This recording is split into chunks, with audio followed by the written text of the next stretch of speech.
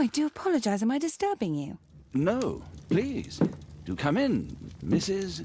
My name is Miss Alice de Bouvier. I'm Mr. Holmes' new neighbor. Oh, I didn't have the pleasure to... I am Dr. John Watson. Could we provide you with any assistance? Oh, she is not the concern, Watson. I'm... Then, what is this about? That child standing sniffling behind her. Get rid of him, Watson. But he is shivering with cold. And he is upset. What happened to him? Little Tom knocked at the wrong door. Oh, for crying out loud. Oh, boy, come in. Warm yourself by the fire. Can I offer you a cup of tea, Miss de Bouvier? Well, It is not as though we are disturbing you-know-who, are we? I suppose not. Since you are our new neighbor, it is perhaps better that you know what he's like. You're starting to worry me. Well, Mr. Holmes is relapsing. This illness that he has seizes him when he finds himself with nothing to do. He becomes completely asocial.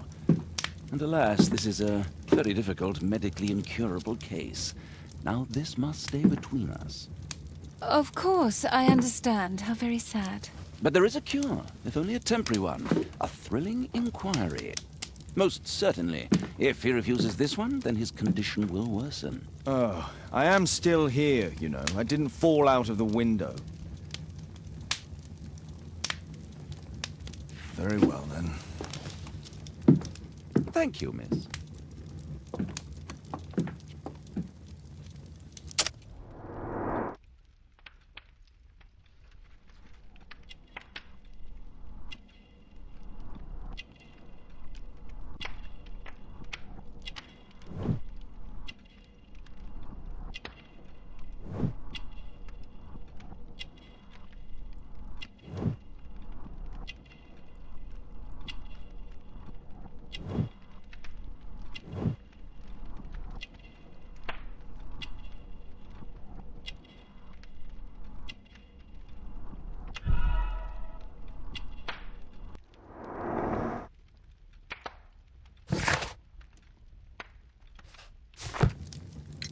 Now tell me, boy, what brings you here?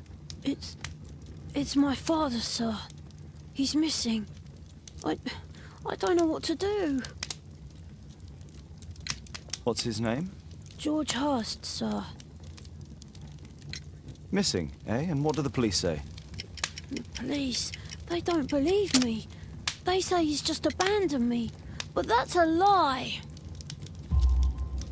Obviously. Your clothes are well mended and you can read. Your parents may be poor, but you are loved. Yeah, well, it's just the two of us now. My mother died when I was a little one. And that's just one more reason for not leaving you. Your father doesn't seem the irresponsible type. He's very good to you. Well, that's right.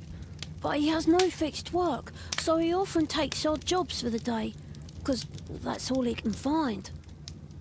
Only this time, he didn't come home. And when was the last time you saw him? 3 weeks ago. He left for a new job, but this time, he was acting a bit strange and angry. Strange? In what way? He said to me, "Son, I'm out on a special job. Don't you dare move from here." I think something went wrong. 3 weeks? That's a long time. Well, every day I thought he would show up. And anyway, I can look after myself. What were you thinking? You and your father are both at risk. You should have come to me much earlier. I was afraid. I ain't got no family, and I've got no other place to go. If our landlord finds out that Father left me, he'll throw me out on the street. Tom, you've been very resourceful. We shall be discreet.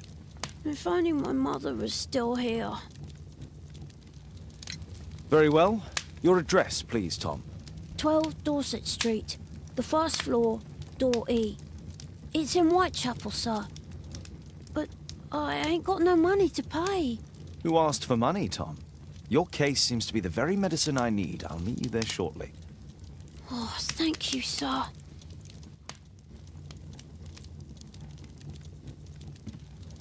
My archive.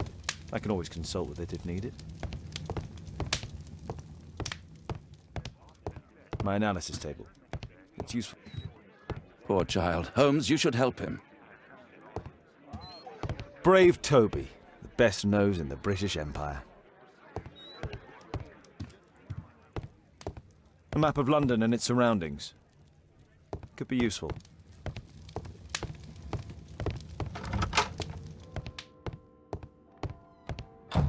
Watson documents our adventures in here.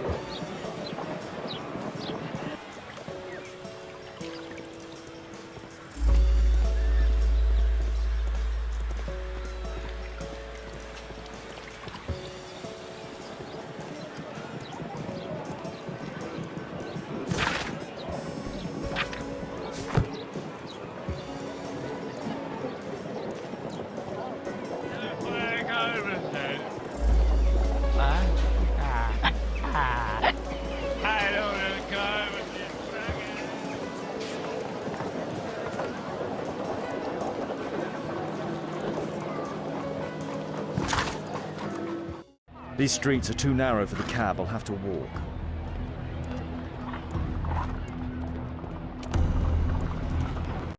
North Street.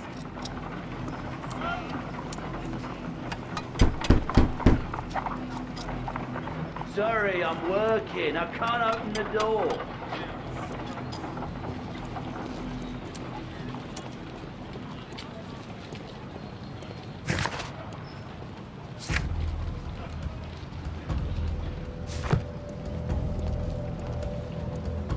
Dorset Street.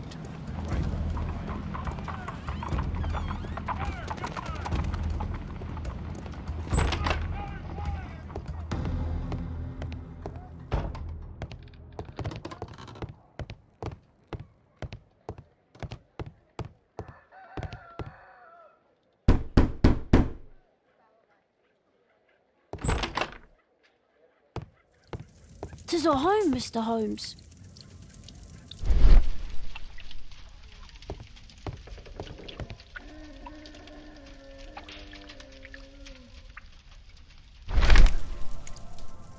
The old Tabard pub, North Street. Glue. Probably taken from a wall.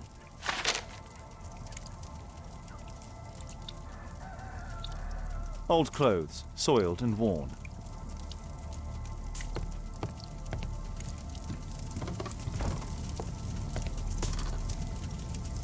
My mother, sir. She died when I was very young. My father told me what she was like, but that's all I have. I'm sorry, Tom. My mother left me when I was very young too.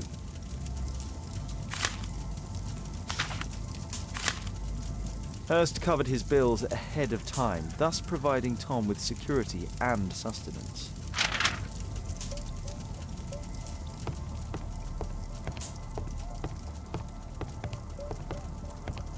Well, I can see the preparations for peasant soup, a clever concoction for somebody with apparently no culinary skills. Food's running low. It's already 3 weeks since George Hurst's disappearance. A collection of worn-out and second-hand books. George Hurst was providing his son with the best education that he could afford. Father bought all those books for me. He didn't tell me, but I know that he pawned his coat for them.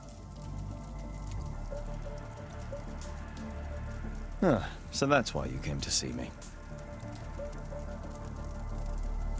Tom probably reads at night.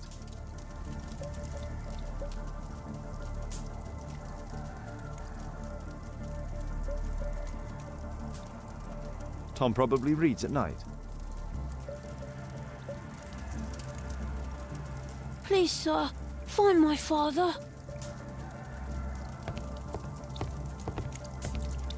The roof leaks all the time. Father used to fix it.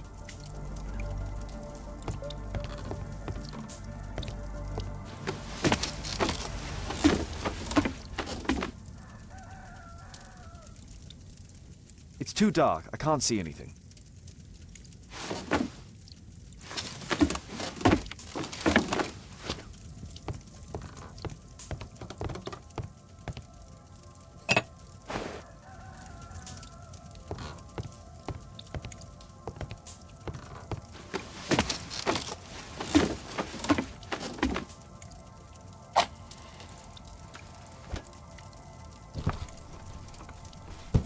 A leather satchel, what's in it?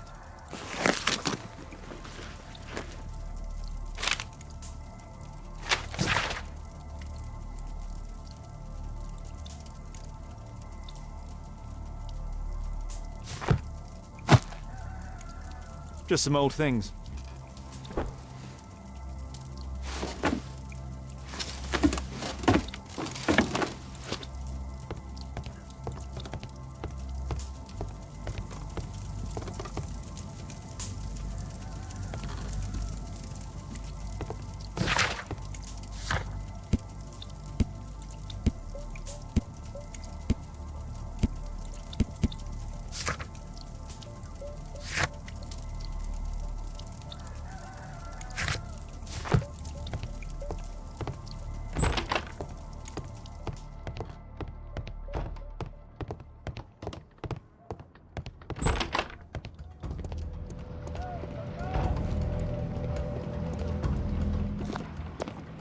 Good day, Mr. Holmes.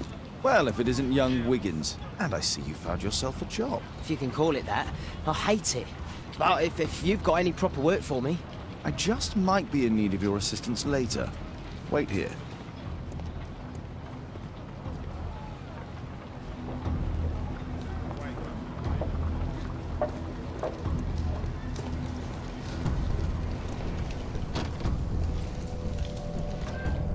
I need to earwig to find out who is offering this special job. There's no one to eavesdrop on from here.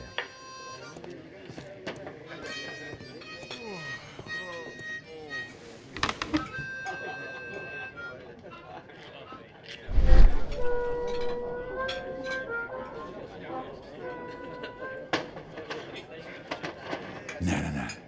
That fellow who's offering the special jobs, he never drinks alcohol.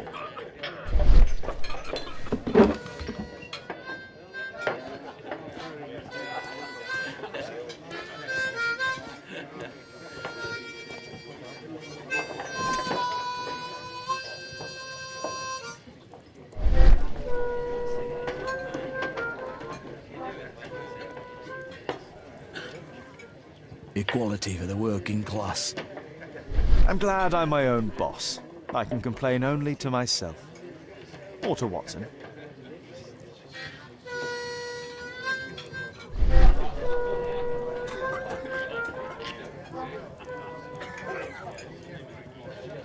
The man who's offering that special job has a proper set of mutton chop whiskers. So, the man I'm looking for has whiskers and never drinks alcohol.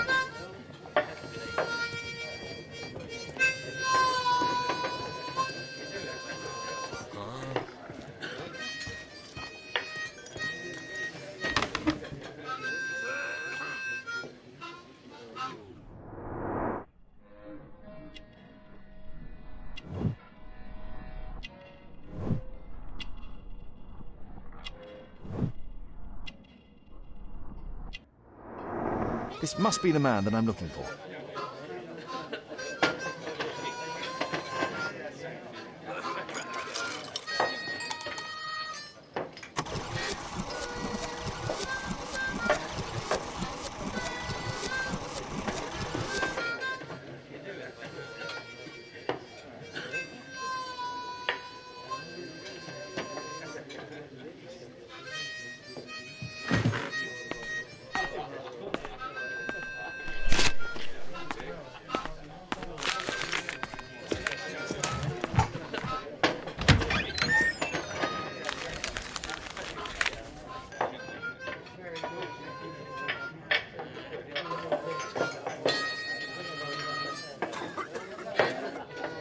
Interesting. A missing person. I should find out more.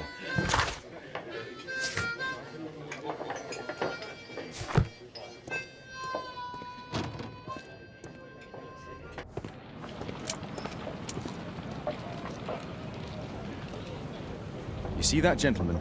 I need you to follow him and report back to me.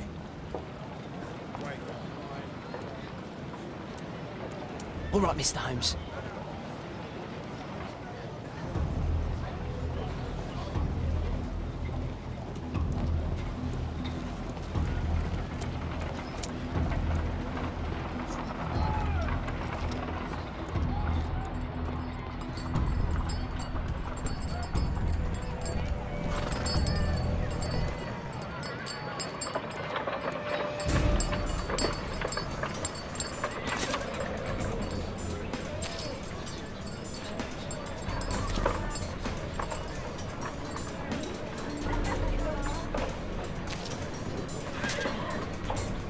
Whitechapel never changes.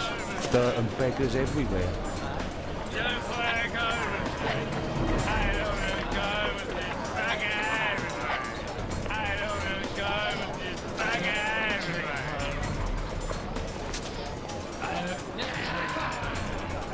I couldn't pay the rent last week.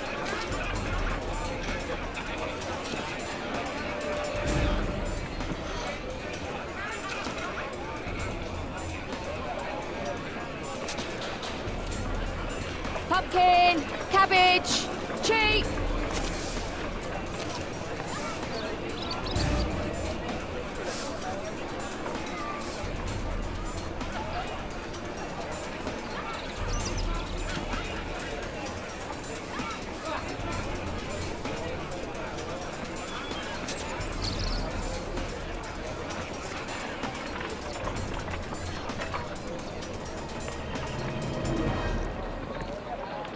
They won't let me pass. I'll need to find another way.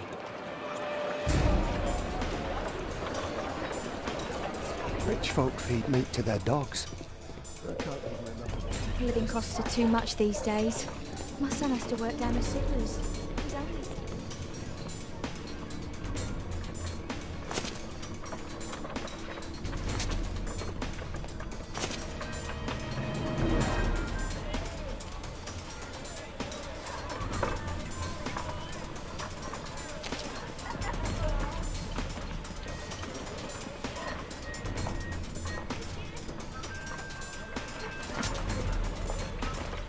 Stop crying and get to work.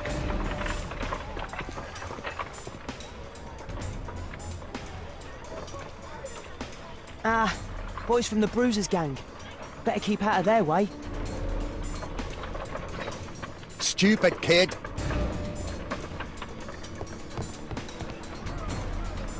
I'll be able to continue the chase if I climb up the chimney, but it's dangerous. Take a brush and get in there. Please, you don't have to beat him. I'll do it. I'll clean the chimney. Go on then.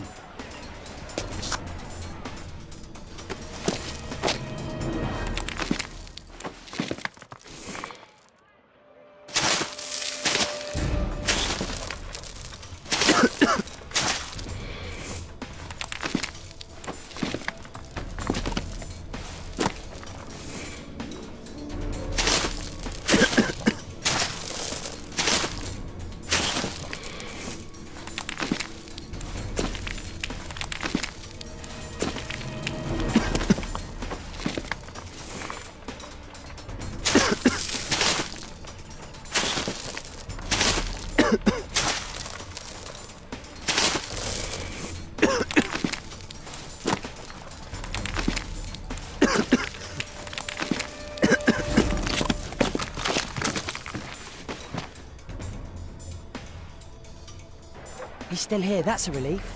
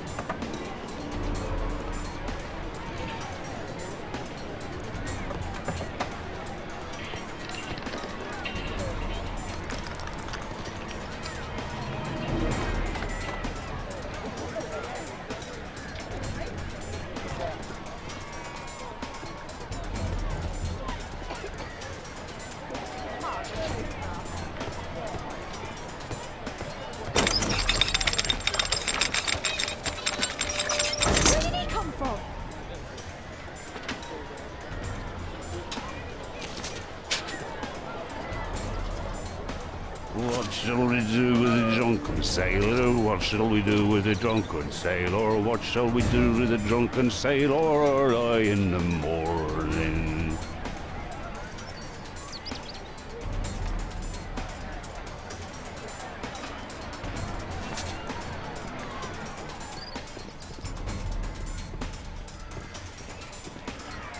Oi, what are you doing in my garden?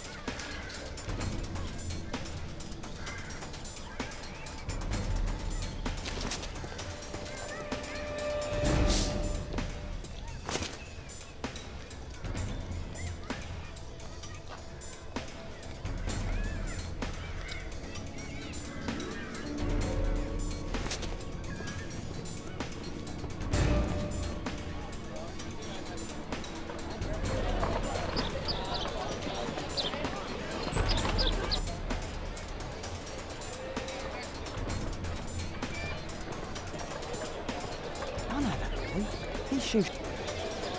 Hey Jim, can you lend me your kit? I'm on a secret mission for Mr. Holmes.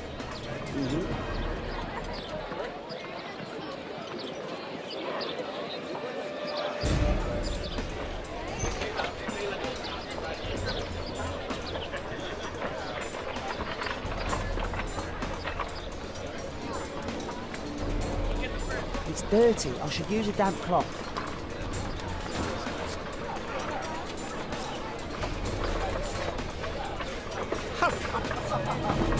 Now this shoe needs some polish.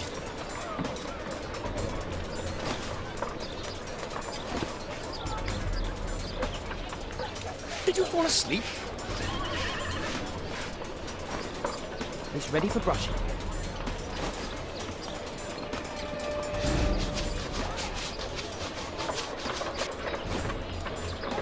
The soft cloth should make it shine.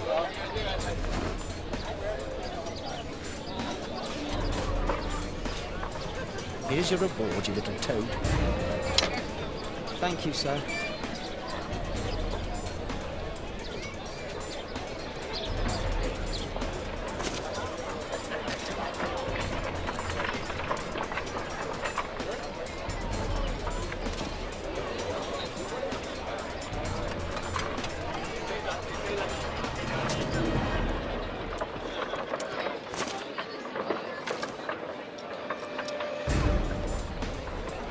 He's talking with a cabin. I need to get closer.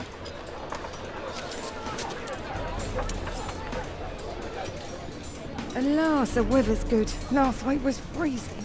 I've been saying it doesn't get cold again. I've no money for coal.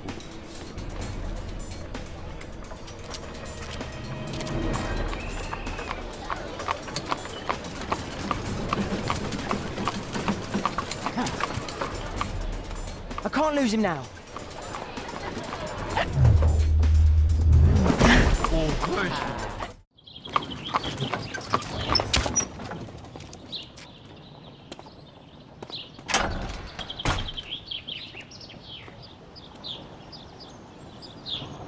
Interesting. What's going on in the yard?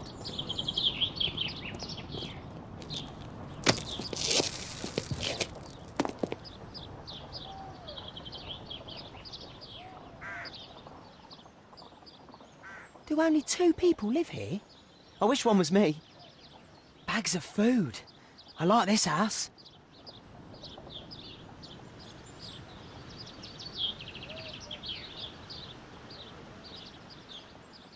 It's too dangerous to enter. I can't see what's inside. I can't see what's inside.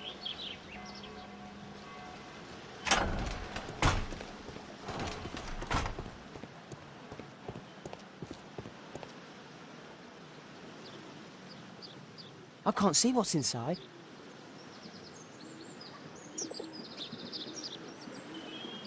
It's too dangerous to enter. Ah, a coat of arms. It might help Mr. Holmes. I'll make a drawing of it. Wow, a lot of expensive stuff. Time to report to Mr. Holmes. Let's get outside before I get caught.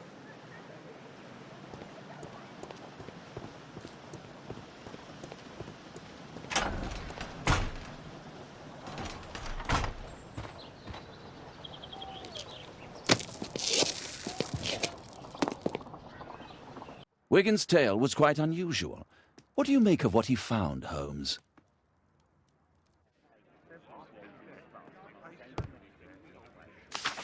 Wiggins did a good job.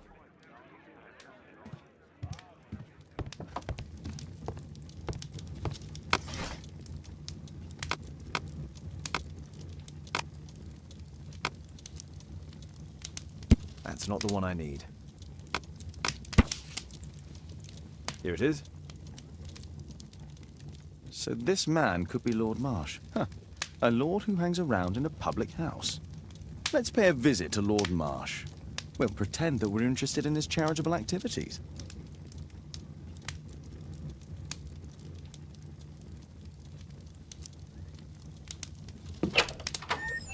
Mr. Holmes, you have a visitor. Oh, just ask him to wait. I'm afraid that won't be possible. This young lady refuses to wait for anything. What? Father! Caitlin! Miss Caitlin's boarding school was flooded. Everyone was sent home. As if it could smell any mustier. My word, how is it possible that you have grown up so fast? You'll be staying. Wherever will we put you? Holmes, I'll give her my room, of course. What do you have to say, Kate? You're on a new case. A respectable lady who's being blackmailed? Or is it a love story between a prince and a suffragist? However did you guess? You will tell me, won't you, Father?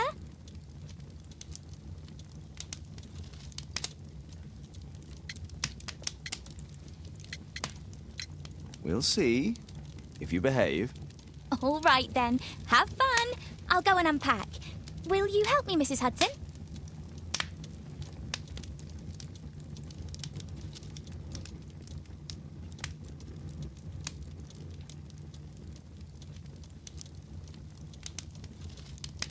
It's wonderful to have Kate home.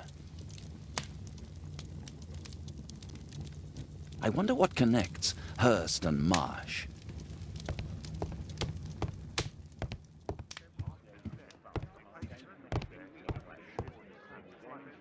Brave Toby, the best nose in the British Empire.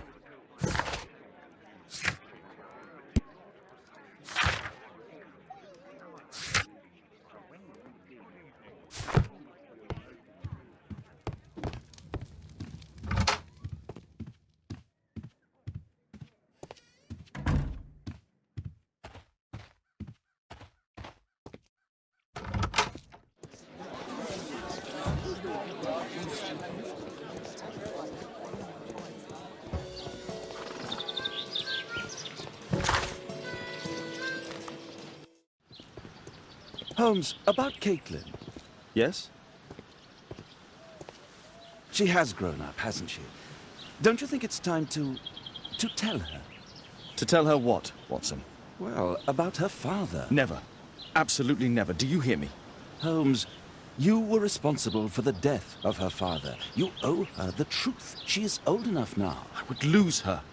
Can't you see that? She must never know, Watson. Is that clear? Holmes. It won't and can't happen.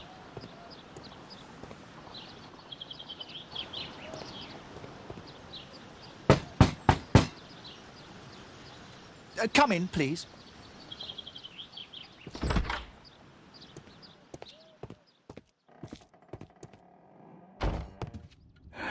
Good day, gentlemen. Welcome to my home. How may I help you? Good day to you, Lord Marsh. My name is Sherlock Holmes, and this is my friend and colleague, Dr. Watson.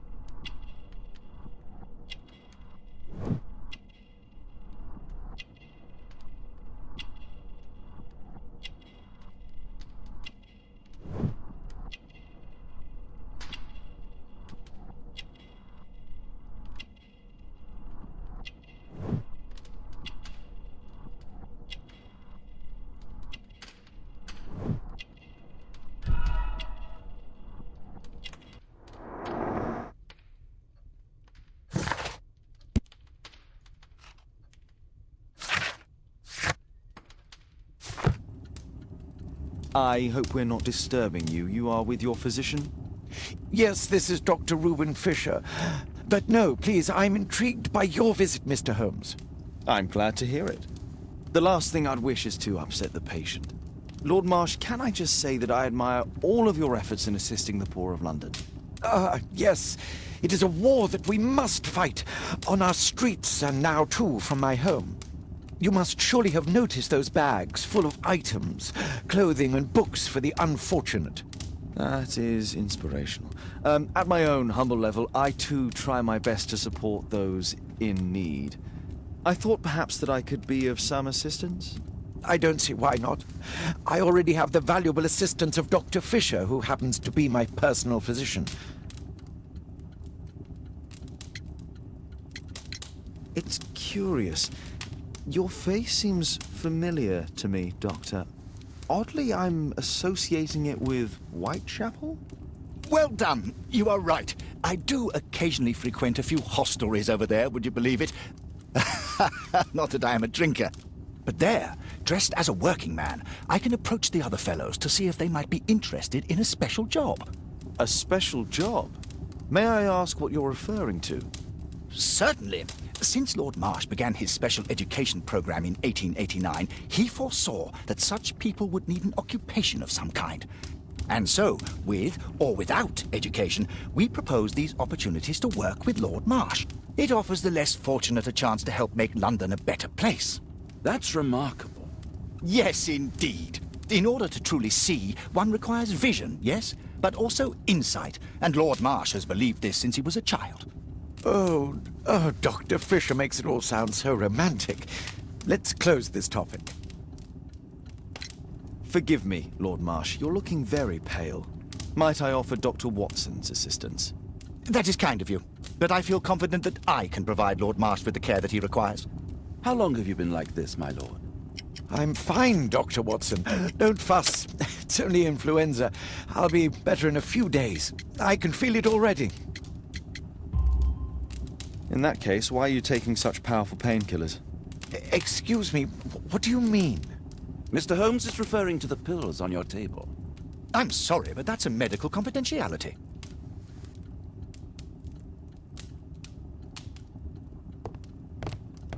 Lord Marsh believes that he can help all these poor people. Is there something else that interests you? Lord Marsh even helps hospitals. I'm intrigued by the special education program. A provision dealing with the paupers of Whitechapel.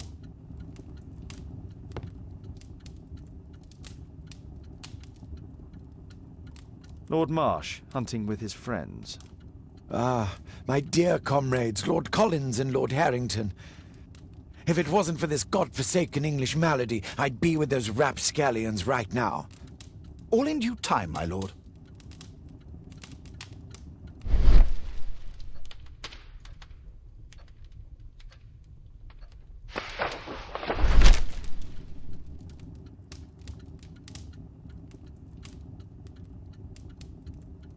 I've never heard of this man. I've never heard of this man. I've never heard of this man. John Strobridge. I've seen this name before.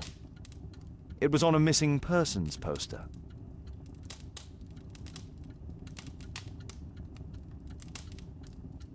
Last year, 3 orphans were put through medical college. Thanks to Lord Marsh and the special education program, a great many poor people will have a second chance in life. I can't quite work it out. Do you have any idea as to the number of people who might owe you their lives? Oh, don't embarrass me, Mr. Holmes. But indeed, these people have become like a family to me. That would be a fairly large family, I imagine. Yes, the list would be longer than any of your short stories. As for how large, well, Fisher is the one who keeps record. Might we take a glance at the list? I regret that is impossible. It is confidential. I stand firm upon that point, Mr. Holmes. I quite understand. We'll most certainly send a donation towards your educational program. I shall take my leave then. I thank you both, and I wish you all the very best, gentlemen. Likewise, Mr. Holmes.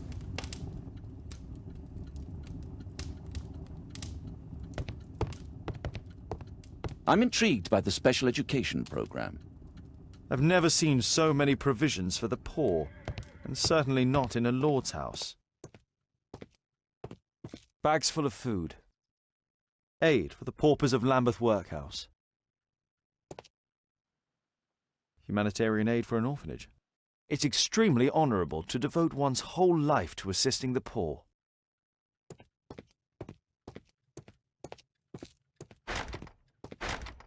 It's closed.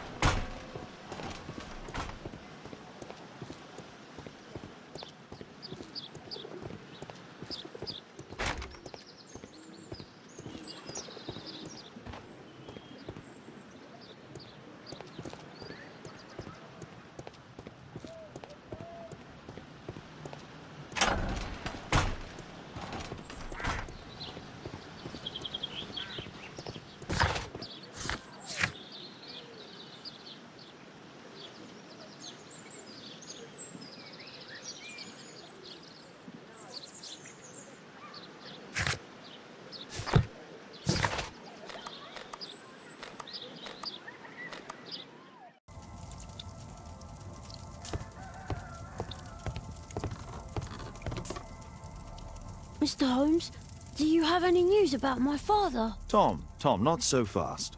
I wanted to ask you if you remember your father mentioning anything about a special education program. An education program? No, he only talked about a special job. What's this box, Tom? Oh yeah, I just found it, Mr. Holmes. It was ever so well hidden. I've no idea why. Well done, my boy. It could prove very helpful.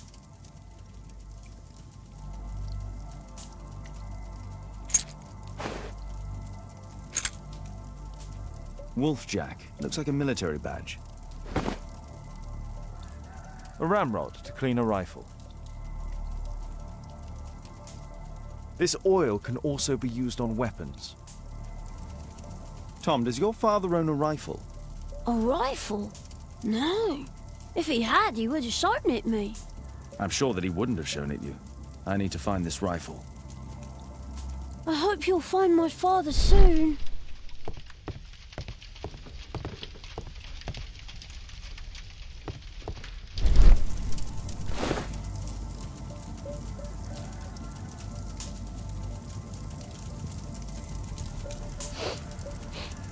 This scrap of cloth was used to oil a firearm. Tom, does your father have any other property? No. Well, at least I don't think so. I have to take Toby. He'll take a sniff of the oil, and we'll find that rifle.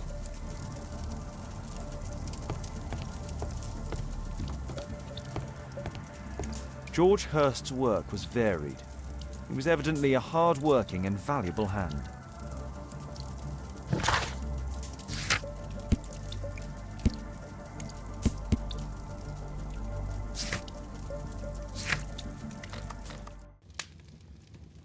Holmes, we need to help poor Tom.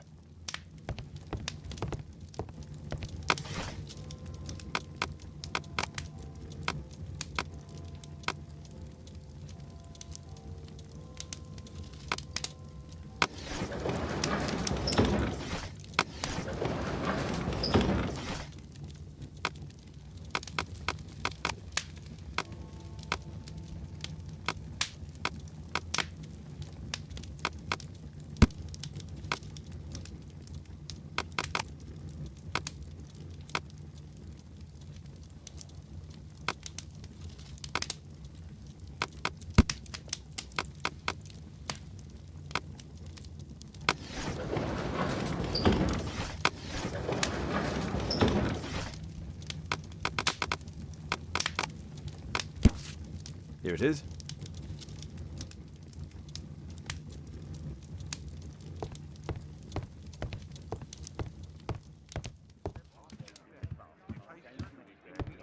Come on, Toby. It's time for you to earn your keep.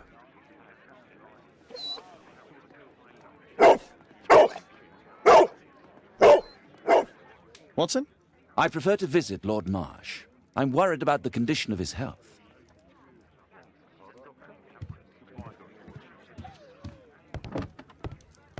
I prefer to visit Lord Marsh. I'm worried about the condition of his health.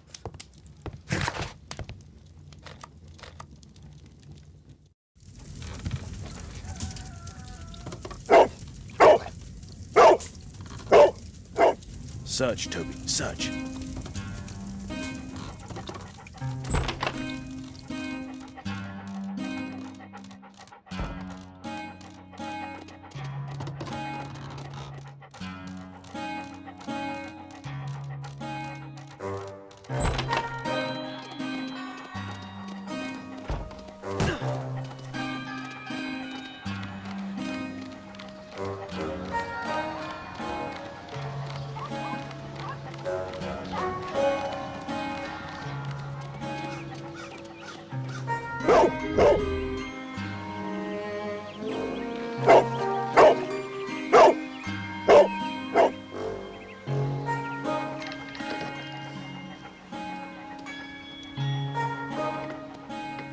It's only a garden shed. Let's go on.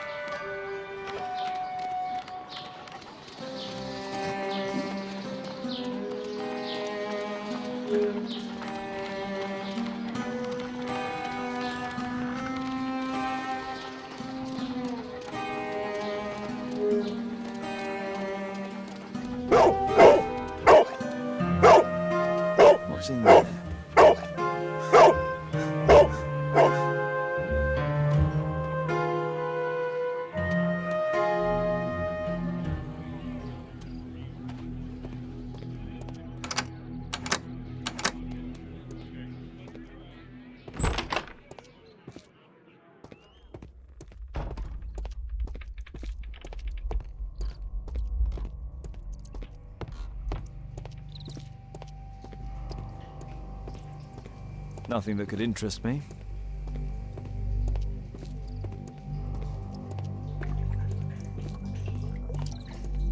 Pile of rubbish.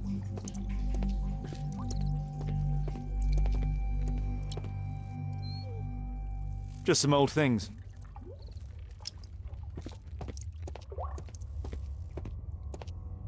It's not here.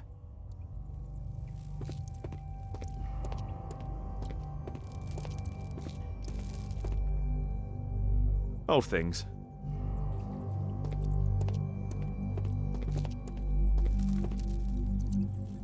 Ordinary storage.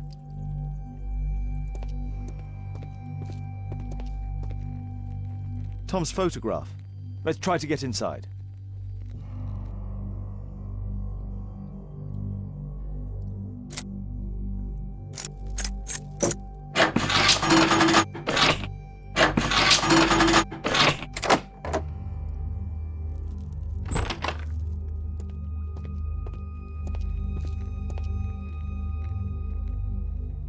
A map of Epping Forest.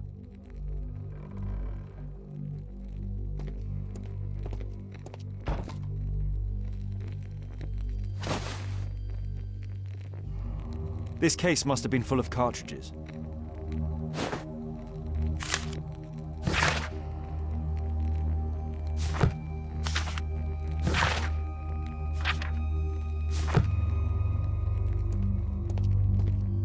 There was something on the stand.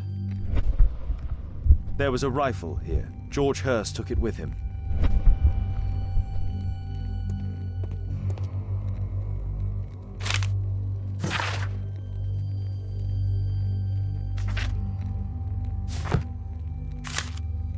News clippings on Lords in the education program. Why are they here?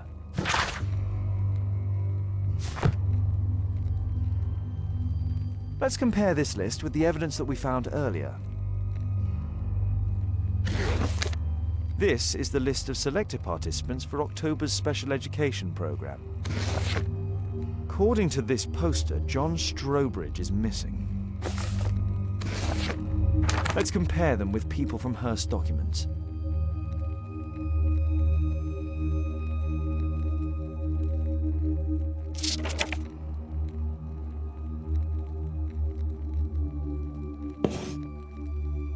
This man appears in both documents.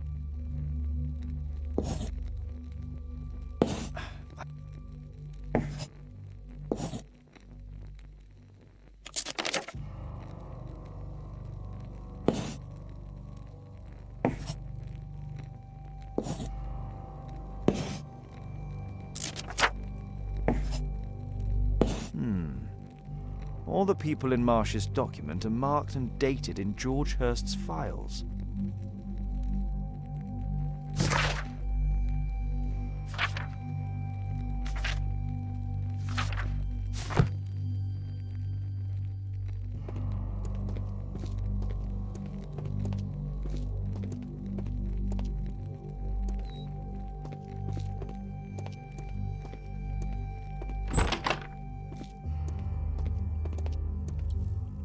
Just rubbish.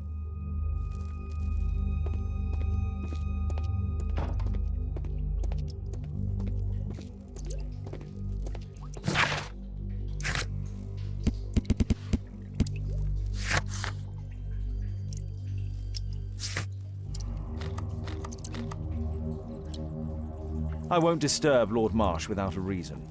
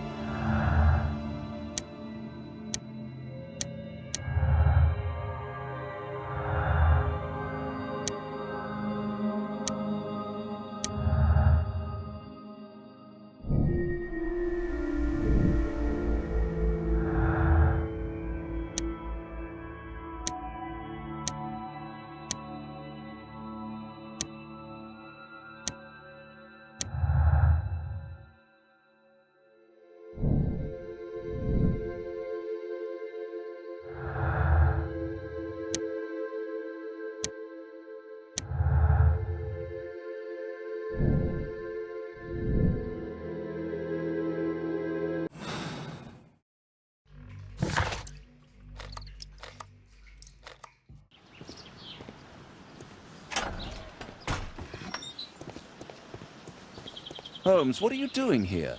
What are you planning? A mission of my own.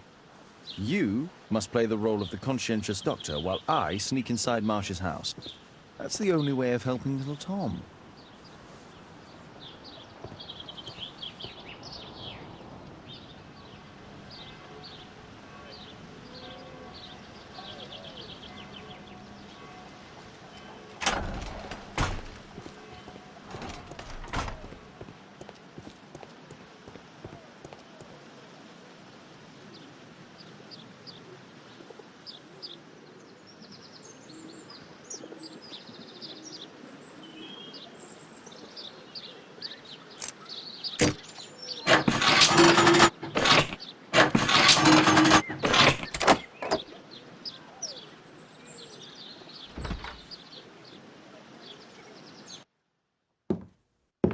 How can I help you?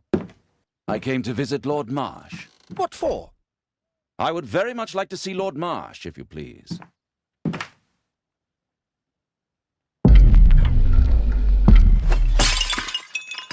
Oh, you're so clumsy. Can you please not... I have to visit Lord Marsh and offer him my services. Fisher, please, allow Dr. Watson to enter. Good job, Watson.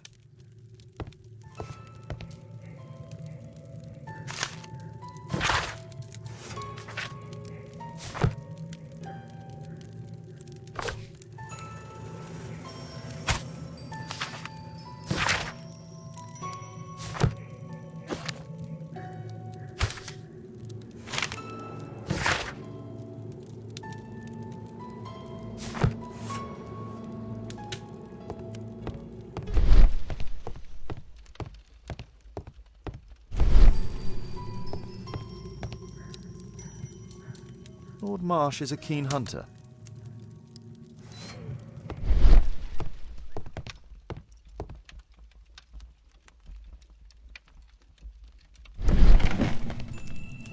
Let's see how hard to crack this safe is. Doctor, it appears that you were impatient to pay me another visit. Indeed. Will you allow me to examine you? A second opinion, so that the great Lord Marsh does not become the late Lord Marsh. Well, since you put it that way, very well. Shall I retire to your office, Lord Marsh? No, please, Doctor. I insist that you stay. I shall need your assistance. Will you break anything else? I'll try my best.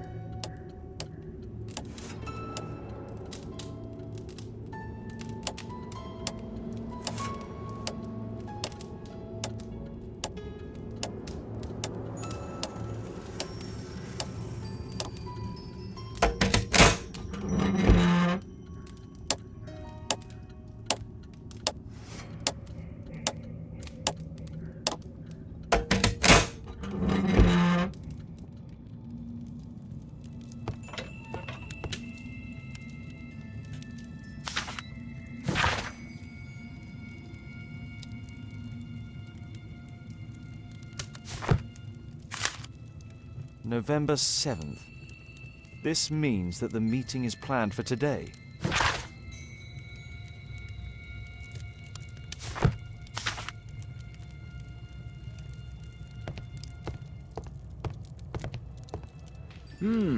I'd suggest that your current weakness is perhaps more than a simple case of influenza, Lord Marsh.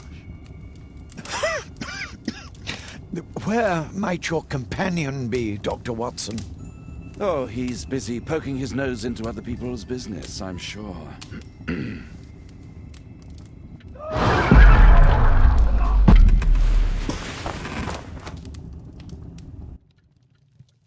My lord, I'm sorry to interrupt, but I must remind you about your meeting. Is it already time?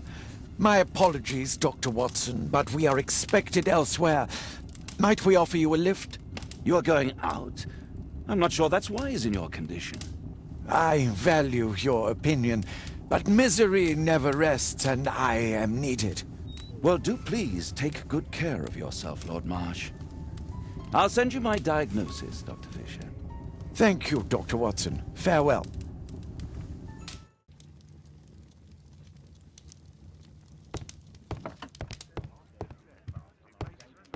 Watson, what are you doing at my table?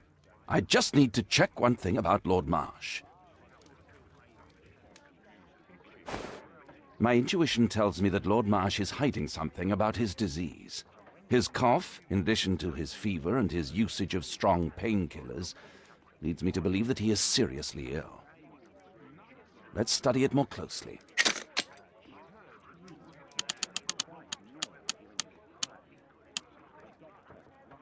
Sputum with tiny drops of blood. I could take a sample and examine it under the microscope.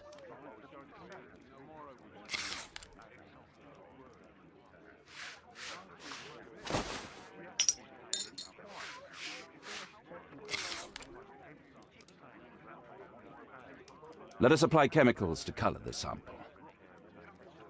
I need a pipette.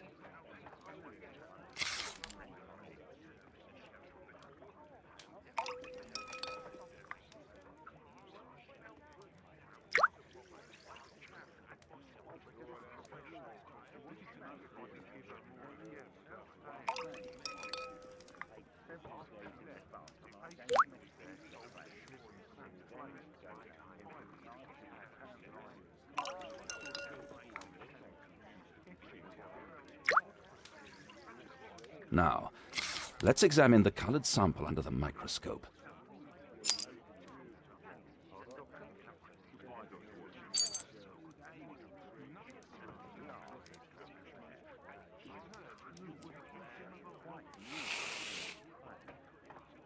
A mycobacterium. It appears that Lord Marsh is seriously ill. Holmes, this is no longer a laughing matter. It is just as I feared. Lord Marsh is suffering from tuberculosis. You don't say. Yes, I do say. And Holmes, he will die if he is not transferred to a sanatorium as soon as possible. And yet both Lord Marsh and Dr. Fisher are doing their best to hide this fact. How interesting. But why? Why indeed, Watson? Oh, dear God. You don't think that Lord Marsh contracted tuberculosis while aiding the poor? How terrible. I have a commitment that I can't possibly cancel. Holmes, during my absence, please be extremely careful. This disease is highly contagious. And remember that we have women at home.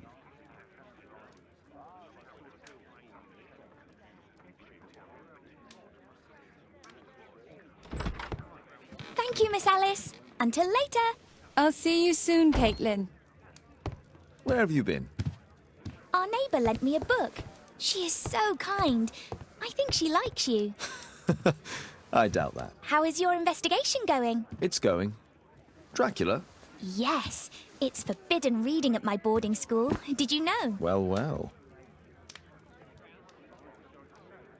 It is thrilling.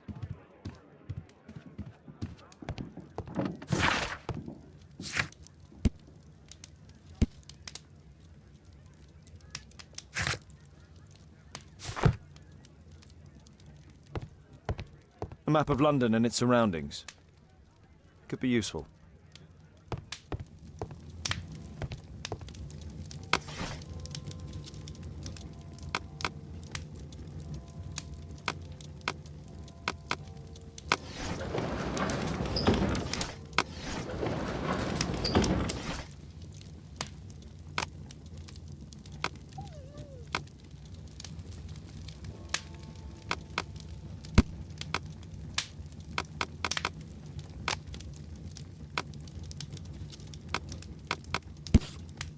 Here it is. Cranston's Oak is in Epping Forest. That's the place indicated on George Hurst's map.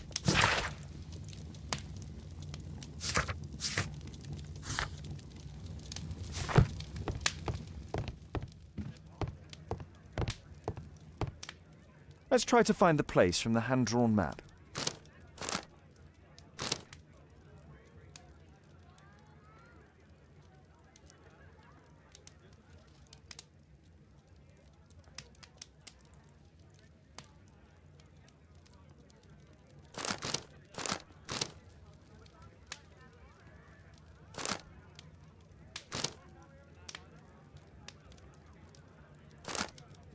Here it is.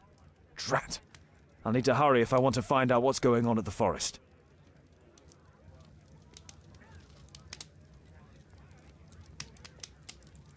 Father, that boy Wiggins, does he come here very often? He helps occasionally in some of my cases. Why do you ask? I'd like to talk to him. Talk to him? Father, back at school there are only girls to talk to, and they are so boring. I'm sure Wiggins has lots of exciting stories to tell about his life in London. It would be so romantic. Caitlin, you know that Wiggins hasn't had the most fortunate life. That only makes him more interesting. Oh, Kate. I'll leave you alone now.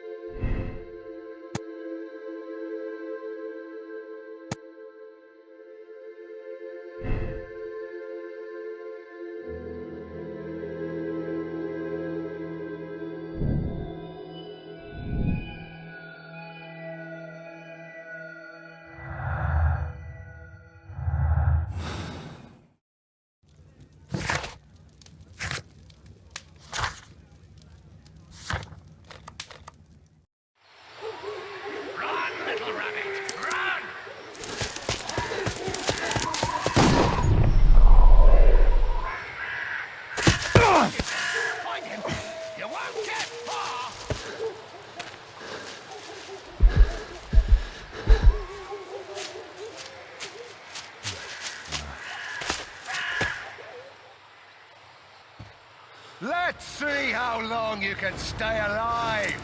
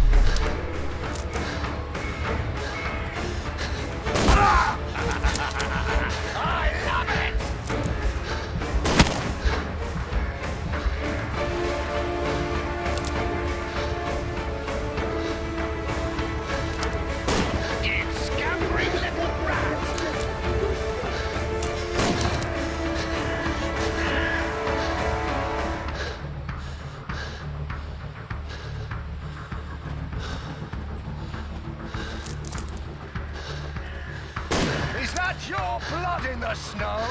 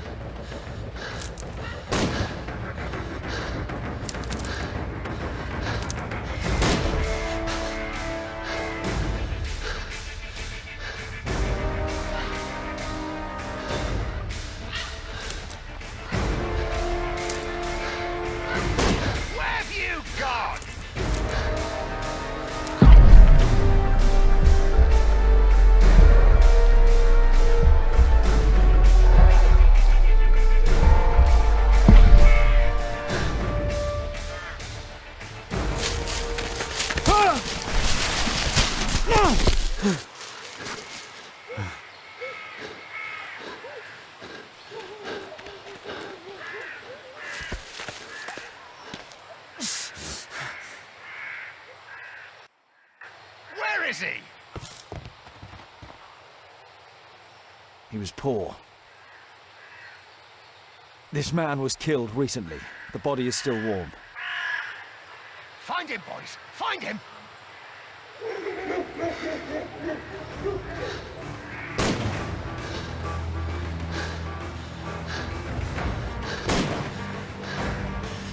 Where have you gone?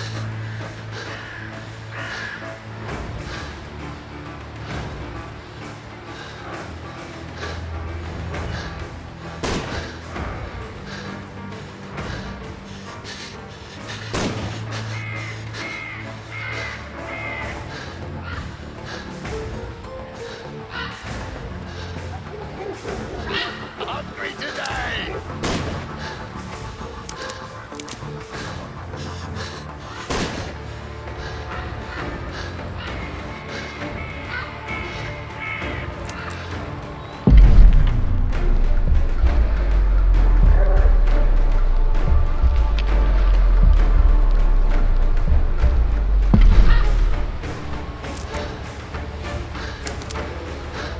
You scampering little rat!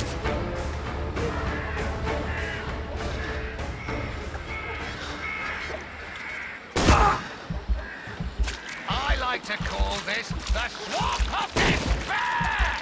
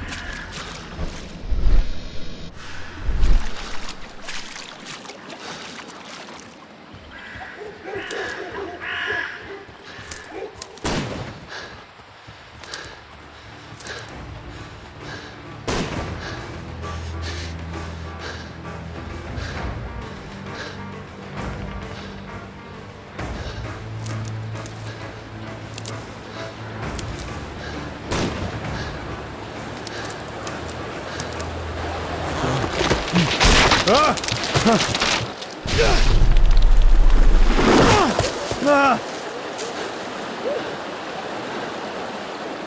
won't get far! He was killed by a shot to the forehead.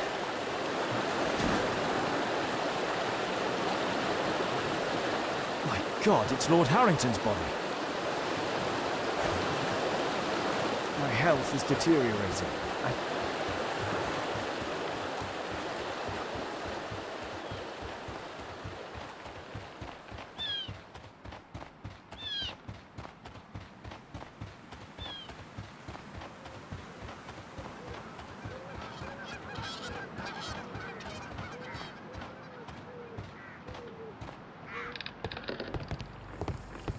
I can hide here.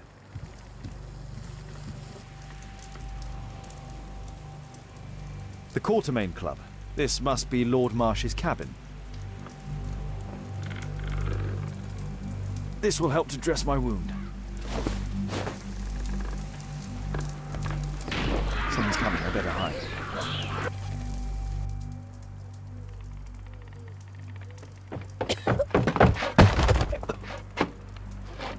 Breathe, Lord Marsh. It's almost over. Who are you? George Hurst from the 1st Lovett Scouts, here to deliver justice. An old soldier. How ironic. Did we refuse you on our special education program? It's true, I was refused. An old wounded soldier is useless to you, but he can still be dangerous. We hunted a lot in these woods, but I didn't expect to become the prey. I have lived a grand life without any limits set by others. I will die a happy man, so you won't see me begging you festering wretch.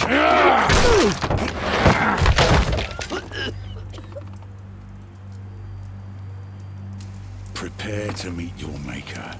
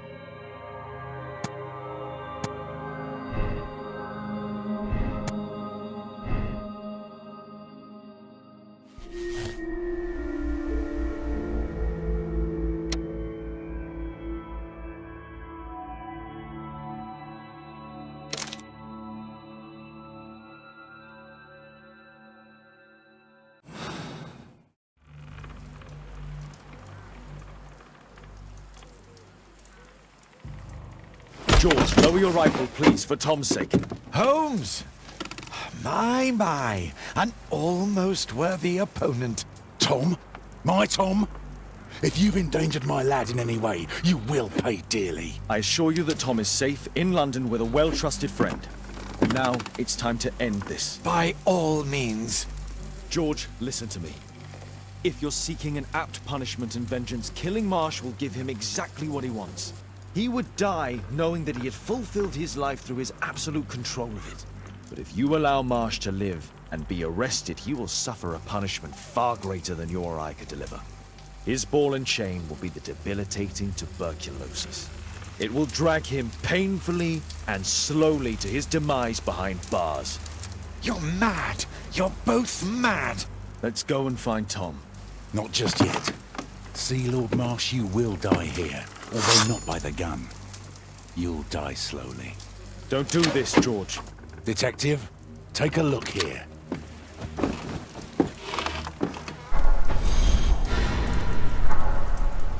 This is how you became sick, Lord Marsh. The beheading of your victims who were suffering from tuberculosis was what infected you. Poetic justice. Holmes, you cannot fully understand why we helped so many and sacrificed a few. But don't let me die like this. Just kill me now.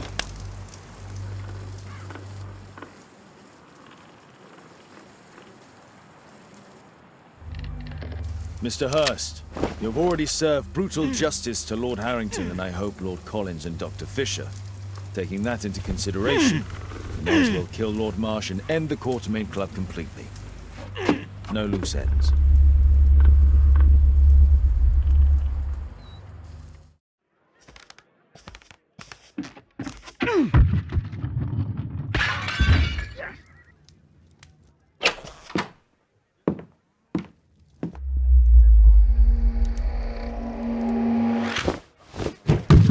Yes! Well done, Watson! Holmes, you're playing bowls? Indoors? Not just any old bowls, Watson. Lawn bowling. Seriously? With your injury? Oh, no. Mrs. Hudson is going to murder you. Well, that's it for now. Time to go. Would you care to join me? You're incorrigible. And where are we going, Holmes? I'm participating in the final stage of the annual tournament held by the London Archaeological Institute's bowling club. It's an official invitation. I'll just need to dress suitably and then we can leave.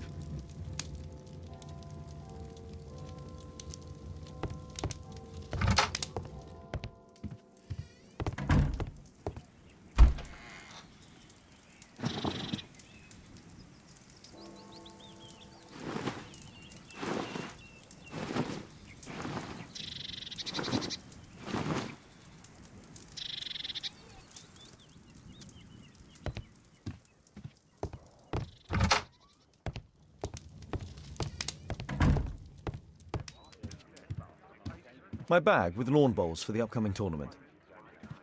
My analysis table. It's useful for my work. Who chased his own tail again? I should walk with you more often.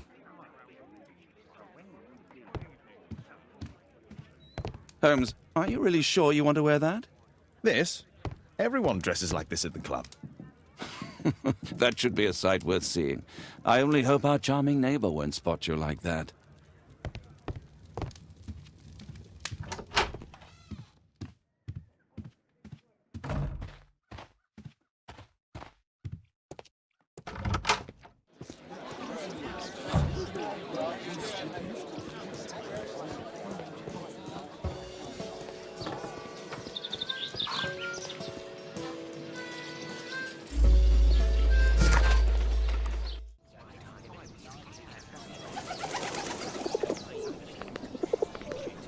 Mr. Holmes, you played very well yesterday. I'm obliged to you, Sir Charles. I play many outdoor sports. That's the key to my success. My friend Dr. Watson has decided to join me. Really? Mr. Holmes, would you like to see the first prize? A rare stone Mayan Quiche calendar. Mayan Quiche? Indeed. Their legendary king, Tekun Uman, has his statue just behind you. Although this one is a cast metal copy. That? Oh. Well, since only members may enter the clubhouse, we have exhibited the calendar outside. Please, explore.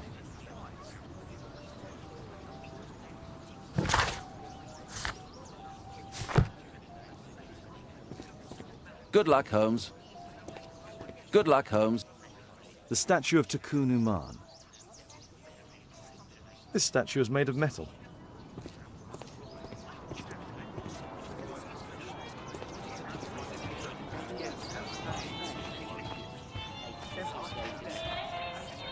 What a spectacular season.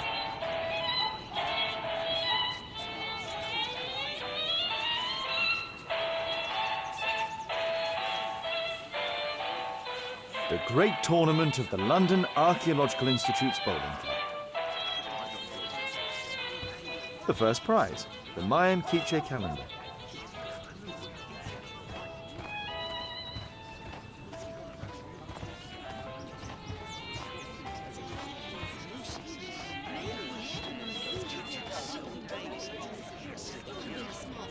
Ah, Mr. Holmes. Are you ready to begin the final game? I still need some time.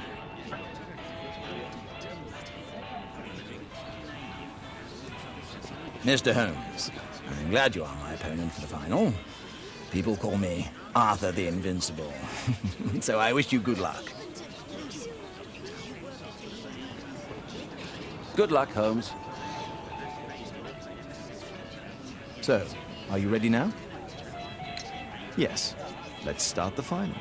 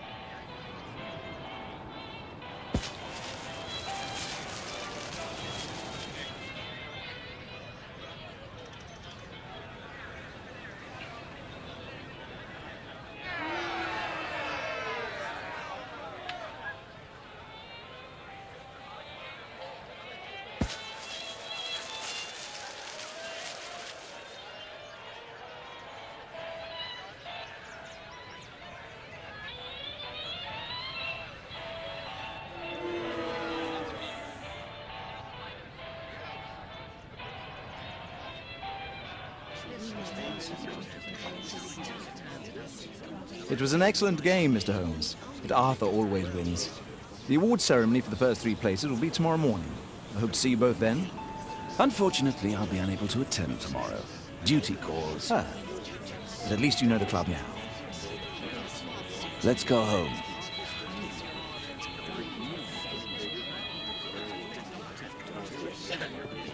See you tomorrow, Mr. Holmes.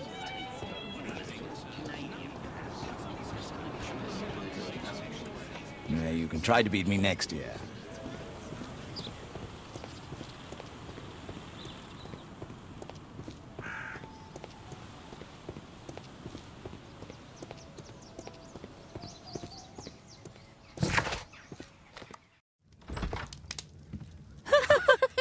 Oh, Daddy! Hello, Mr. Bouvier. Hello, Mr. Holmes. Well, Caitlin? Your costume! Oh, don't you like it? Oh, I do! Caitlin, come on. Show some respect for your father.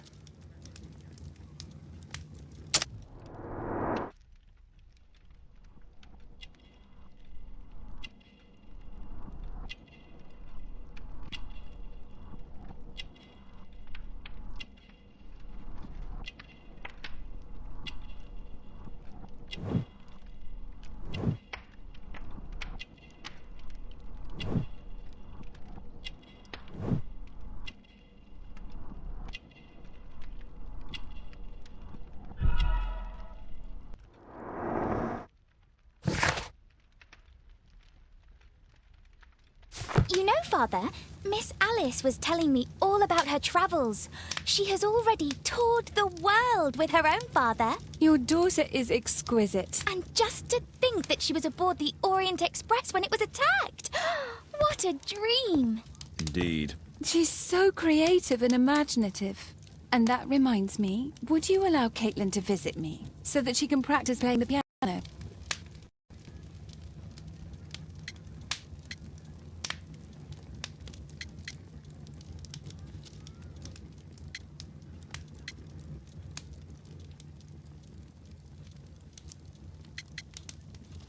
It's very kind of you, but I decided that Caitlin should stop playing the piano. Oh, Father, why did you say that? Caitlin, we are neighbours. We'll meet again. Until then, I shall leave you with this book. Thank you, Miss Alice.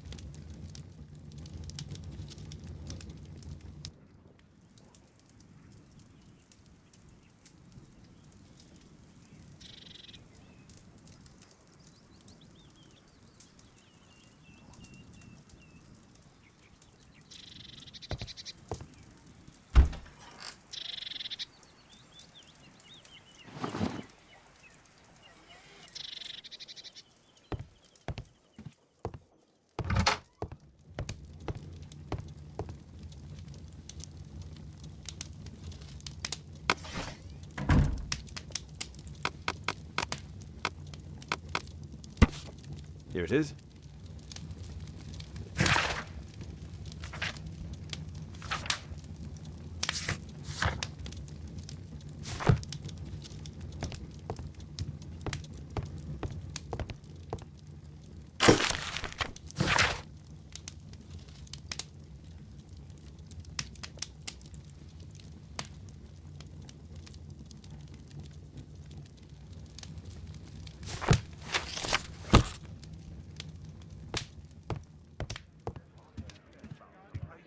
Who chased his own tail again?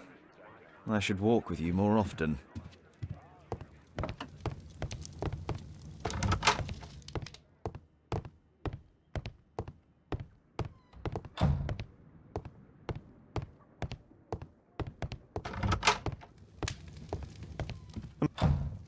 A map of London and it...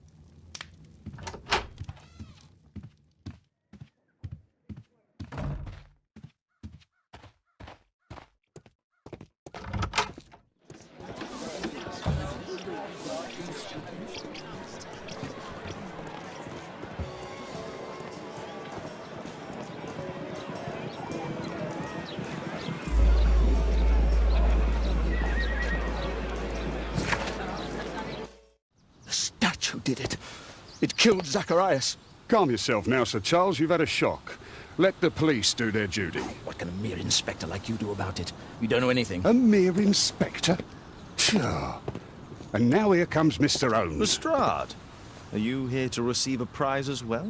Very amusing, Holmes. You can go home. The ceremony's been cancelled. We've got a murder scene here. Really? And to think I only came here for my prize. I know, Holmes. I saw your name on the list of finalists. So go away. You're not going to congratulate me? What? Do you really think I'm that naive? You turning up out of the blue and then bam, a murder? There's a surprise. Oh, you're making a spectacle of yourself, Lestrade. Let's just pretend that I'm a simple consultant, your humble assistant. Oh, all right then. A club member, Mr. Zacharias Greystoke, was killed at around 4 in the morning.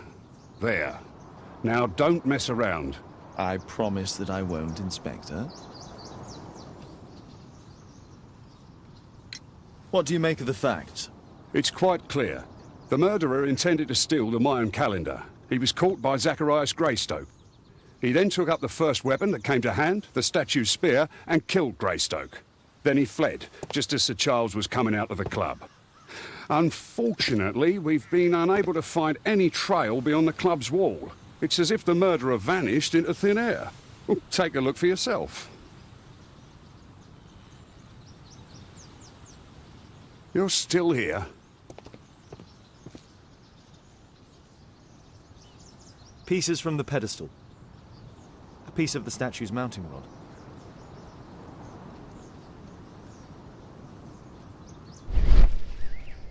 Traces of metal on stone. Traces of metal on stone. The iron mounting rod is broken. The surface is damaged. It looks like the statue broke away from its pedestal.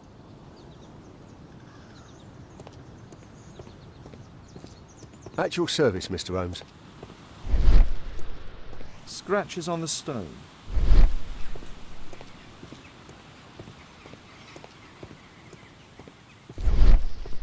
A broken branch. Somebody jumped into the tree and then over the wall. At your service, Mr. Holmes.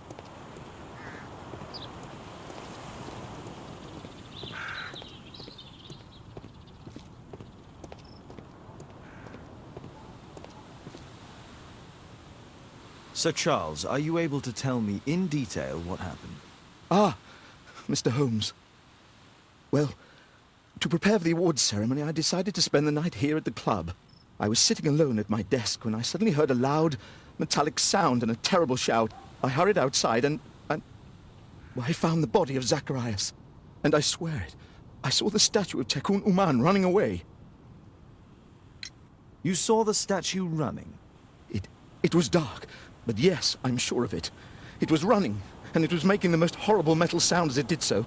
And can't you see, the pedestal is now empty. Did you know the victim? Yes, of course. It was Zacharias Greystoke. He was a club member, and an excellent bowler.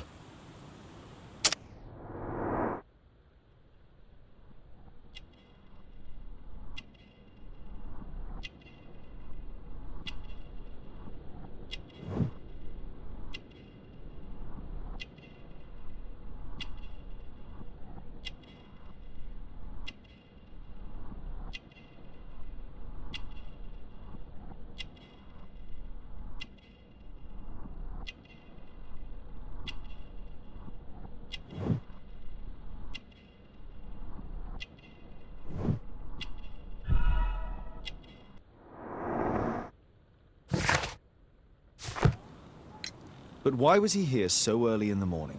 Oh, I don't know. Sir Charles, where did the Mayan calendar come from? It was donated anonymously. We received it shortly before the tournament, with a letter asking that it be awarded to the winner. Is the calendar valuable? Not really.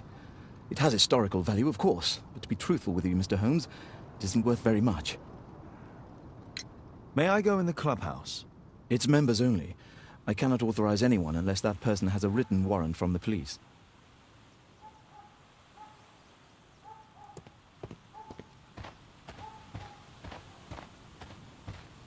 Can I help you, Mr. Holmes? This spear came from the statue on the pedestal.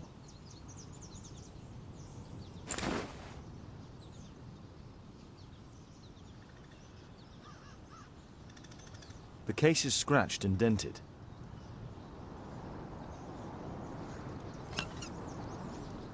Tissot watch, Swiss, 1855. This watch is valuable and old. It's been through a great deal.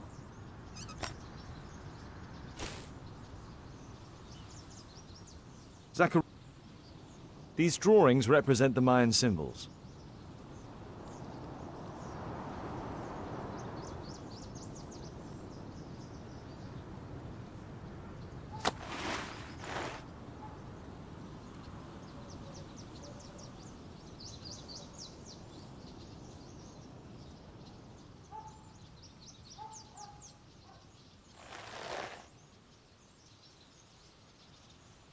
Money was left inside the wallet.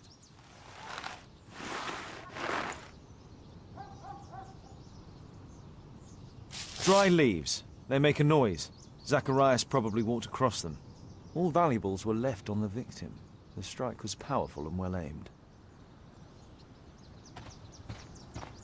If I believed Lestrade, this Mayan calendar was the reason behind the murder.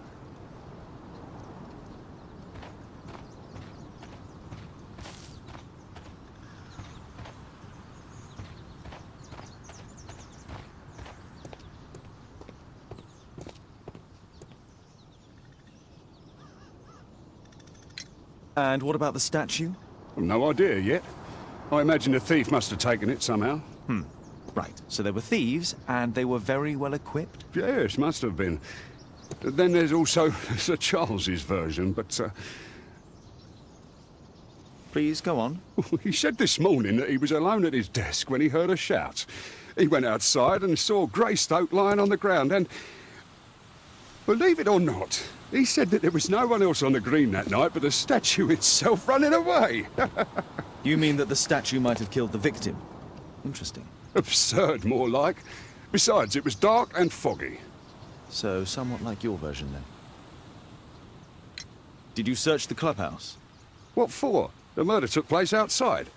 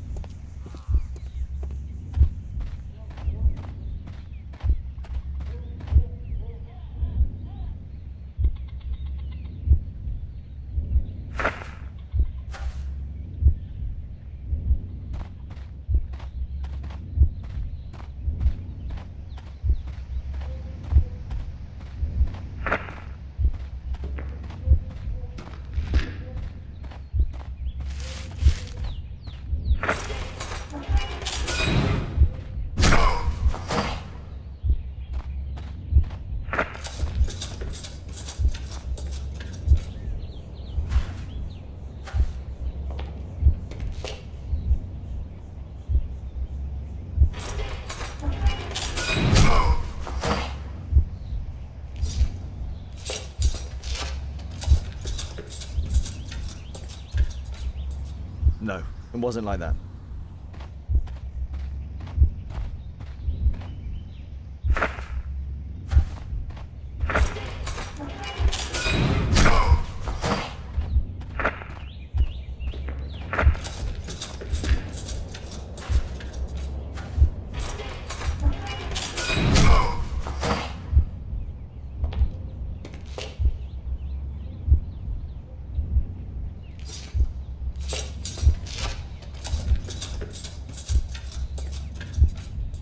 It looks as if Zacharias was killed the moment he approached the calendar, and killed by the spear from Tikkun Uman's statue that jumped from its stand and escaped over the wall.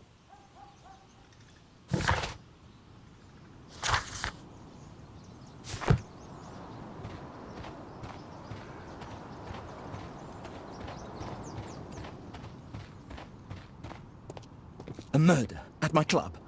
What a disaster for our reputation.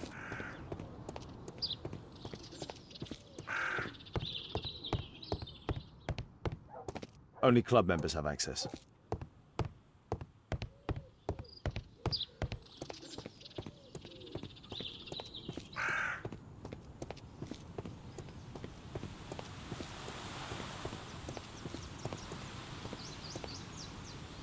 Well, Holmes, your conclusions as my consultant? My conclusions are approximate to Sir Charles's testimony. Oh dear, you think the statue did it? Everything points to the fact that the spear was thrown from the pedestal, and Mr. Greystoke appeared not to notice the killer. Indeed. The journalists will be ecstatic about your version.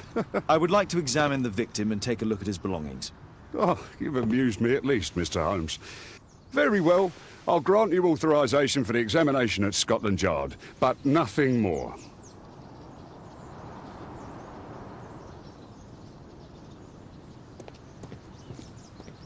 What did the police say? Do you know anything?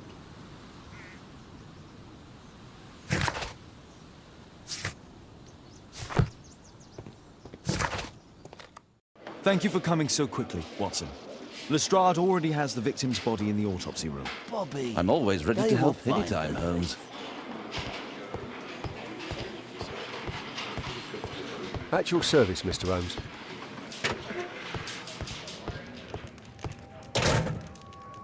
This spear came from the statue on the pedestal. Tissot watch, Swiss, 1855. An ordinary pencil. Money was left inside the wallet.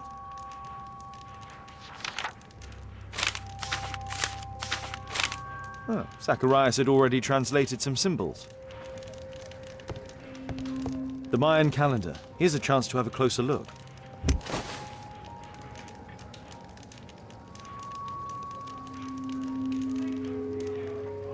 Interesting. What are the symbols here? I'll need to redraw them. I could use this dictionary to translate the calendar's glyphs. They are the symbols that were drawn on the Mayan calendar. The papers from Zacharias' folder. They can help us to translate the Mayan message.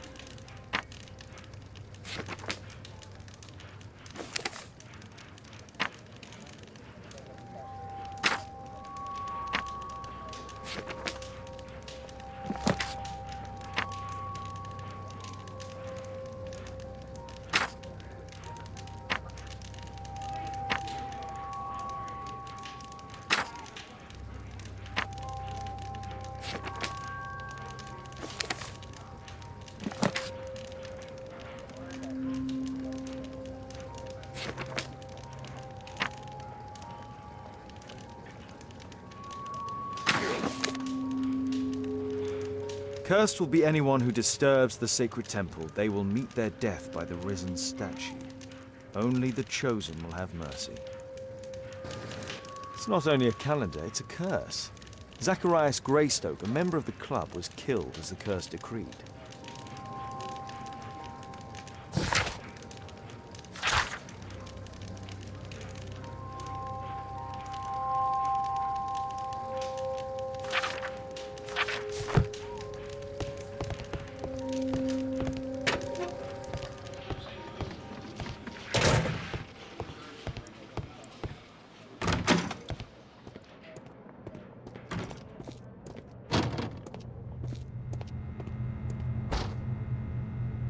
It was a powerful throw. The spear pierced right through the body. The coroner mentions in his report some specific cardiac and digestive system damage. Traces of alcohol were found in the stomach. Apparently Zacharias had been drinking before his death.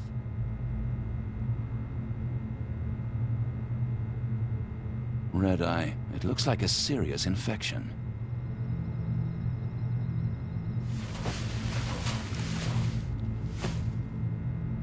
These scars are old.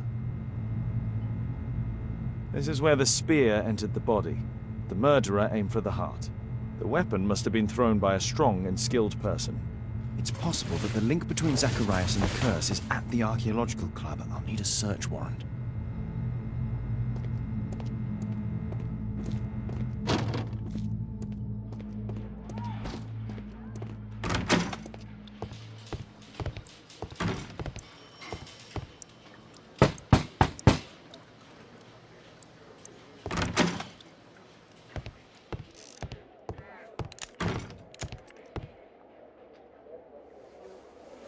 Aren't you supposed to be investigating those cases of yours instead of bothering me? Good day to you too, Inspector. I have a small favor to ask of you, a search warrant to investigate the murder at the club. No, no, and no.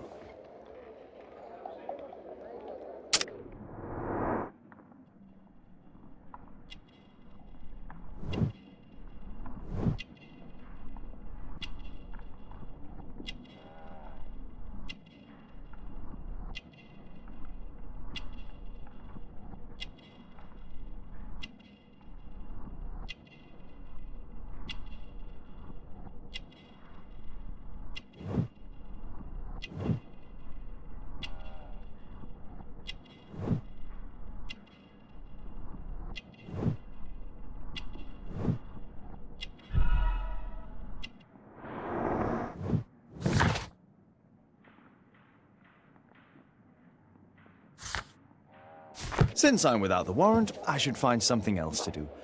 By the way, do you know if Sir Robin is currently in town? I have no idea.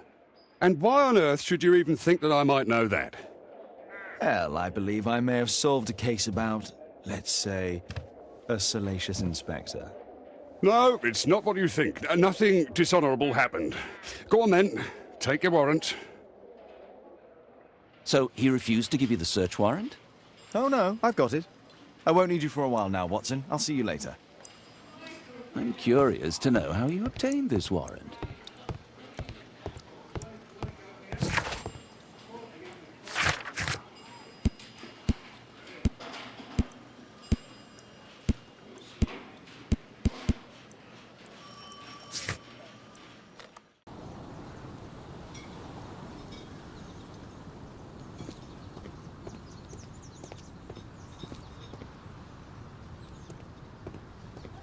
Poor Sir Charles. A crime at his club, it's a terrible thing. But where is the statue? Did it vanish? What an abominable crime. Sir Charles, I have a search warrant. I would like to take a look inside the clubhouse. I see. Here's the key, but I do protest.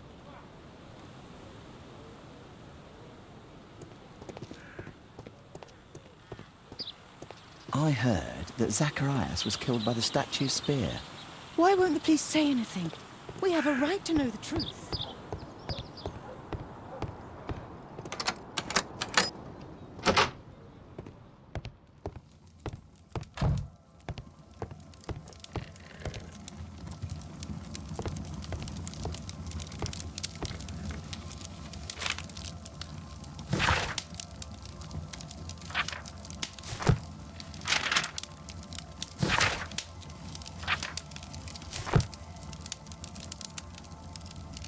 The 50th birthday of Lord Stevenson. Charles Yellingham has a large family. Ah, Sir Charles was once a captain in the Guard.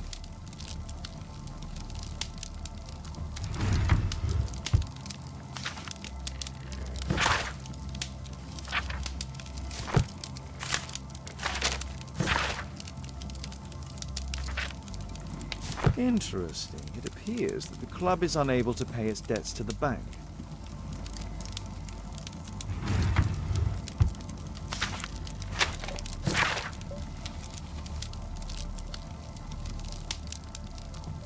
A message to Sir Charles from Zacharias Greystoke, the victim.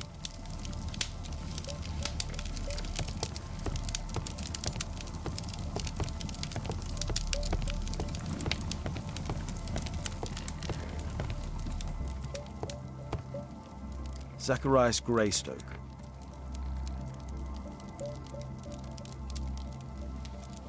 It's Sir Charles Yellingham, the director of the club. I wonder who this man is.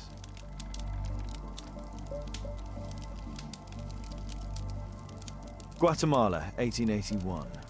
I don't think this is a bowls tournament.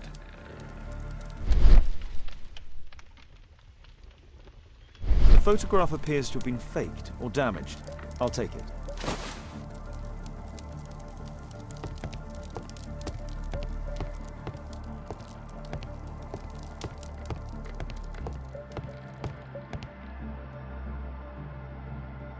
The late Mr. Bromsby's collection. The late Mr. Blinkhorn's collection. The late Mr. Smith's collection. The late Mr. Sutherland's collection. The late Mr. Roberts' collection. This metal globe is very impressive.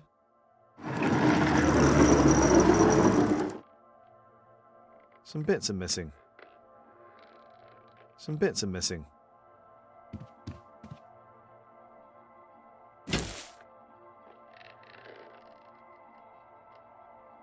It appears that it's a part of a gold statue from Guatemala. Solid gold. It's worth a fortune.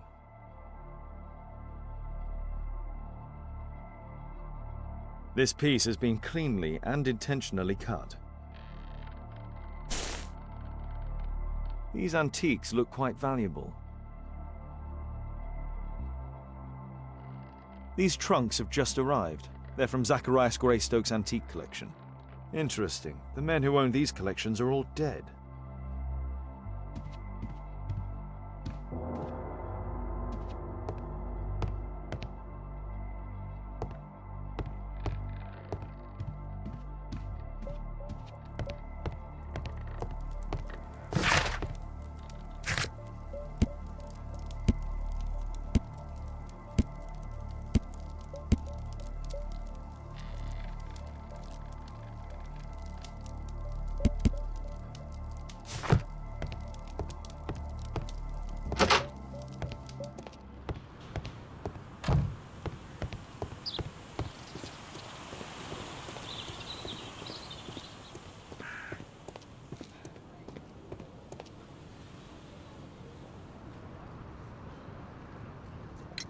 Sir Charles, you informed me that you didn't know why Mr. Greystoke was here at such a time.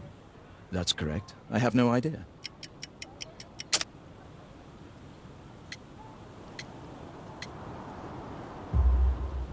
But in fact you do. Mr. Greystoke wrote to you about him coming with another person to visit. Ah, well, yes, that is right. He raised a scandal about the Mayan calendar. so he wanted to see me before the ceremony. But I don't know exactly what it was that he wanted, or who this other person he mentioned might have been. You have a fine collection at your club, with one disturbing thing in common. Well, all the items are from our club members.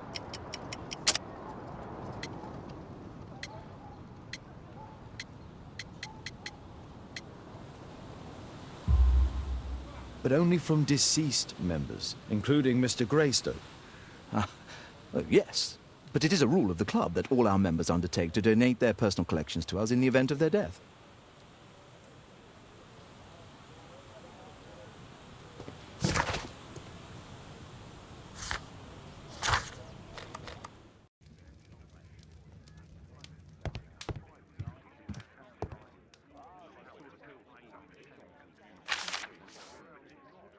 It appears that part has been painted over.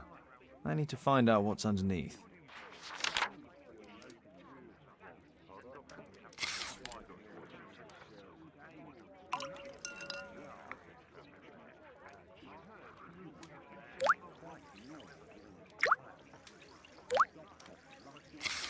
Let's gently remove the paint with a soft cloth.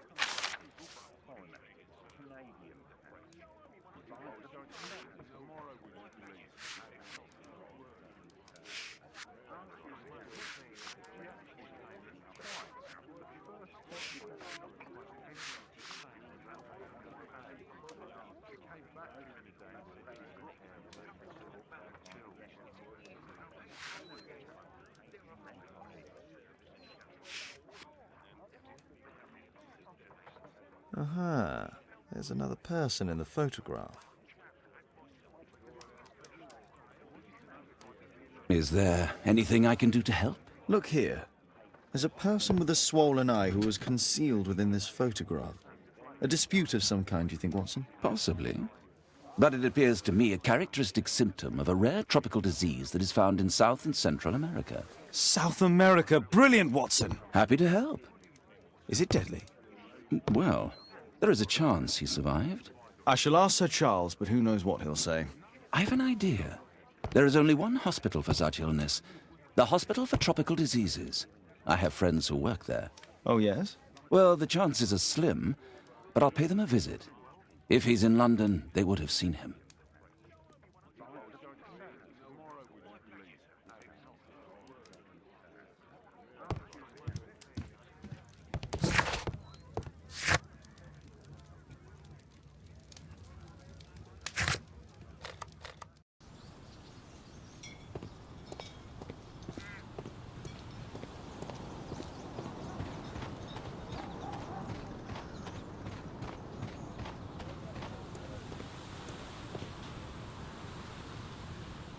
I found this photograph on your wall. You're in it, but do you know who these men are? Particularly the gentleman with the swollen eye. Oh, him. That's poor Mr. Albeit. He died from fever during an expedition to Guatemala 14 years ago. We were searching a Mayan Quiche temple, but everything went wrong.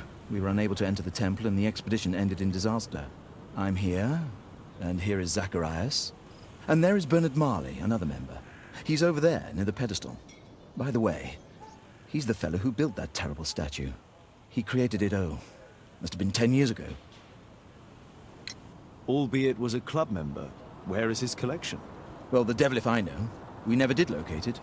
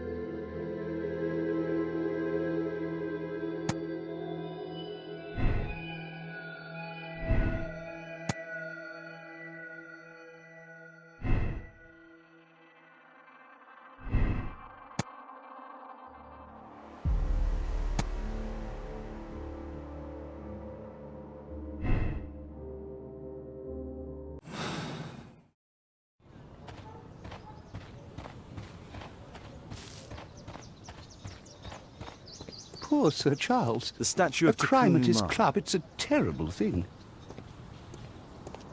Mr. Bernard Marley, I presume. My name is Sherlock Holmes. I have to ask you about an expedition to Guatemala. Shh, not here. It's too dangerous. I'll give you my card. Visit me there where we can talk.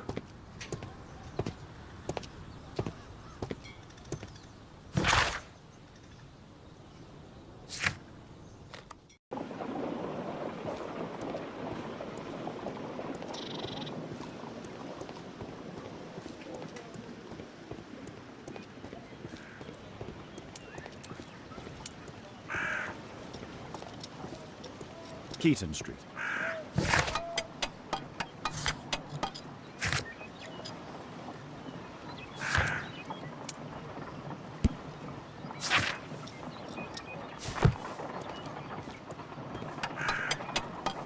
Gumballs Road.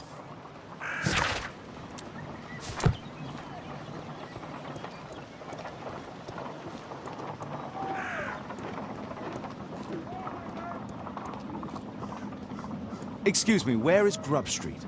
It's that way.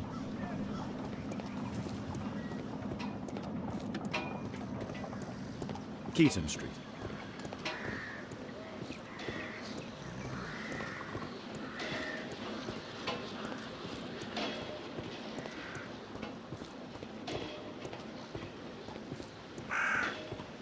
Excuse me, where is Grub Street?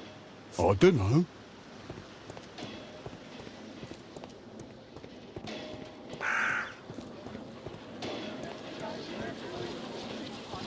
Cranny Street. Grub Street.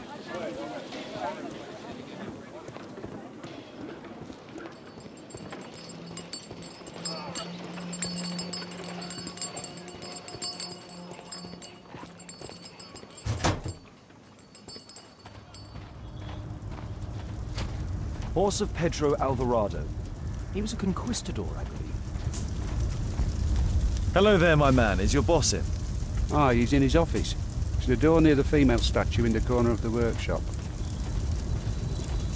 Fresh scratches. A drawing of Takunu Man.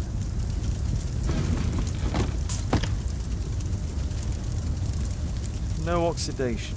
This metal arm has never been outside. It's not part of the bowling club statue.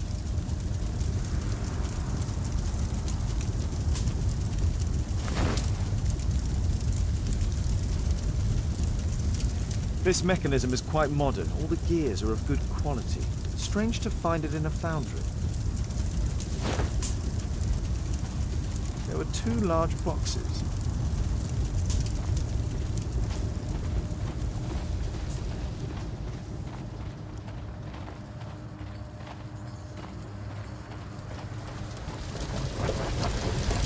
Hello there, my man. Is your boss in? Sorry, I'm too busy to chat.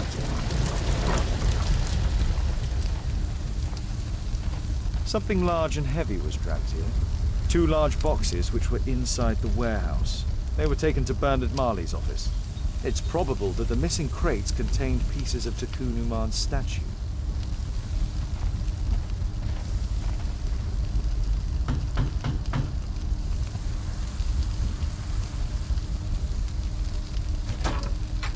Mr. Holmes, you must forgive my escape at the club. It wasn't a safe place to talk. And it's safer here? Yes, better here. Not my office. I have secured my foundry, you know. Huh, reassuring.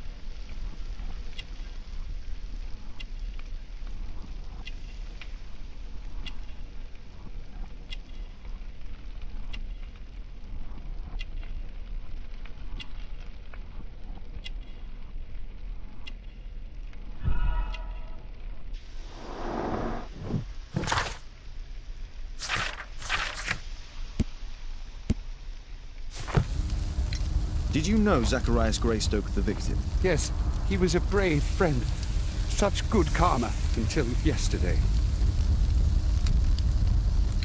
Do you recognize the unwell man in this photograph? By Jove, albeit. Yes, that's him. The poor fellow met his end in Guatemala. He was struck down by a terrible disease. You were friends? Not really, but he was an active member and a courageous man. Too courageous. You can't fight against the Quiche gods. And what of the expedition? You were seeking a Mayan temple? Yes, the temple of Tekun Uman. Another one of Charles's stupid ideas. We found it, but there was some kind of strange force that prevented us from entering. An evil aura. It was Tekun Uman's emanation. We could all feel it. Albeit its disease worsened suddenly, there was nothing we could do. And now, with Zacharias' death, the curse has reawakened. After 14 years? Prophecies are timeless, even in the beyond. There is no escape. Did Zacharias believe in the prophecy? It is not a matter of belief, don't you understand? Zacharias was convinced that we could stop the curse by studying the calendar. What insanity! He sent me a message. He wanted us to visit the club and try to convince Charles to remove the calendar from the awards ceremony. But you didn't go? I knew Charles would refuse. Anyway, studying the calendar wouldn't help. Tekun Uman is far too powerful. Your relationship with Charles Yellingham is... not friendly. Well, it is reciprocal. You know, most of his expeditions are failures because he is too focused on his hypothetical career to be in politics. He has political ambition. That would be an understatement. He has ambitions for the House of Lords, and the club is his means of achieving this. It's also the reason for his disastrous management. But he still succeeds in finding money. I wonder how. What's your opinion on Tekun Uman's statue having disappeared? I don't know, but I have nothing to do with it. Nothing.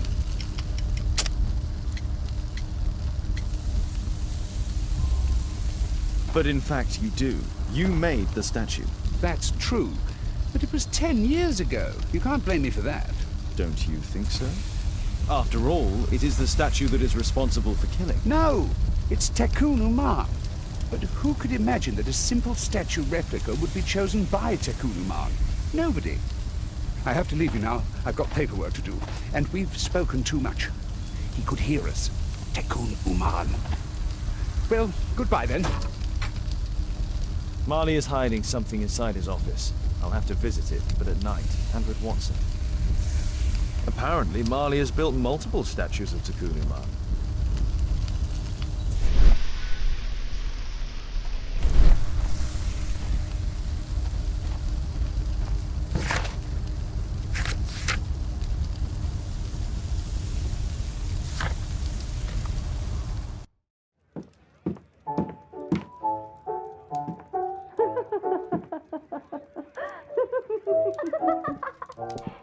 Caitlin's at Miss Alice's playing the piano. She disobeyed me. Well, Holmes, I was inspired to...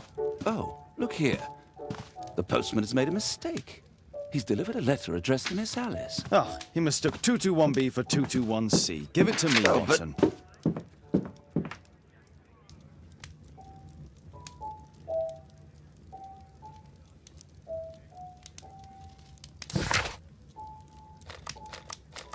I need to finish here first.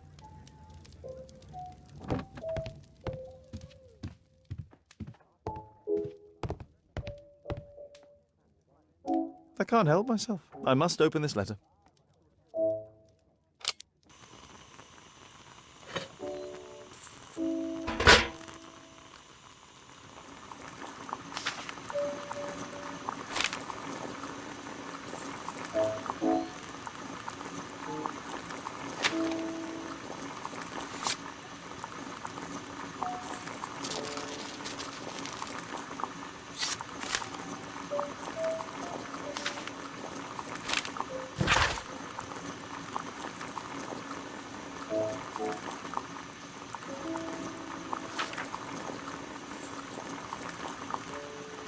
Miss Alice planned to live here because of me. I need to have a talk with her as soon as possible.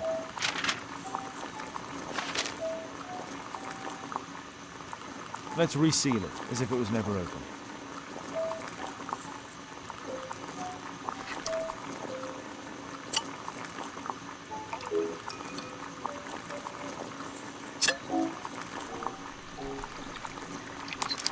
That's it. Don't stop playing, Kate. I'm going to take some air on the balcony for a few minutes. I need to speak with Miss Alice first. She's on the balcony.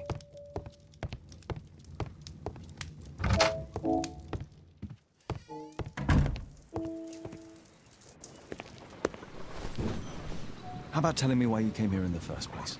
Mr. Holmes, why do you ask? I hardly think that I'm accountable to you. Since you extended an invitation to my daughter against my wishes, I believe that you are. So said the father, cloaked in all his severity. My word, you almost frightened me. You won't say that. Very well. Ask Caitlin to come home now. Oh, poor child, let her play. Such insouciance. So useful for covering up disturbing secrets. And since you intend to hide the truth from her... What? We all have our secrets. You... But don't worry, Mr. Holmes.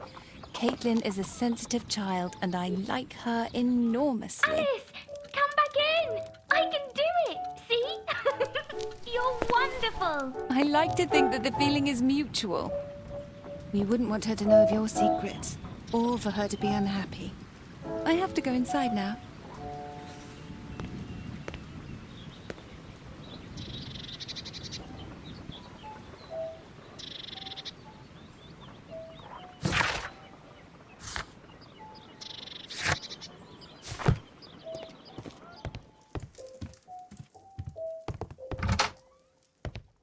Ah, Holmes, I entirely forgot. There's a man corresponding to the photograph who is a regular visitor at the Hospital for Tropical Diseases. His name is James Byron. Are you sure? That's fantastic. And we can visit him, but you should disguise yourself first. I'll introduce you as my colleague.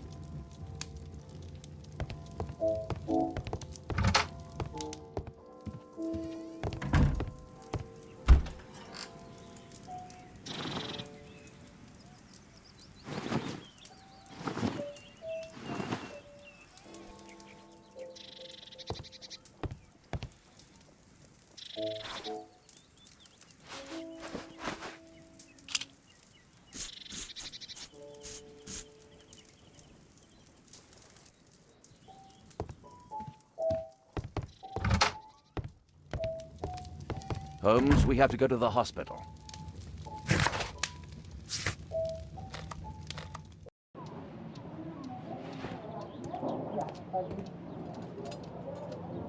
Oh, Dr. Watson, may I help you? Hello, Baird. My colleague and I are here to see Mr. Byron. Ah, Byron. Yes, he's in a bad way. You'll find him in a cubicle on the window side.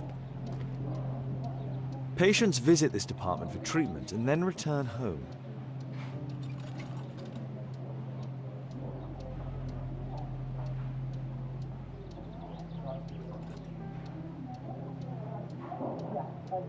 Department of Tropical Diseases. This should be the right place. Our man might be here.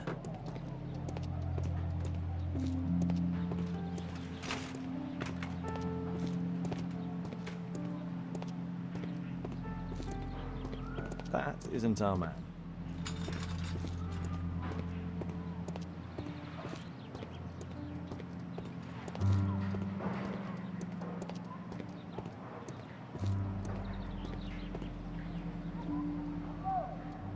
Mr. Byron?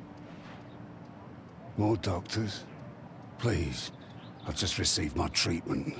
I need to rest a while before I leave.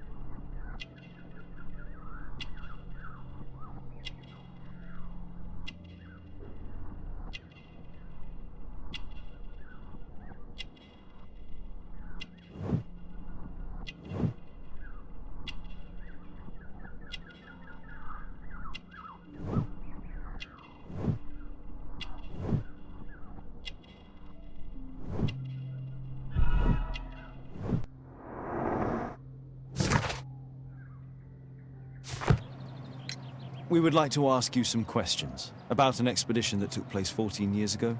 An expedition? What expedition? You're wrong, I've never left London.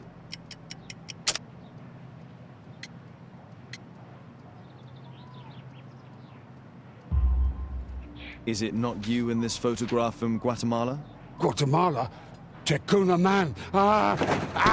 Dr. Baird! Come here quickly, I don't feel well! What on earth is going on? Please, calm down. I'm sorry, my dear colleagues, but Dr. Brunt is waiting to give Mr. Byron a private consultation. You can wait here.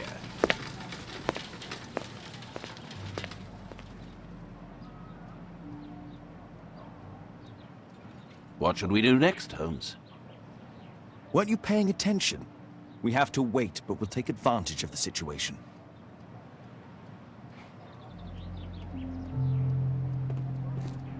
This address is almost invisible.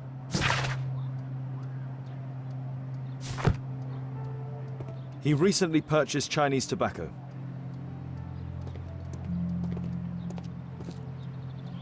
Mr. Byron is due for a consultation with Dr. Brunt.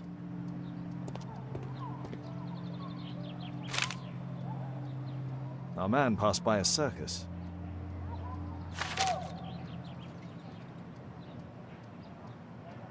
Oh, you're still here?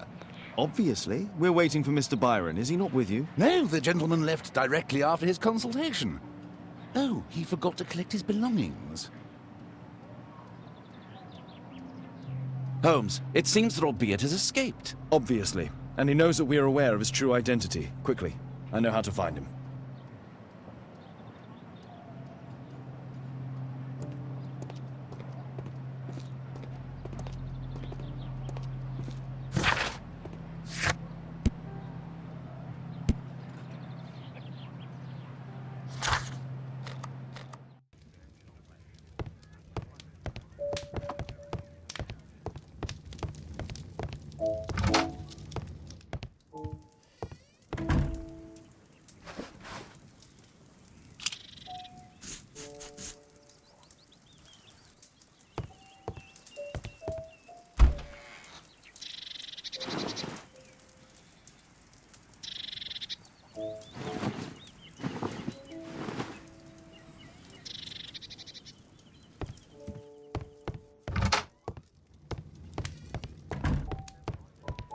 Thanks to the information I obtained at the hospital, I can now deduce where Albeit is hiding. We know that Albeit paid a visit to an opium den, a crowded market, and a circus. He also purchased some Chinese tobacco. Let's find a place in London where all four elements are close together.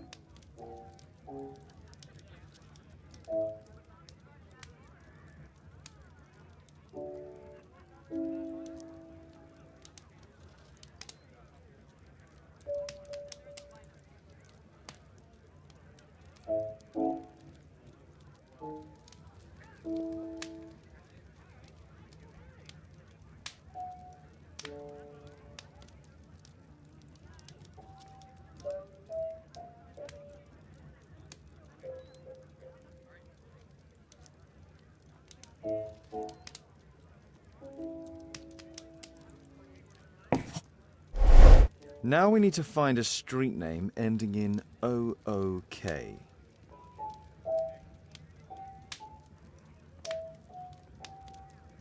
Here it is.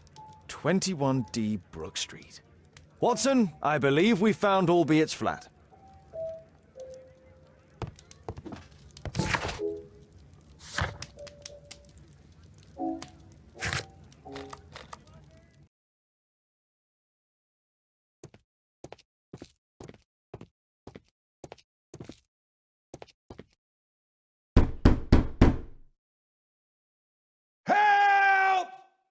Do you hear that? Quick! We have to open this door. The door's too strong and the lock is too solid to break with bare hands.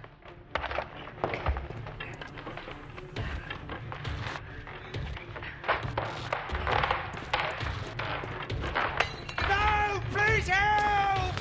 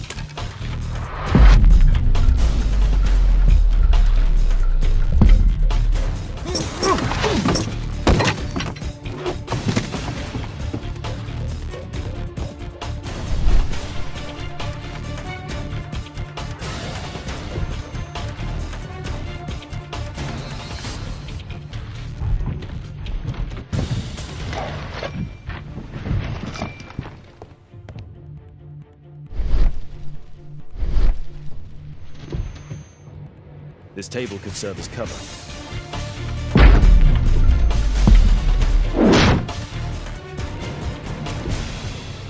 If I cut those ropes, the curtains will fall and block the attackers' view. Watson, I'll try to reach those curtains to close them. Cover me.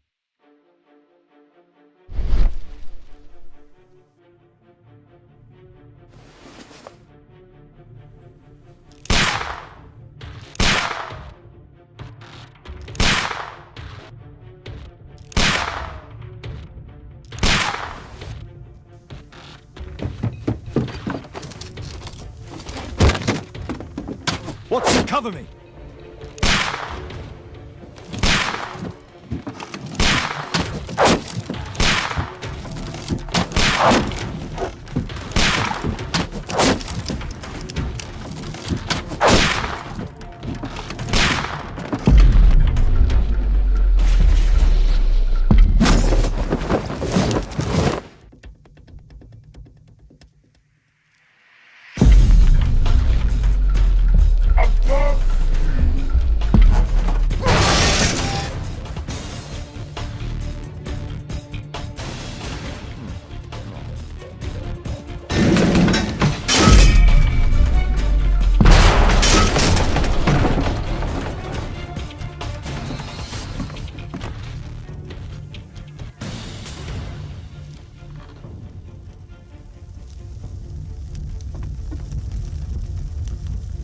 Watson, come here. He's behind the screen.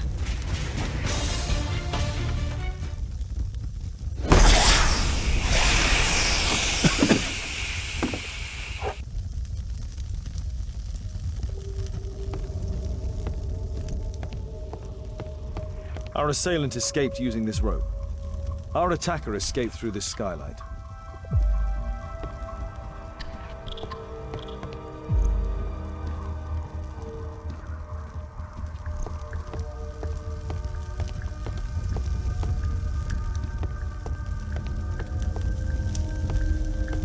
A statue was once here. Now it's missing. It appears that the missing statue may have escaped via the window in the roof. The iron mounting rod is broken. The surface is damaged.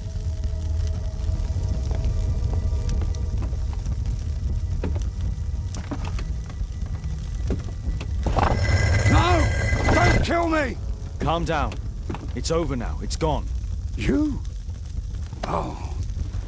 But why are you here? You're not doctors, are you? No. Well, you're half right. Shall we remove these masks? Your true name is Albeit, is it not? You were a member at Charles Yellingham's club. Yes, I was. Can you tell us what happened here? After your visit at the hospital, I quickly returned home. I was lying there on the sofa and felt an evil presence in the room. An evil presence? Never mind. It's probably the fever.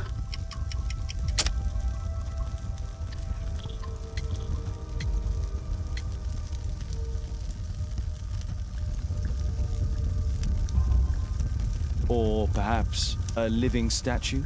Yes. It was one of the double statues. I saw its shadow. I believed that it was searching for me, that it wanted to kill me. It was horrible. As in Zacharias' murder, the statue came to life when its intended victim appeared in front of it. I must examine your residence. It may hold some clues. Tell us about your expedition to Guatemala 14 years ago? It was in my former life. What really happened there? You were said to have died. I was ill with a terrible fever. I asked them to leave me there. I can't remember how. I only have flashes of memory. But by some miracle, I survived. I left an eye and one arm behind.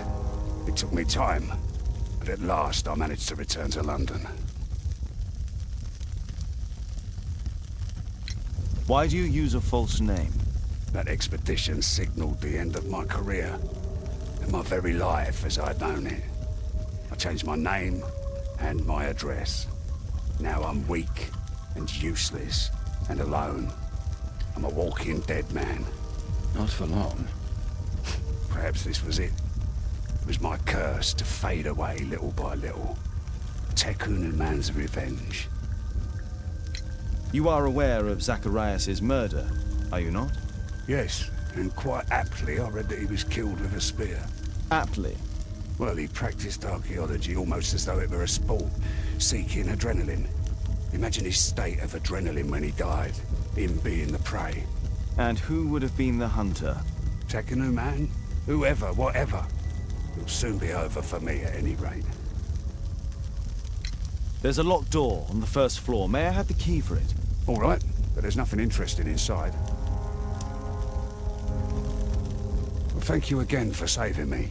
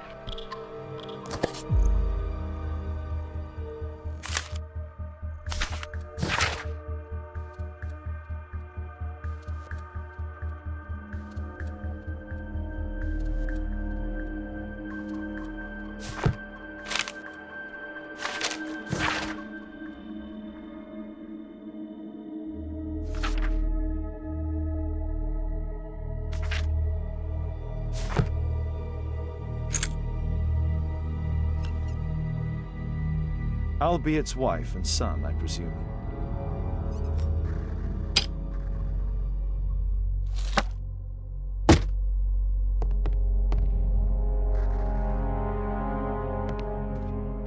This bed is very small.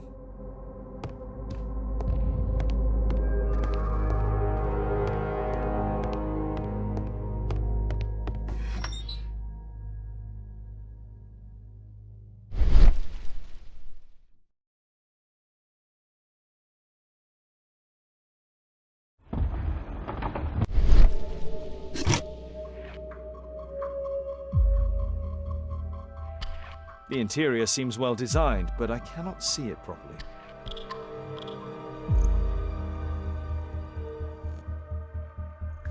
(1894). This model was created after the expedition to Guatemala.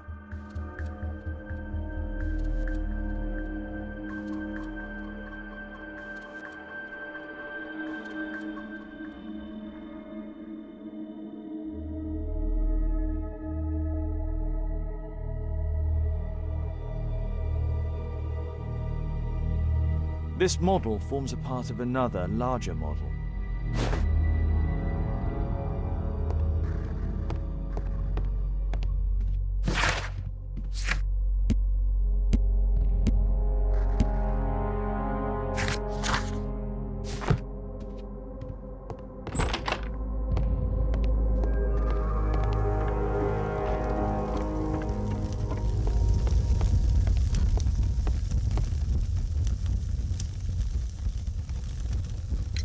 There's a little bed in the small room. It's been used.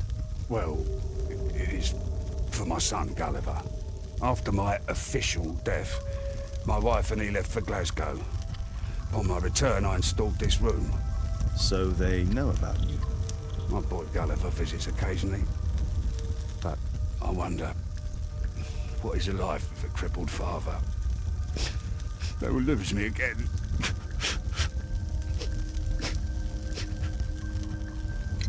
Mr. Albiet, what is this? Well, it's impossible. How did you find it? Answer me. 17 years ago, I built a model of Tekenu Man's temple. We stored it inside the club's globe before leaving for the expedition. I've no idea if it's still there. While in Guatemala, I had dreams about a missing part. A pyramid. Then, when we entered the temple, I experienced vivid visions. Wait a minute. You entered the temple? Well, yes, we did. And we found the pyramid from my visions. But I was too weak. I was unable to solve the mystery of its entrance. I failed there. I always wanted to understand why. So upon my return... You rebuilt this final part according to your visions and... Nothing. But I'm dying, and at least my son will see that I did my best to complete my life's work.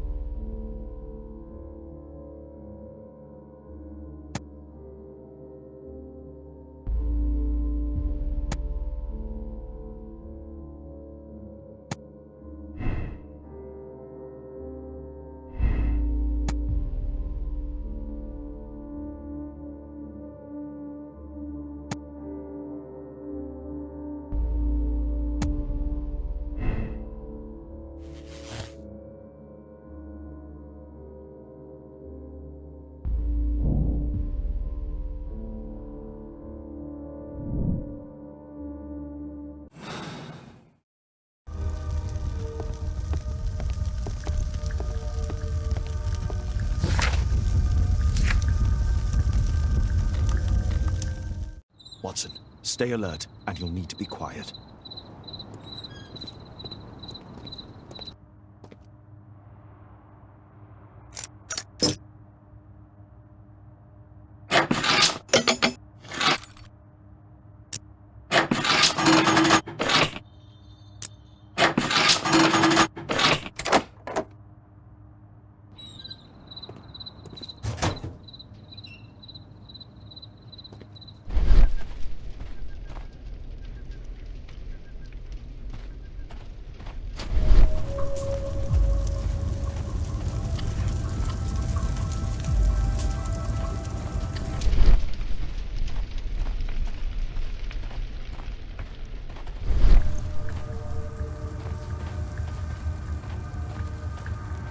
This door is securely locked. I must find another way in.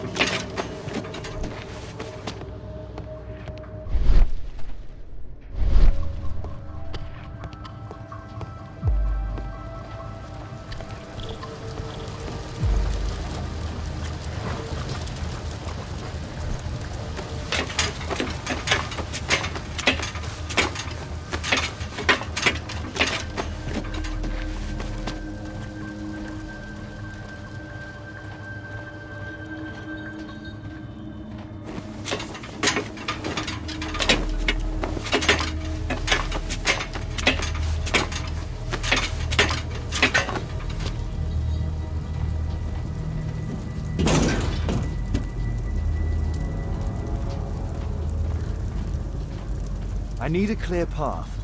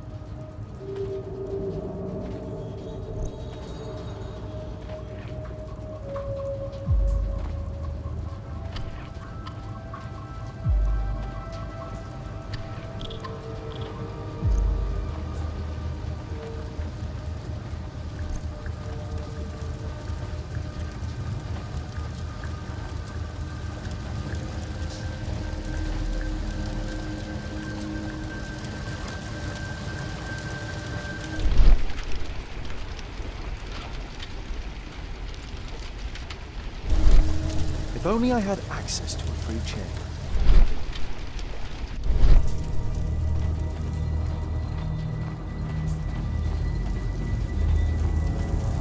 No, this lever won't help.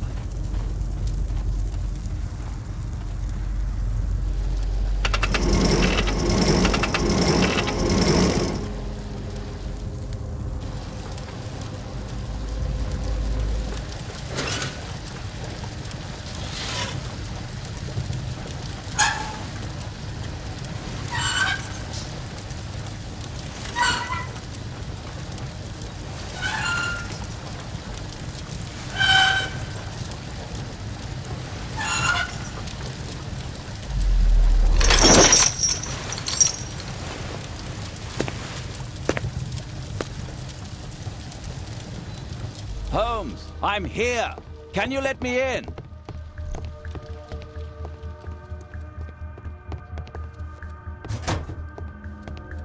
We need to hurry and find out what Mr. Marley is hiding.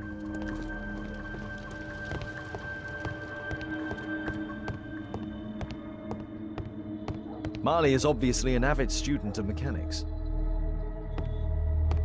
There's a recurring theme that connects all of these sculptures.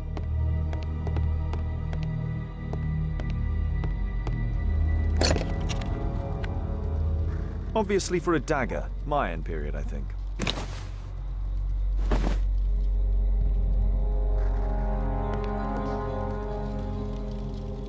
A slot. It appears to be part of some mechanism. I'll need a dagger to work the mechanism. A Mayan pyramid.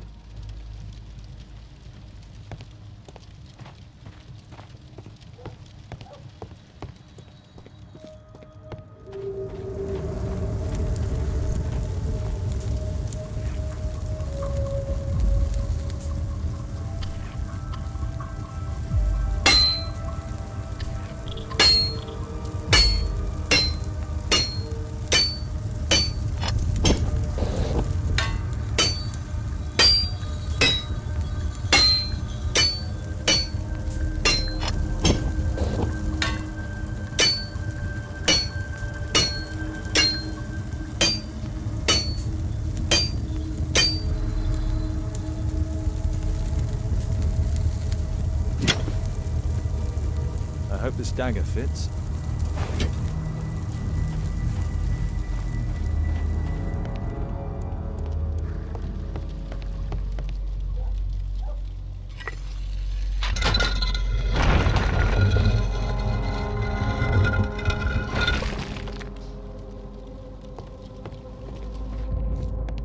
Another statue of Tikkun Uman.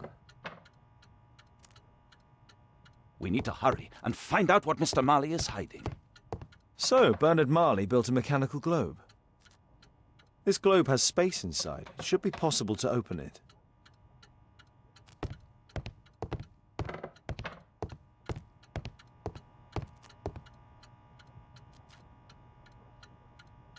It's closed. Locked.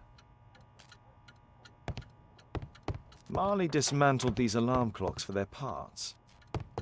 It can move, but a part of the mechanism is missing. Be careful, Watson, unless you want to be speared by Tikkun Uman.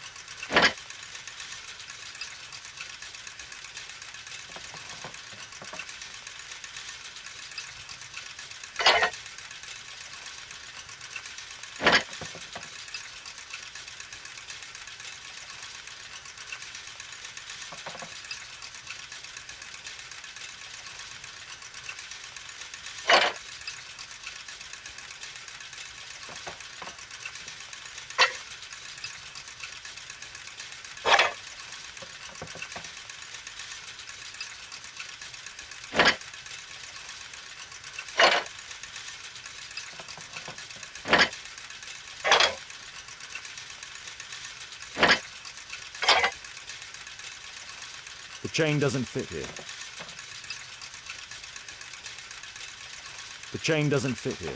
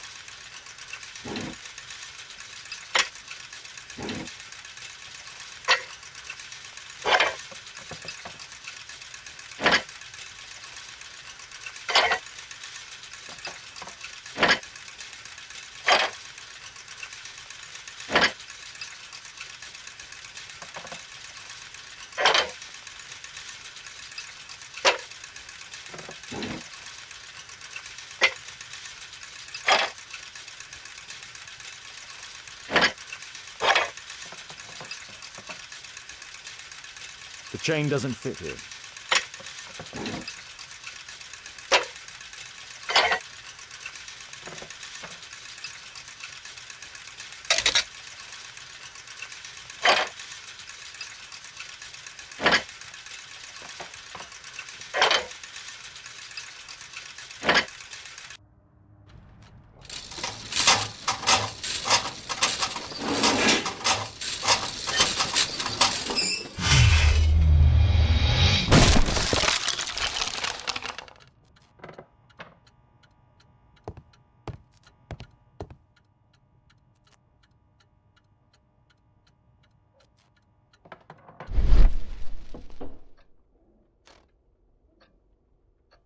It seems we found the key to the safe.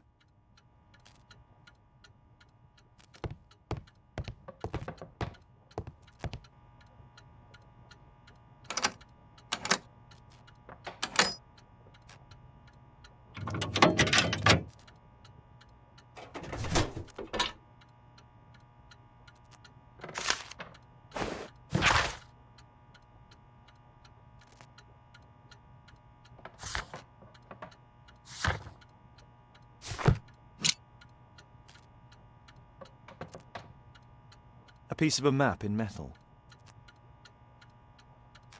This object evidently connects to something else. This part is in solid gold. It's worth a fortune. The statue is in 3 parts. Only the gold is original. Marley must have reconstructed the other 2. It's almost daylight. The workers will be here soon. It's time to leave.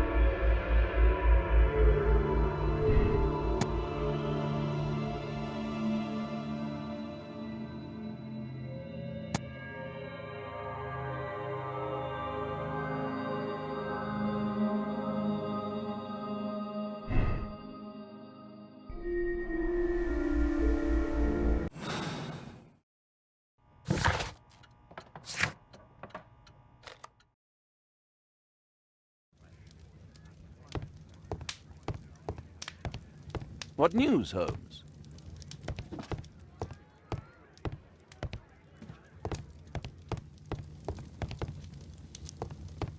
My archive. I can...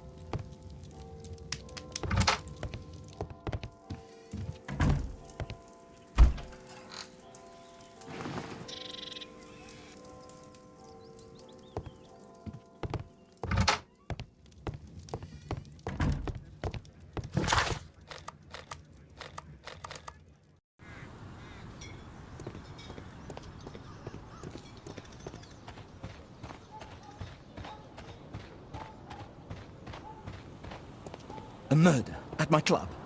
What a disaster for our reputation. I heard that Zacharias was killed by the statue's spear.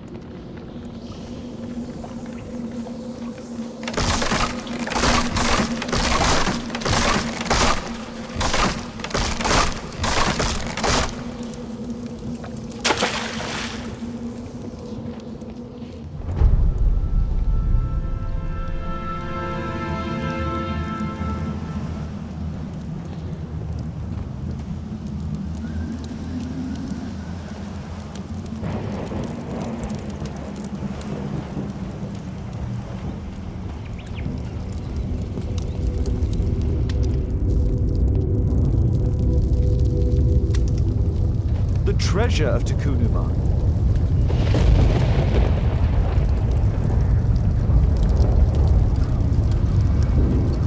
This is the statuette that Bernard Marley, Sir Charles and Zacharias all shared. No keyhole or handle. There must be a way.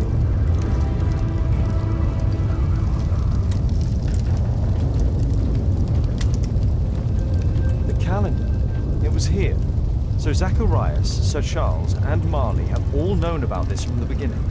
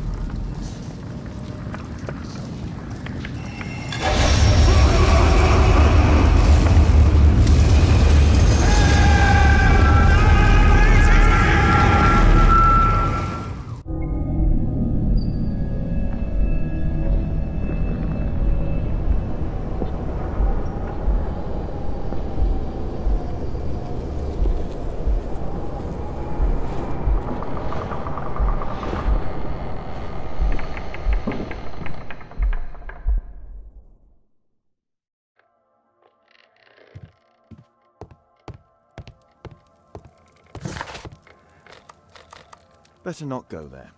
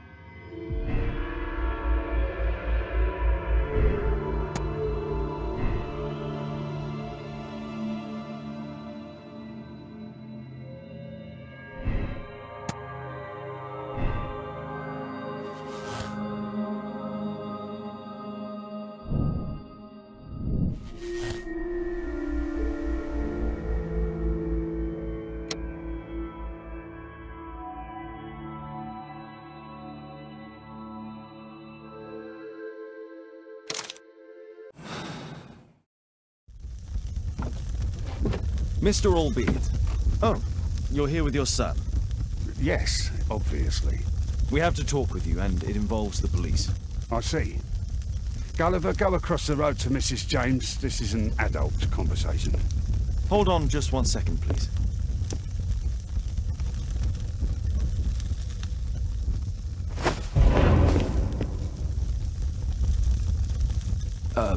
A pygmy?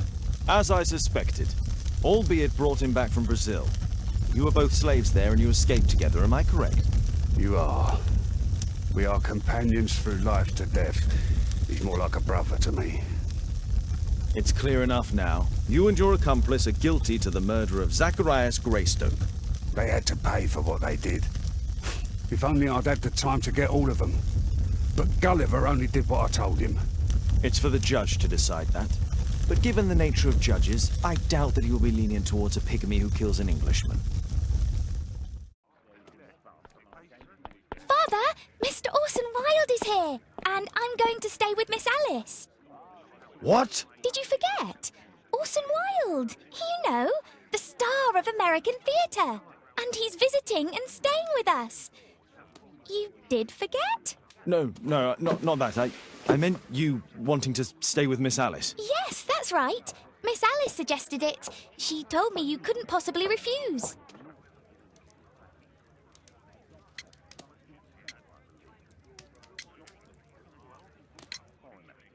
If it's really what you want. It's the perfect solution, Mr. Holmes. Don't you agree? Guess what, Mrs. Hudson? Mr. Wilde is here to study my father's character for his next play. And he won't be disappointed, will he? Father is so pig-headed. I can't believe it! The great Sherlock Holmes standing in front of me! I'm sure that our two brains will... Brains.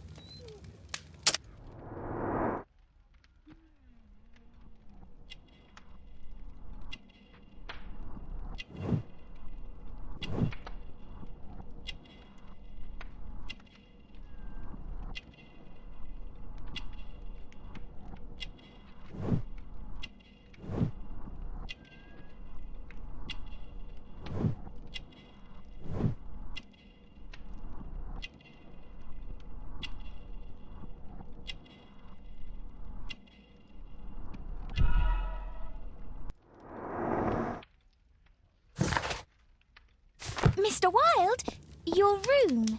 Charming. This is such a fascinating city. We need to talk. I'd rather not. You're going to be angry again. Goodbye, Mr. Wilde. Is it 5 o'clock already? I think I might go and ask Mrs. Hudson for some tea.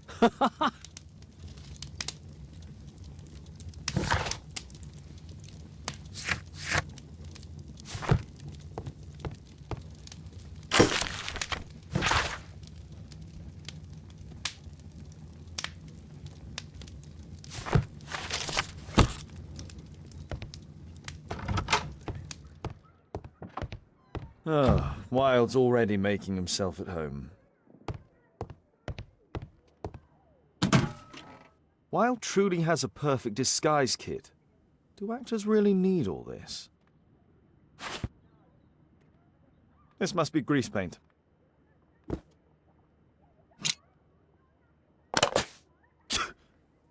Face powder of an excellent quality.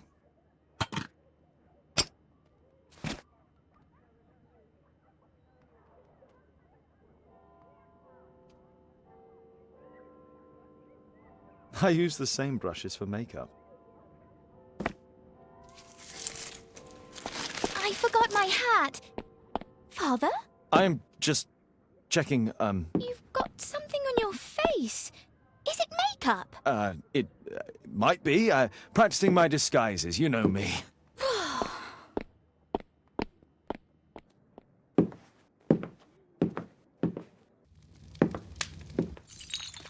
No, don't touch that! No!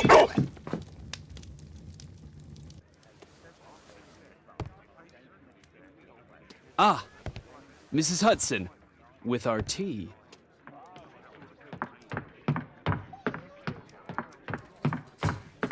Not quite. We have a visitor.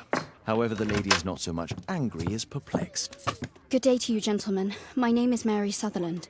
I have come to you, Mr. Holmes, because I would give everything I have to know what has become of Mr. Hosmer Angel. Why the haste, Miss Sutherland? Mr. Hosmer Angel has disappeared, and my father, Mr. Winterbank, will do nothing. It makes me so angry.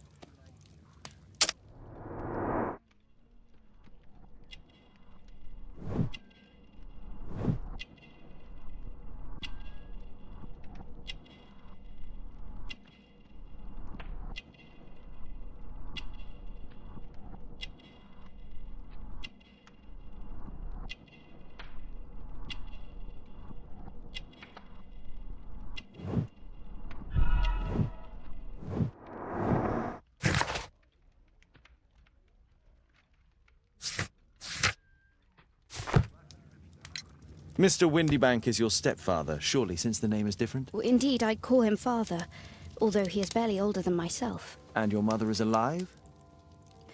Oh, yes. Although I wasn't best pleased when she married again, and so soon after father's death, and to a man so much younger than herself. What is your connection with Mr. Hosmer Angel? I met him at the gasfitter's ball. Mr. Windybank did not wish for me and Mother to attend. He never did wish us to go anywhere, but this time I was quite set on it. Fortunately, he left for France upon some business, and so didn't have any say in it.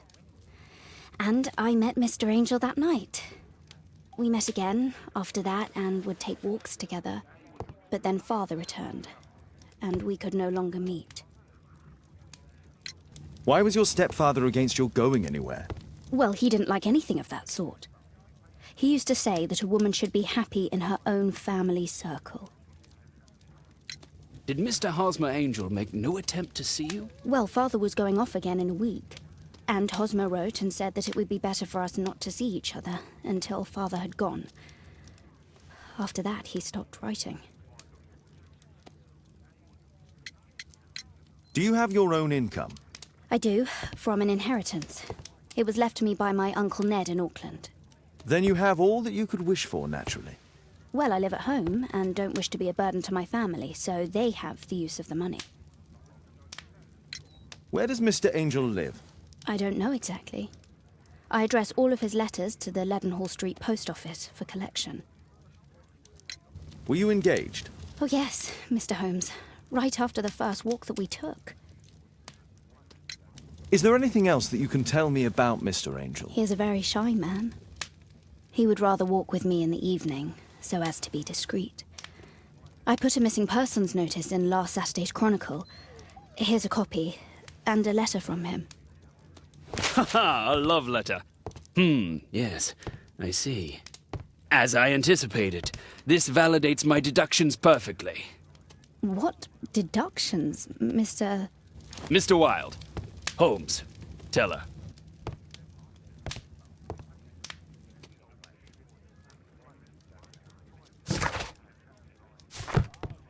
A love letter?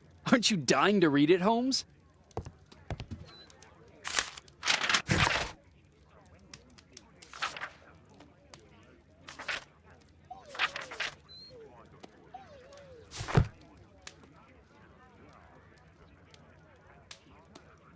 This is strange. The love letter is typewritten. Good quality paper, quite smooth. Fairly common ink, nothing special. I'm waiting for the moment when your stepfather leaves once more.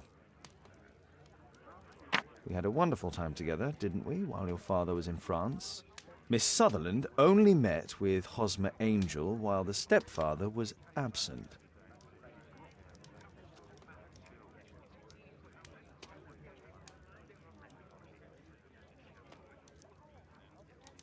Hosmer Angel decided not to leave his signature. Let's study this letter more closely. There are some letters with typographical defects. Miss Sutherland, do you have any other letters from Mr. Angel? Unfortunately not. But I've brought my father's letter from Paris. Here it is.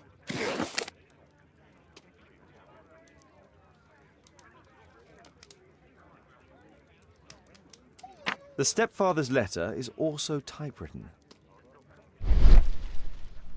Quite common paper with a light yellow tint. Fairly common ink, nothing special.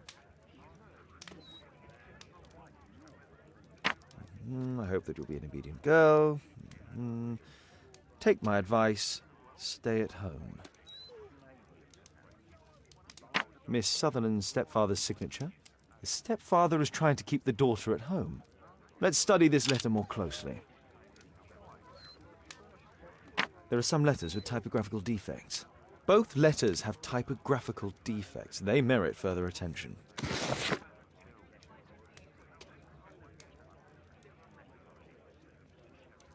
This letter has a defect.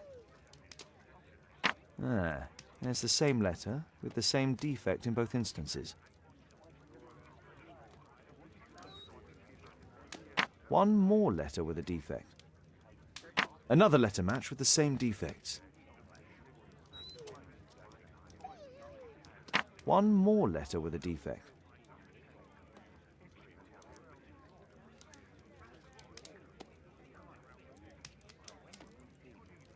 Another letter match with the same defects.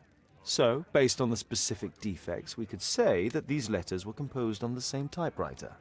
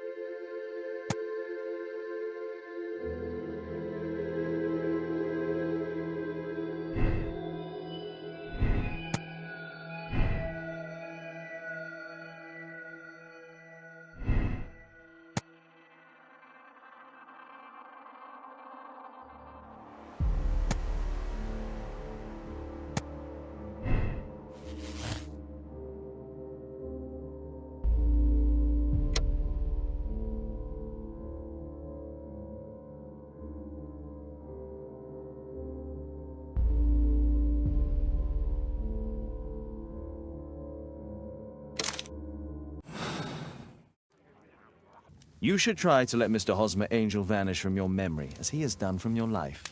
Then you don't think I'll see him again? I fear not. Then what has happened to him? Your stepfather married your mother for her money, and also enjoyed the use of your income.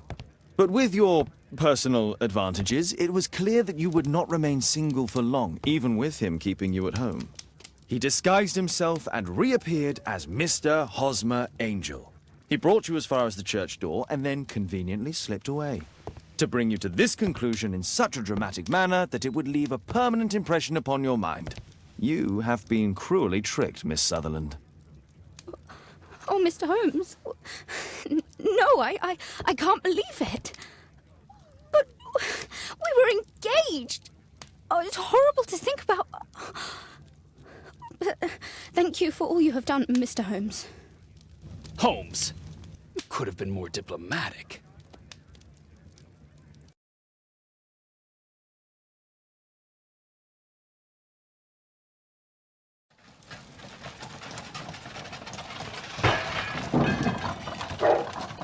What is going on?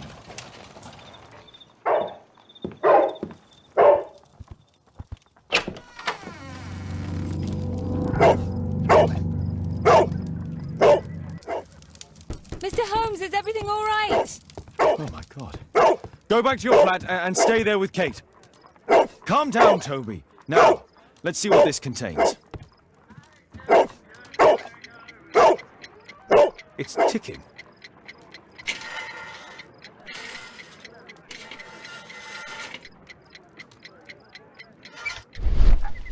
I see wires inside. They could be connected to the cover.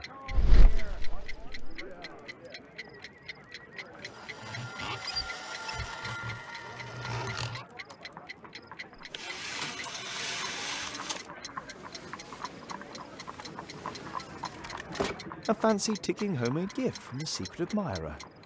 I have 2 minutes to defuse it. There are wires attached to the bell and hammer. When the alarm triggers, the bomb will explode. A source of electricity for the detonation. Aha! This solenoid protects the bomb from being easily diffused. If it loses its power supply, it will close contact between the secondary chain wires and the bomb will explode.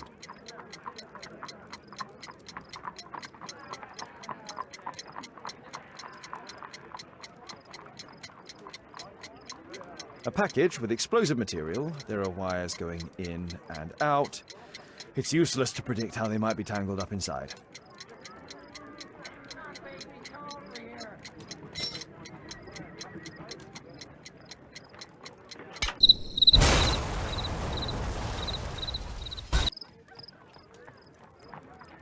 A fancy ticking homemade gift from a secret admirer. I have 2 minutes to defuse it. There are wires attached to the bell and hammer. When the alarm triggers, the bomb will explode. A source of electricity for the detonation. Aha! This solenoid protects the bomb from being easily diffused. If it loses its power supply, it will close contact between the secondary chain wires and the bomb will explode.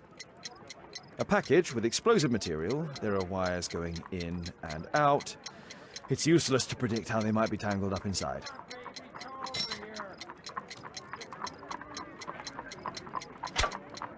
Whew.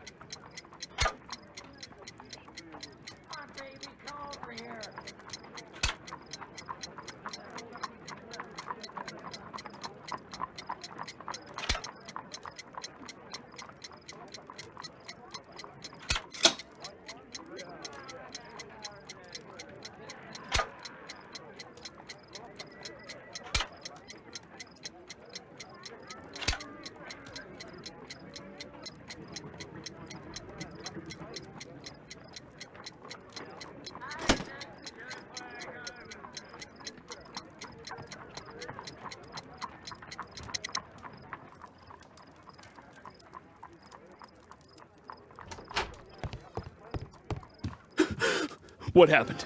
Just a small bomb. Somebody wants to kill me? What for? I don't believe that you were the target. Who then? Mr. Holmes, are you all right? I saw the bloke. I tried to catch him, but he escaped.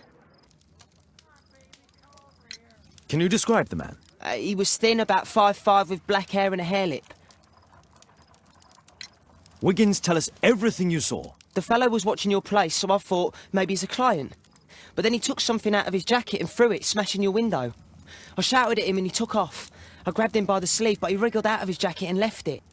I'm sorry I didn't catch him, Mr. Holmes. You did very well, Wiggins. Now, let's take a look at that jacket. Here it is. Good job, Wiggins. Here's a penny. Oh, thanks, Mr. Holmes. Who tried to kill me, Mr. Holmes? Let's see what's inside. There could be a hidden message that's been written with some lemon juice. No, don't touch anything else.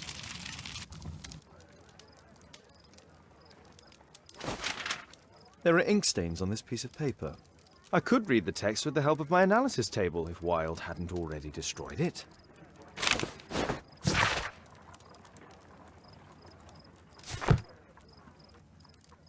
A poem. But what does it mean? This isn't a poem. It's a song called Rally Mohawks. That great moment when America rebelled against England's dominance.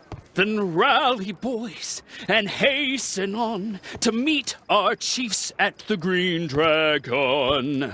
And I bet they hoisted a tankard of ale and invented a new nation, along with deciding if this was the week they got to dump some tea into yon harbor. Why ever did he keep such a song in his pocket?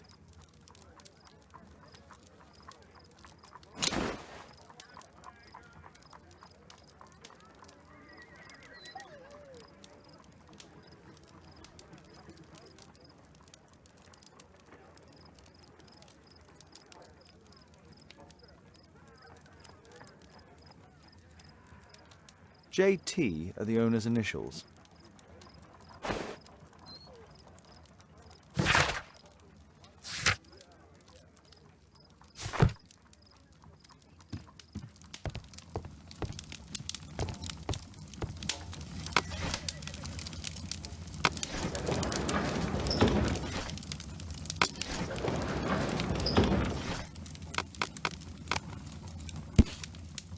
Here it is.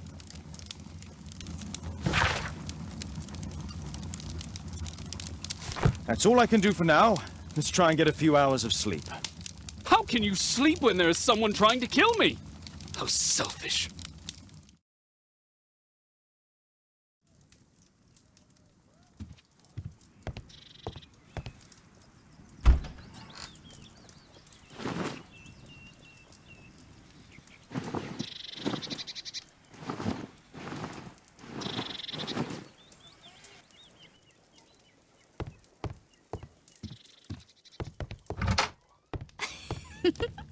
He's so funny.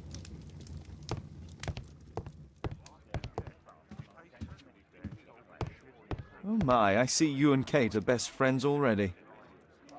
It's incredible. Did you sleep well, Kate? Very well, thank you, Father. Is that wild? Whatever is he doing now? He's transforming you into a legend. Oh, silly man. Kate, what's the matter? Well, I just came by to tell you that I'm going to the zoo with Alice. We'll be having lunch in town.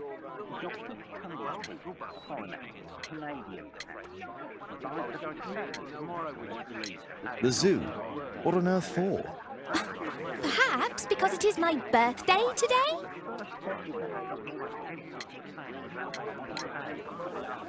I fooled you, didn't I?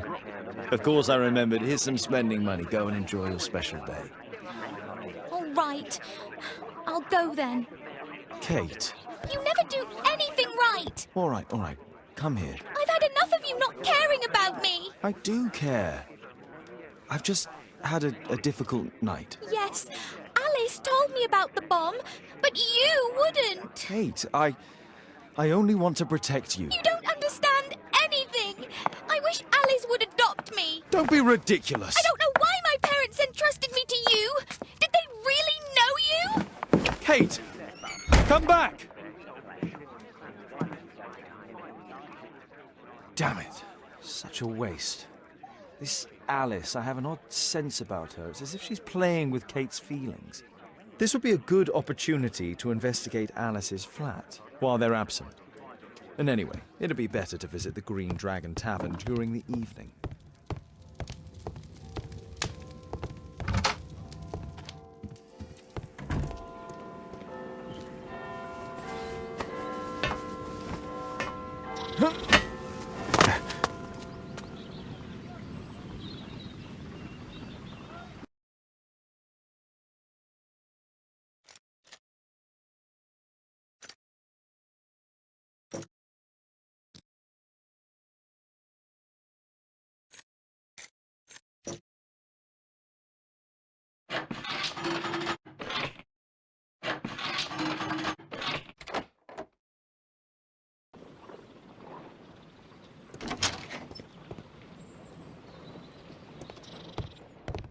It appears that Alice sleeps in this armchair, as uncomfortable as that must be.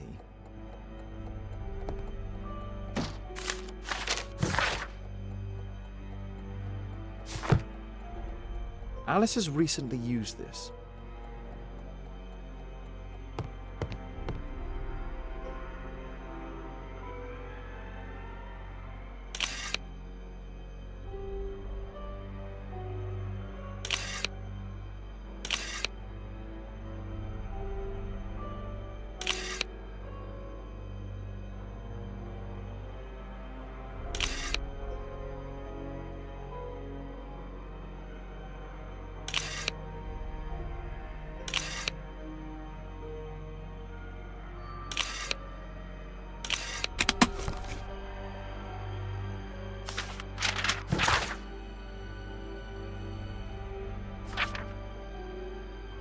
Alice's childhood was spent with her aunt, until the aunt's death.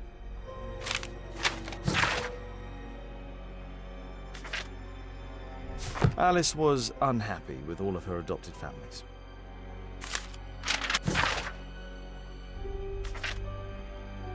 She's spying on me. A phonograph cylinder. It looks as though Alice has not slept here for a long time.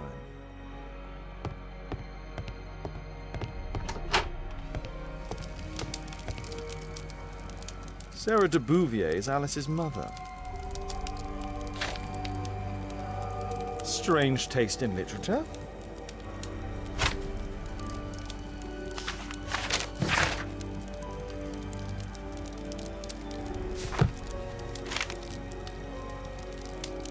Her full name is Alice Floella Hamilton. Alice used her mother's name to lease the flat.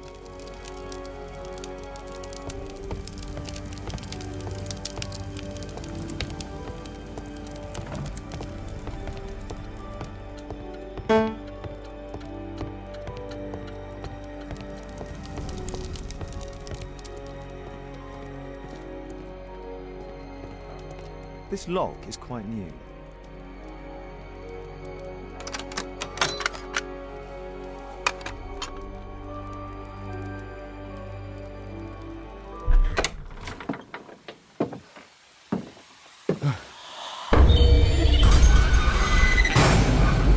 Oh my God.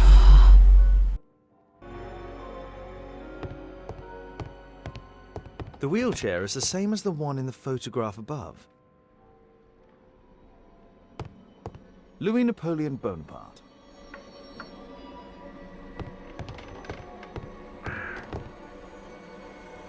It's my distant ancestor, Horace Verney. William Hamilton. But I know him. He was a bandit who I arrested 20 years ago.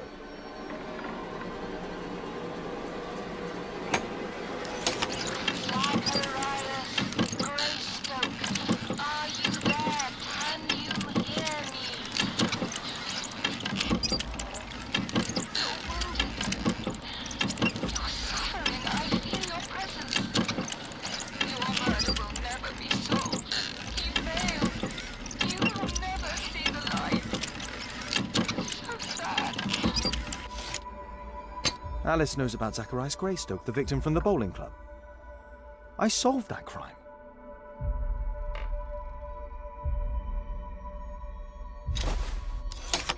William Hamilton, are you there? Can you hear me? I wish to hear from you. Daddy, I'm so glad to hear you. Daddy, talk to me, please. Don't leave me alone, Daddy. Oh, no. Alice is talking with her father, William Hamilton.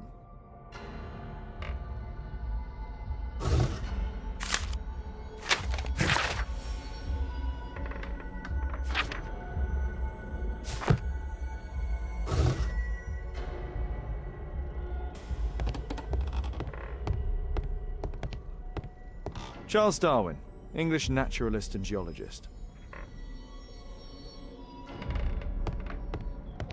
My word, look at this setup. Alice practices spiritualism. Abraham Lincoln.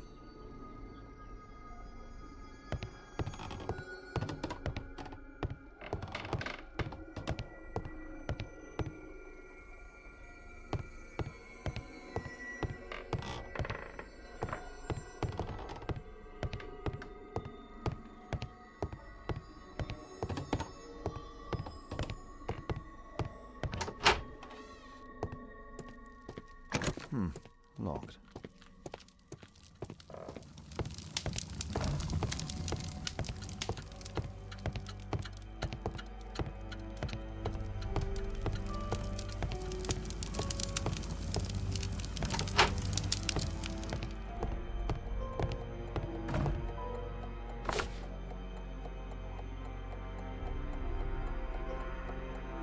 Alice prepared a gift for Kate. She remembered her birthday. Well, women are good at that sort of thing. A soothing drug to aid sleep.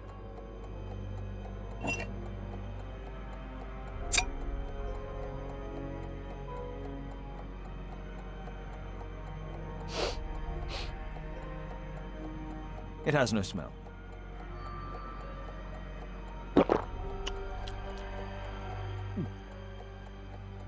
It has a bitter taste. No smell, bitter taste. It's a tincture of barbiturate. I finished here, time to go.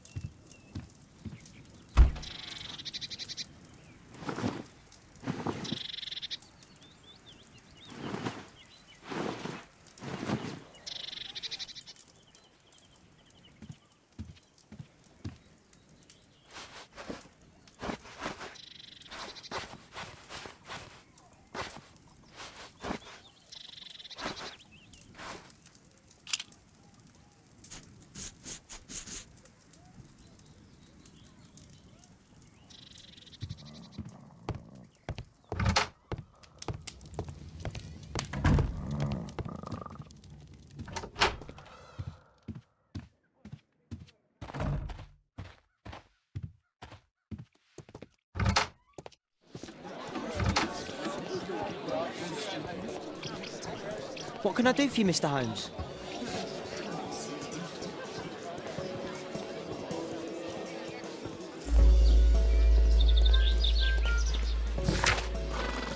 I have to be careful in this den of iniquity.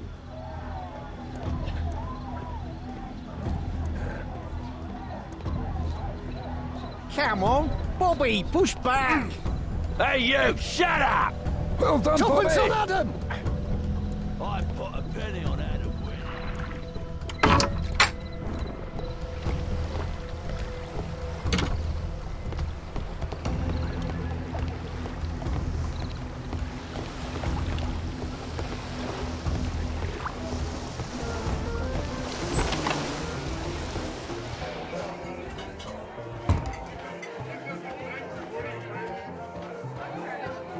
I should be quiet so that I can listen to what people are saying. Let's celebrate. There's no one to eavesdrop on from here.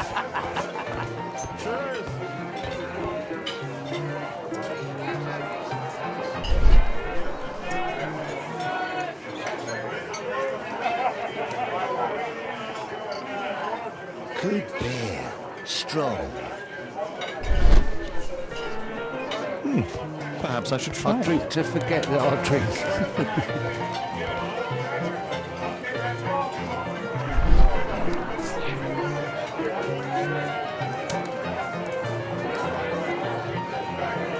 I've lost too much weight. Damn porker. It's an illegal gambling den. There's no one to eavesdrop on from here.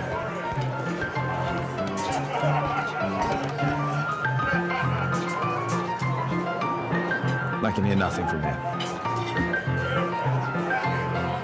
Let's celebrate.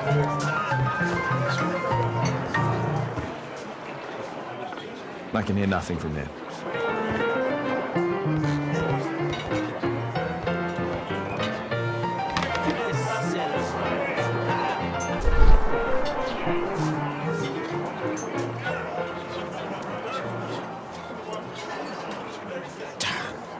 The attack on Holmes failed.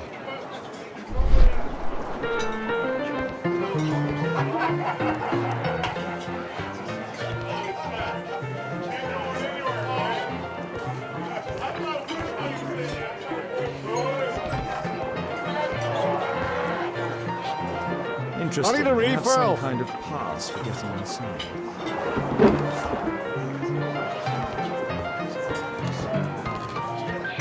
I'll drink to forget Want a that I'll beer? drink.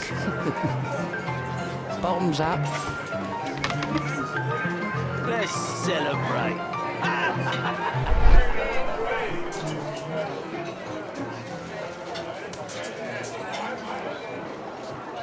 The man with the air lip. He was afraid. He ran upstairs.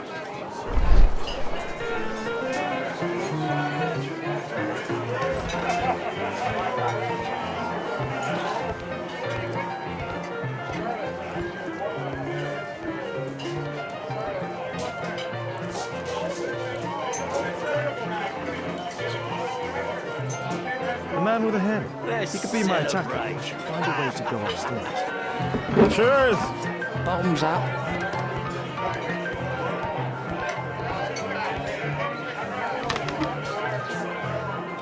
Hey, what are you looking for? Get lost. Let's celebrate.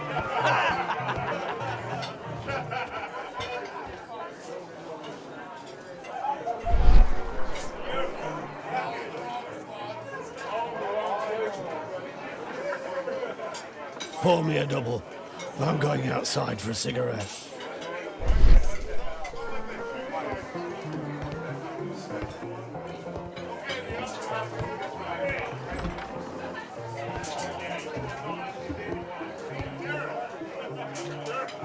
He has a pass. I could steal it to gain entry.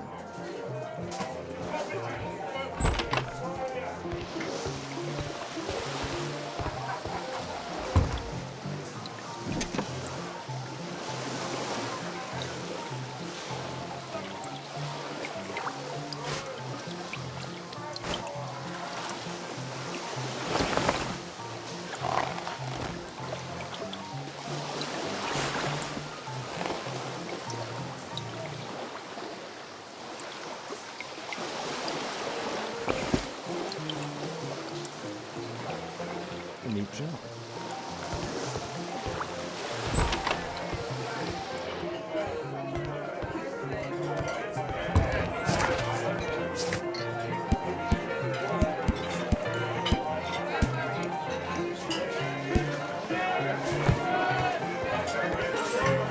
I drink to forget that I drink.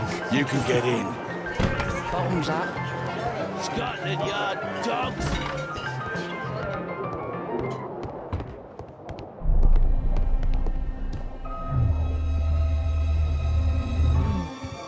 Is the boss at his place? Yeah, he's waiting for you.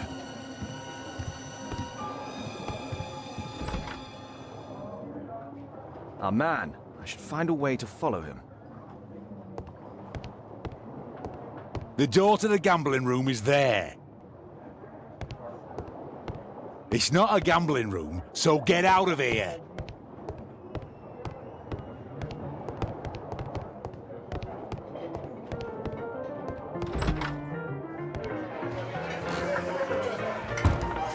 Let's celebrate.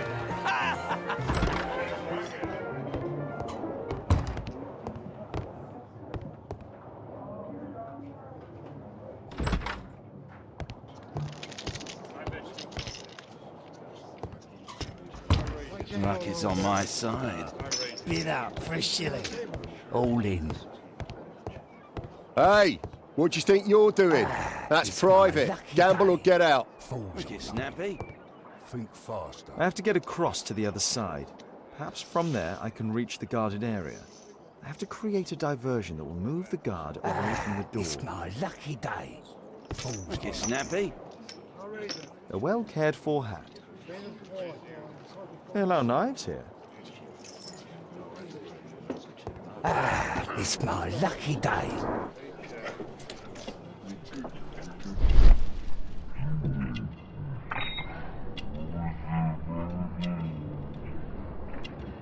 He uses a mirror to look at the cards during the deal. A button for a mechanism. He uses the extra cards to cheat. This is a holdout that deals extra cards. The rope leads from one sleeve to the other. If the rope's cut, it'll release the hidden cards and expose his trick. That's what I'll need to do for a diversion, then I can Luck get is outside. on my side. Bid out for a shilling. All in. It's my lucky day. Fools. Wicked snappy. Think faster. Luck is on my side. You loser. All in. I can smell the money. Who are you looking at?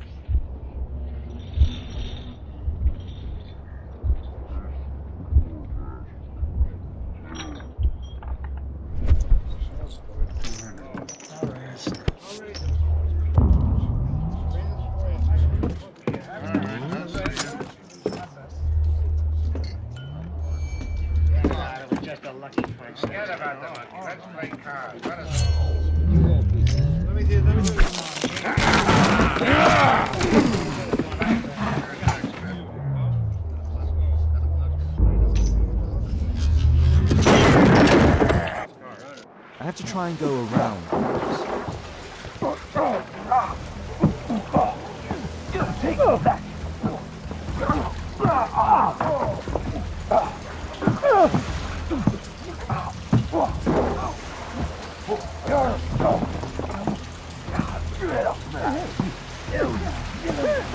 You bad boy.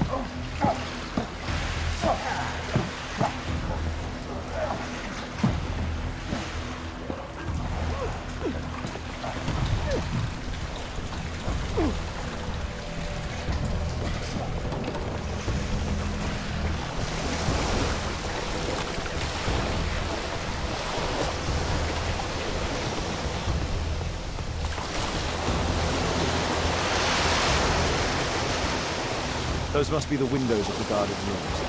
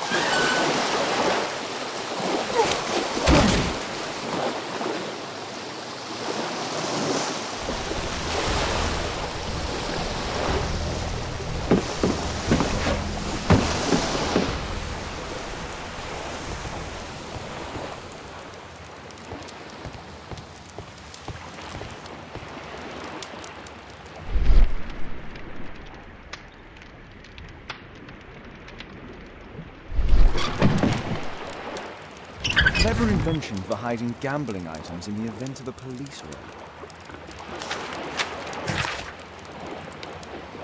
The hammer. Jack Cole, I remember him from the raid 3 years ago.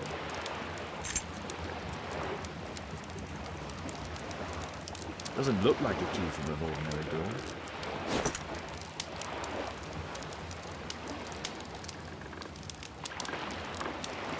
They only left this room recently.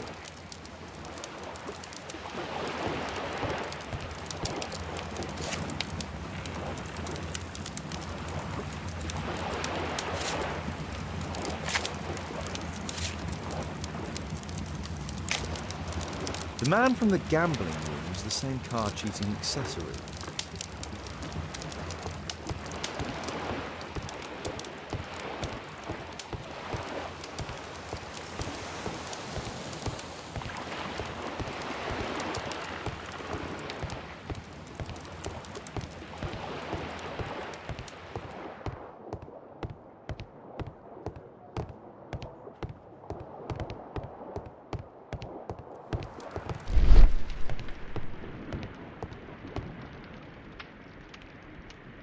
A crack. There might be something behind the cupboard.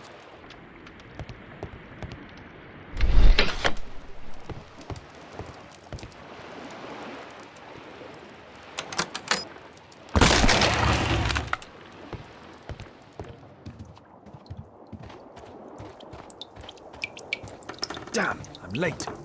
Left.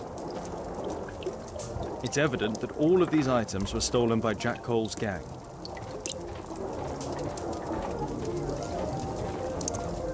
It's the suitcase belonging to that fellow with the hairlip.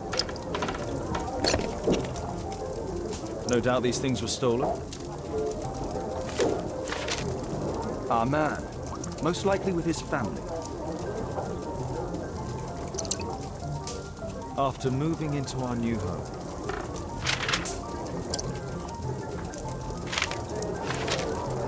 This fellow pawned his belongings. He must be in great need of money.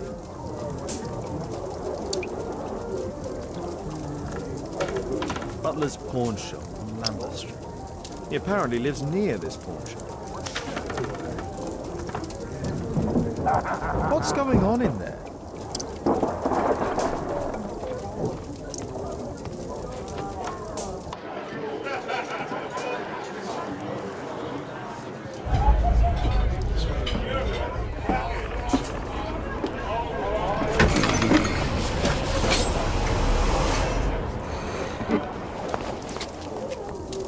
I need to save Orson quickly.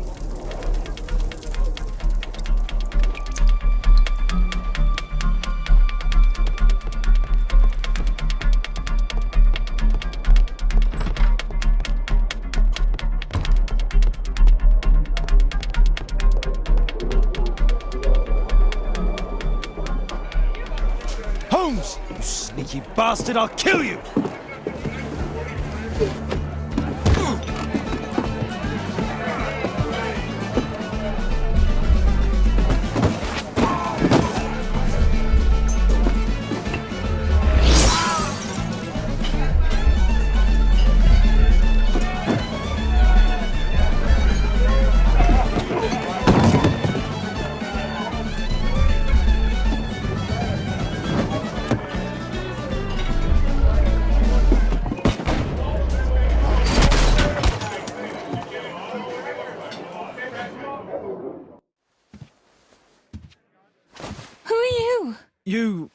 You are Alice, yeah? Listen, Holmes suspects something. What are you talking about?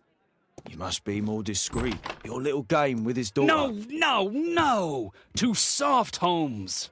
But you are Mr. Holmes. Why on earth? You see, she recognized you. I expected it. You must live the character. You see... Now you go upstairs right away or I will drive you back to that pub, understood? And there you are. You've got it.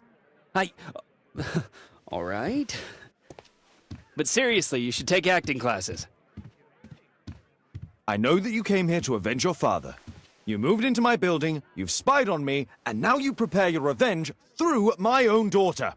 Don't be such a fool. I adore your daughter. You see conspiracies in everything. I have good reason to. Perhaps you forget what I do for a living. How I pity you. You mistake sincerity for dishonesty. Do you dare tell me that your presence here is accidental? Obviously not. When the opportunity arose for me to meet you, then I came, but not with hatred, rather more with fascination. I had hoped to learn something about my father from you, some answers as to my identity, when, strangely enough, I find that you yourself are a riddle, even to your own daughter. You shouldn't have involved my daughter in your sick problems. You're only confusing her. It's over. She doesn't know it yet, but I'll be leaving soon. I've finished my business here, and you will never hear from me again. Good. But you better speak to me directly. No being furtive. I had no idea that you could show such a high level of indulgence towards the children of criminals. I'm going. Please, I beg you, do not spoil my last moments with Caitlin.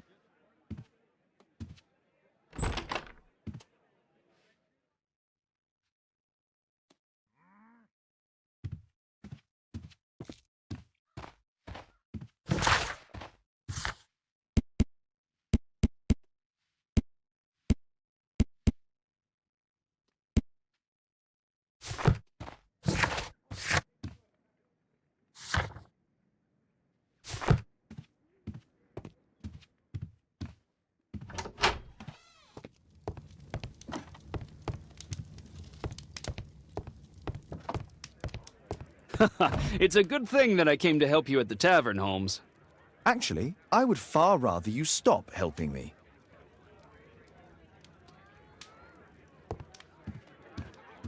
Oh my, I see you and Kate are best friends already.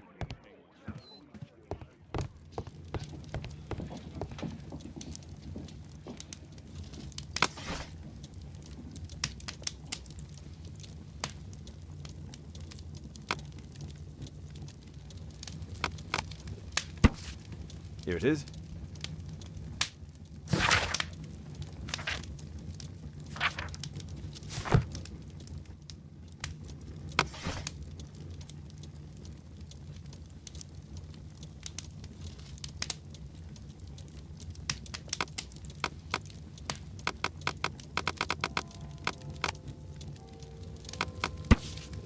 Here it is.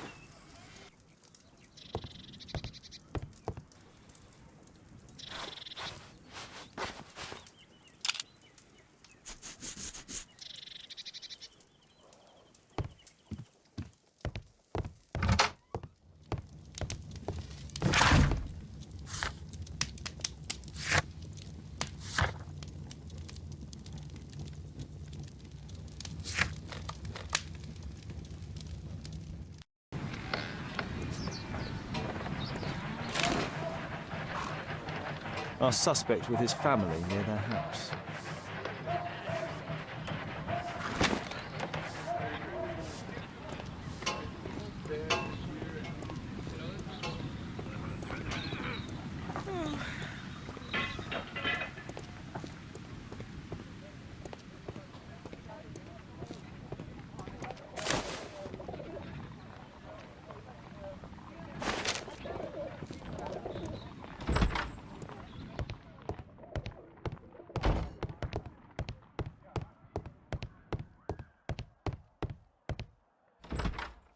Good day to you, madam. Good day, sir.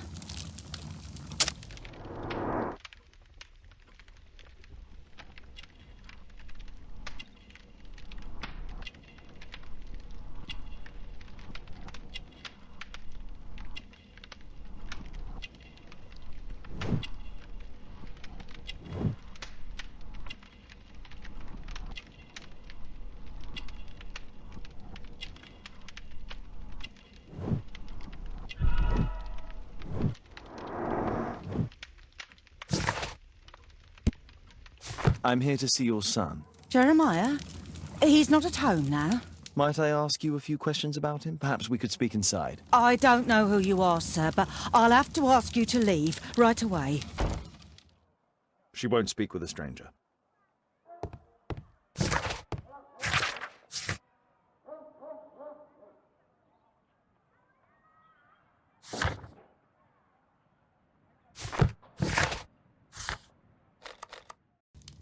My name is Sherlock Holmes. It is my business to know what other people don't know.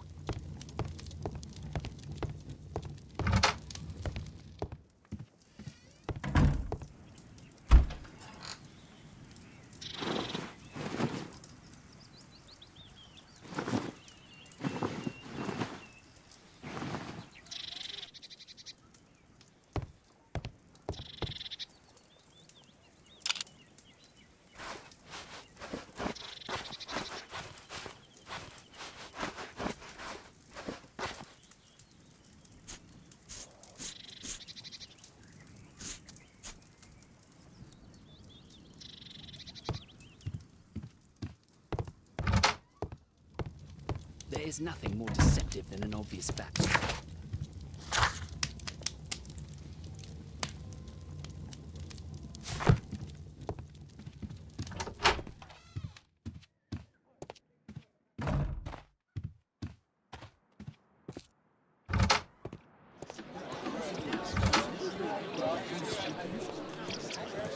Wiggins, an exorcism. Protocol 2.5 on Lambeth Street. Yeah, you can count on us, Gov.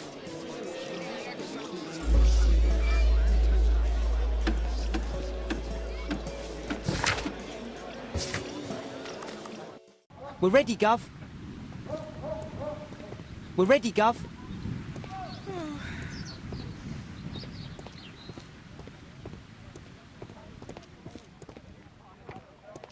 Someone close the door.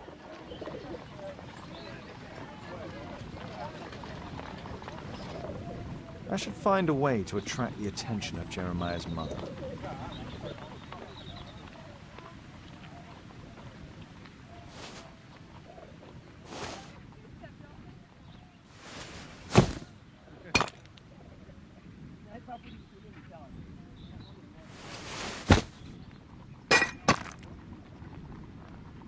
Little rascal! Refrain from anger and forsake wrath. Fret not yourself, it tends only to evil. Thank you, Father. You are so kind. Those brats are always causing trouble. Now, where are my manners? May I offer you a cup of tea as a small thank you? I don't know if... God bless you, sister. My name is Margaret Thorne. It is an honour that God sent you to me. You appear grieved, sister. Is it because of those children? Oh, no. It is my son, Jeremiah. I fear that he is doing bad things, Father. How bad? I don't know. He has just become nervous and angry and rude. And he used to be such a nice boy. These days he won't spend any time at all with us. Not even with Janet, his younger sister. He hides himself away inside his room and locks the door. And he won't open it for anyone. And where is your son? I don't know where he is. He hasn't come back from last night. I'm so worried. Perhaps his absence is connected with his job. Where does he work? I don't know if he has a job, Father. I've asked him several times, but he just gets angry and won't speak. Perhaps Jeremiah is being poorly influenced by his friends. I wouldn't know. He never mentions any friends. I am afraid that he could be possessed by the devil himself. He's changed so drastically lately. He won't tell me anything, and he flies into rages and shouts at me. I don't know what to do. Don't distress yourself, sister. You were right to confess. Truly, I can feel an evil presence in this apartment. Oh, God! Allow me to search for the demon in this house. God bless you, Father.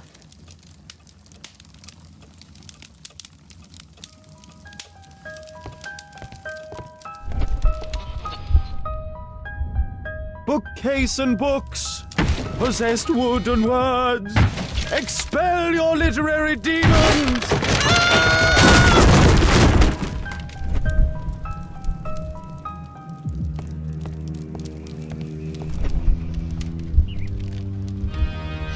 Fire and flames, better for crumpets than foul-toothed demons. Begone and bring peace!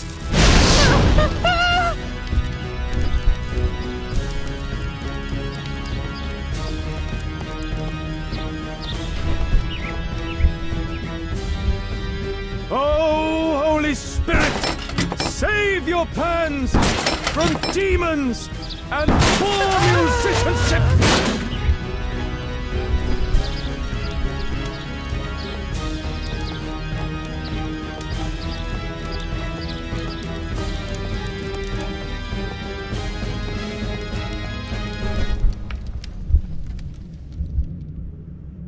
Wooden door! Iron handle! Battle the demon! Unholy vandal! Father, it's a demon!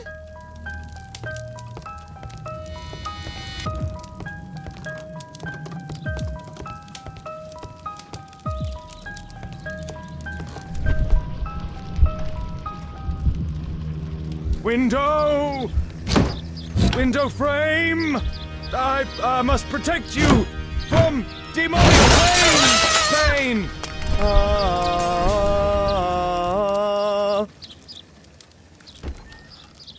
Sister, you saw that the demon has taken shelter in Jeremiah's room. I should go there alone. God save us. Sister, wait for me outside. This fight will be a fierce one. God help us. I'll do what you say.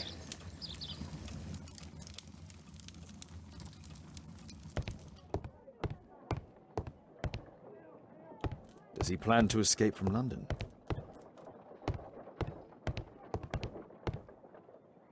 A schematic for a homemade bomb.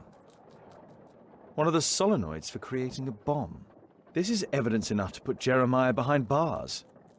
This is probably Janet, Jeremiah's sister.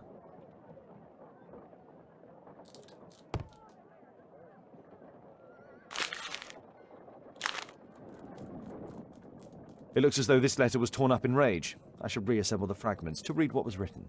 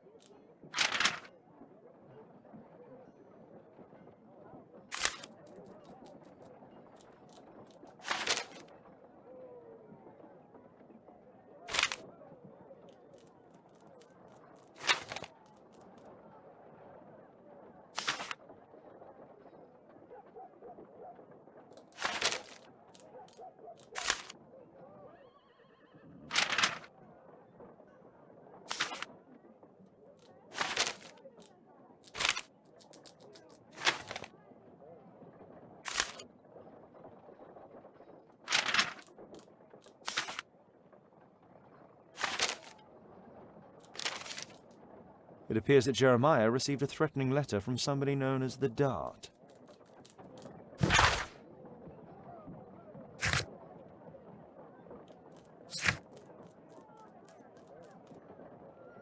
The Dart.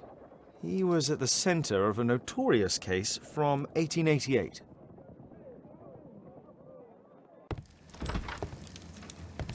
It's over. The demon is defeated. Oh, thank you. Bless you, Father. Now, pray for Jeremiah's soul and give thanks, sister. Goodbye. Lord be praised. Goodbye.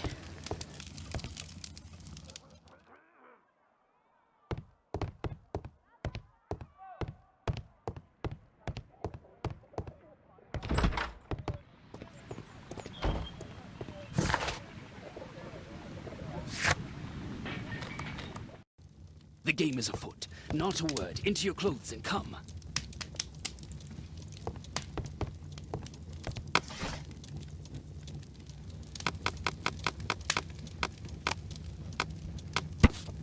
Here it is.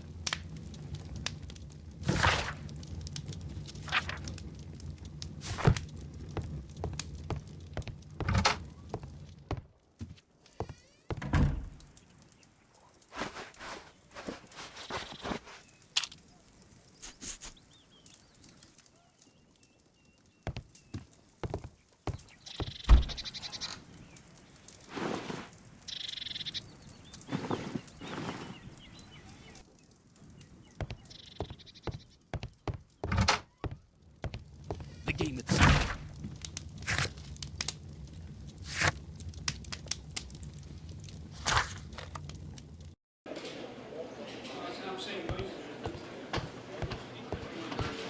Please, sir, release my son.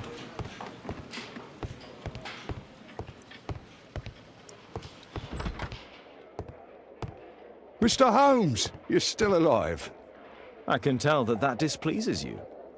Oh, a faulty deduction for once. Lestrade, I have two suspects in our case, Jack Cole and Percy Fleming. Can you apprehend them? All right, Mr. Holmes, I'll give the order to the constables. Inspector, we have both suspects apprehended. There you are, they're all yours. No need to thank me.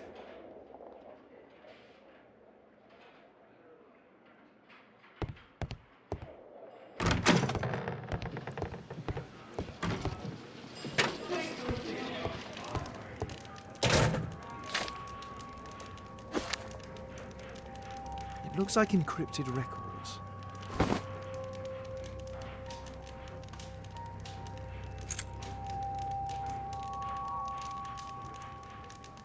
A spintria used in the brothels of ancient Rome.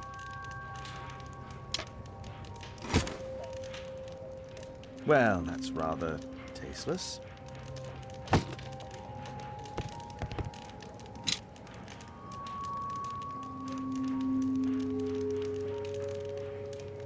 Personalized thuggery. How novel.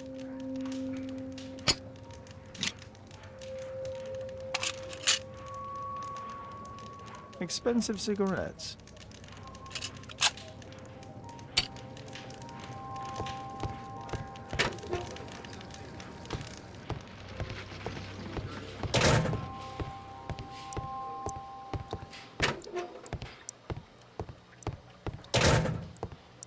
Please, escort this suspect for interrogation. A good day to you, Percy the Dart Fleming. Huh. It's the flopper. Flopper. You're aware of what happened at Baker Street the other night. I'd say I'm a little luckier than that. Well, I don't give a fig.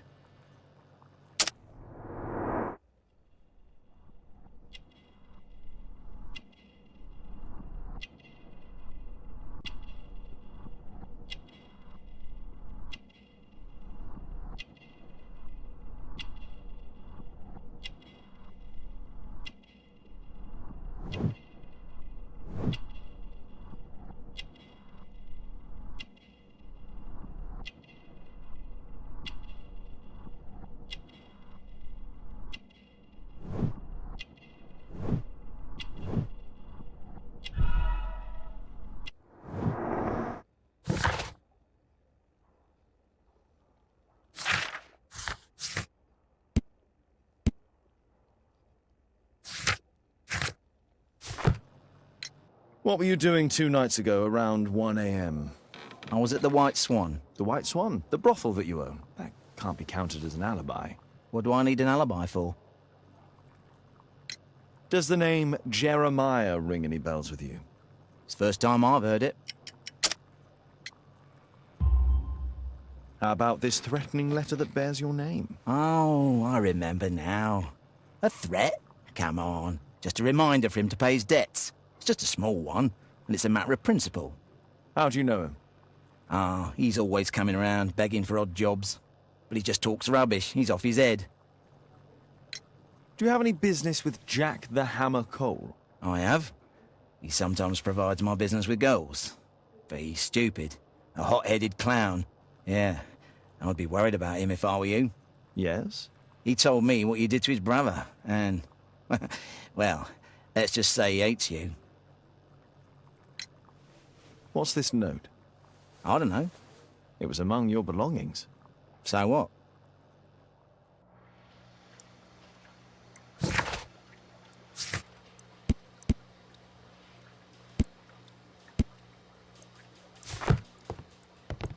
Please, escort this suspect for interrogation.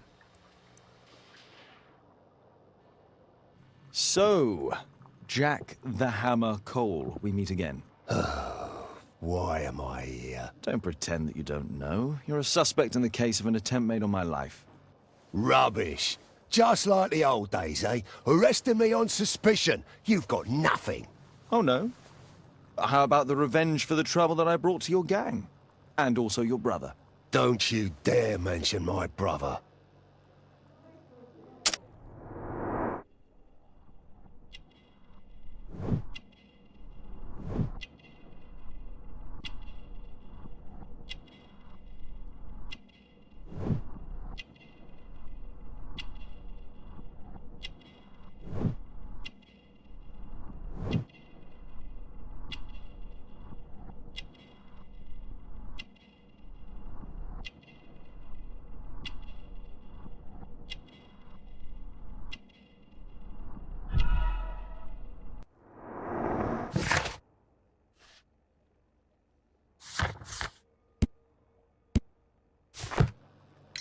Your brother was hurt. It was a regrettable accident.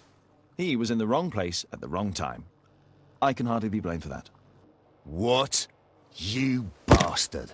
You're the one responsible for him becoming a cripple. He was innocent. An accident, you say? Oh, I can't wait for the moment that you get whacked proper. Quod erat demonstrare. That's your proof. If I wanted to kill you, you'd be dead already. Do you know what happened at Baker Street that night? I do know, but I had nothing to do with it. And where were you at the time? I was at my tavern all night long. I see. I went to your place and I saw a man with a hair lip arriving to meet with you. What business do you have with him? Business? He's a regular customer, that's all. And what about the suitcase that your regular customer brought to you?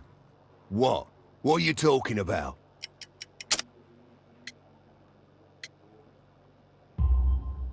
Why, the suitcase full of stolen silverware that I found in your secret room? What? How? You searched my room. It's not stolen. I often buy a lot of different things and sell them on after. It's all legal. Oh. Oh, I believe you. Tell me about the business that you have with Percy Fleming. What? I don't have any business with him. No? Oh. Oh, you supply girls to his institution. He's confessed. Well, he's a liar. Oi, why did you tell them I supply girls to your brothel? Eh? What are you talking about?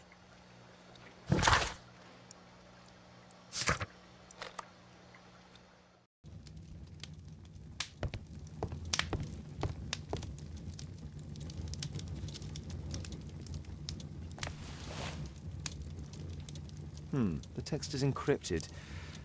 If it's Caesar's shift code, it might be easily deciphered.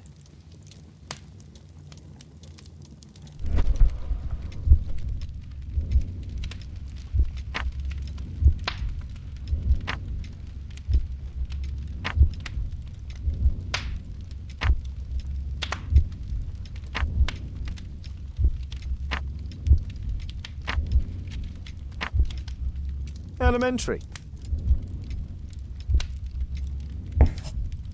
It's a notebook filled with debts, and Jeremiah's name is on the list.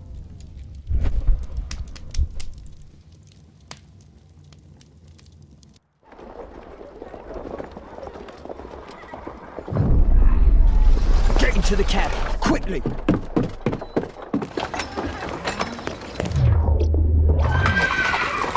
Follow that cab!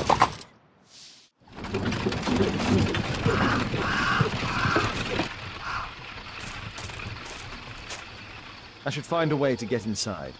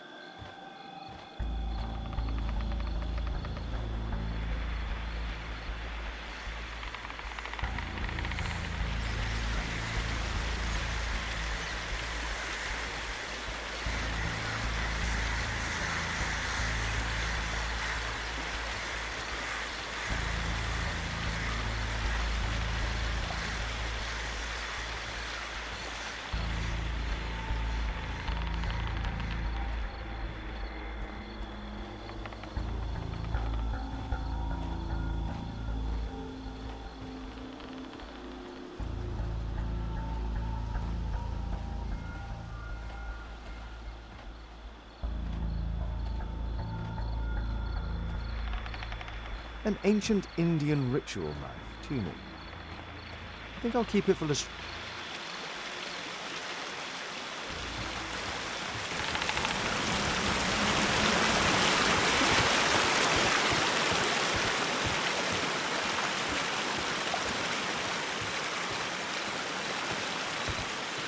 It's closed.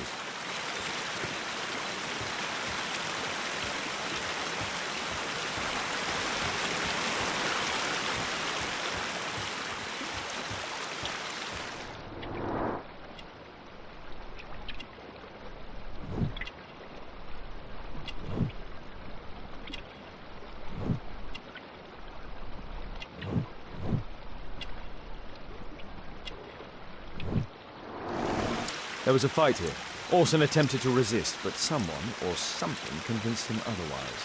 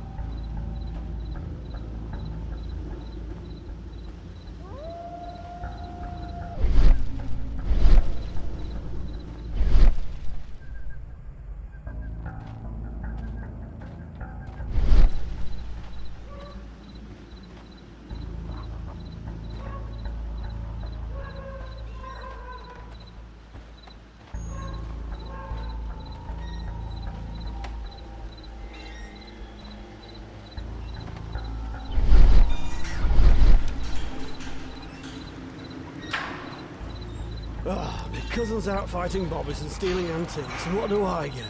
Guard duty. Something moved.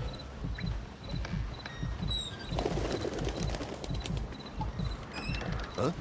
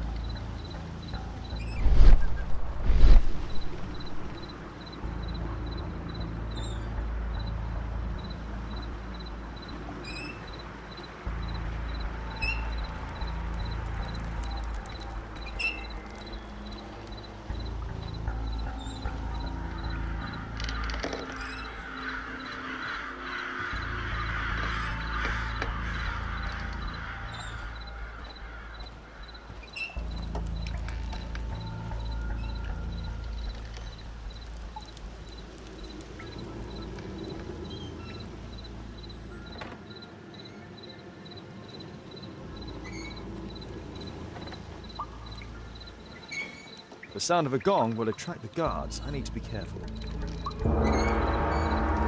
check out that sound. There's someone there.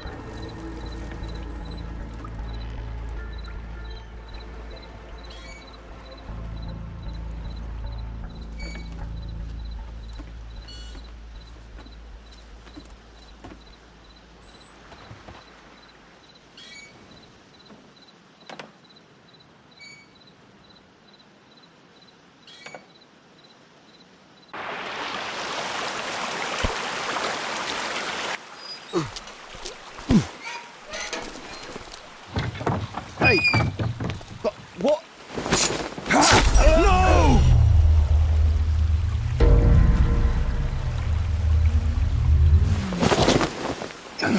We need to get out of here.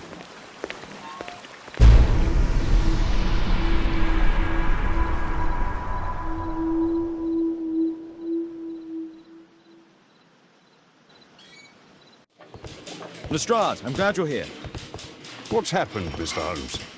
We've come from the abandoned St. Patrick's Abbey. I uncovered a gang of armed bandits there who did their best to kill me. Again? I'll send our best team to arrest them. Well, I doubt that you'll find anyone left, but if you hurry up, you might just find the spoils left over from their burglaries. I see. And I'd be very grateful if you could keep an eye on Mr. Wilde here. But Holmes!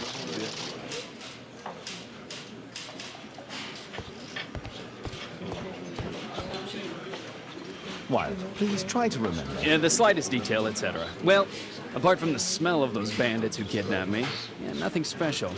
And this Jeremiah was spending his time complaining about working for the fart. I think you mean the dart. Yeah, whatever. Jeremiah said that they should all wait till the fart was released. It makes no sense, right?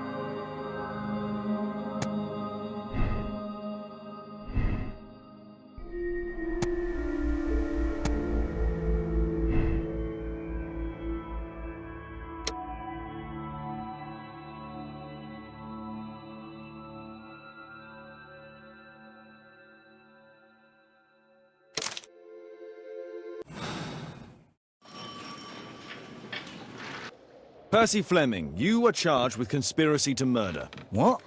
You used Jeremiah Thorne in your little game because you didn't want your hands dirtied. You're lying. Jeremiah spoke to me before he died of how you ordered him to throw the bomb and, after its failure, to abduct me. No, I don't know what you're talking about. Shut up. I think that it's perfectly clear. Attacking Mr. Sherlock Holmes is one of the quickest ways to be hanged. No, you can't do that. I'm an innocent man. Constable, take him back to the cells. Holmes, you simply have to face up to it.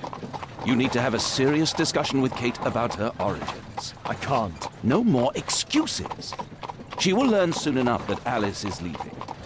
This other hidden secret. She will not forgive you. She does not need to know why. No? So she will blame you for Alice's departure. Is that what you want? No, I certainly... It's as Kate said, I always do the wrong thing where she's concerned. Now look here. I'll take care of your case once we're back at Baker Street. Cabby, why have we stopped? The road to the square is blocked, sir. Why? There's been a bad road accident. Oh, splendid.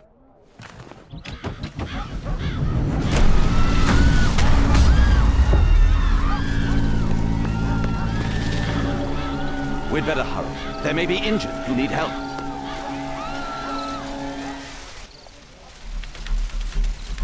He has stopped breathing. There's no harm.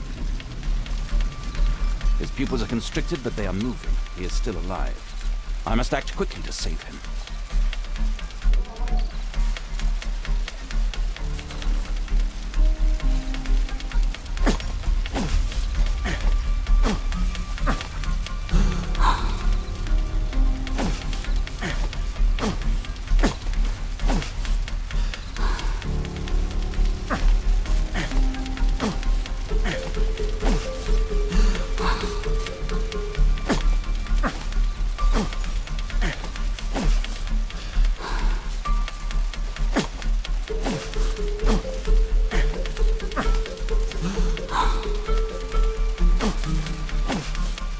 Thank goodness. This man will live. Holmes, don't just stand there. Do something.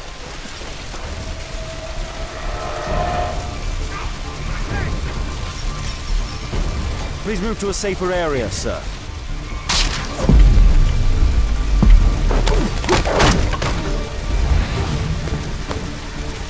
I would have died if not for you. Over here!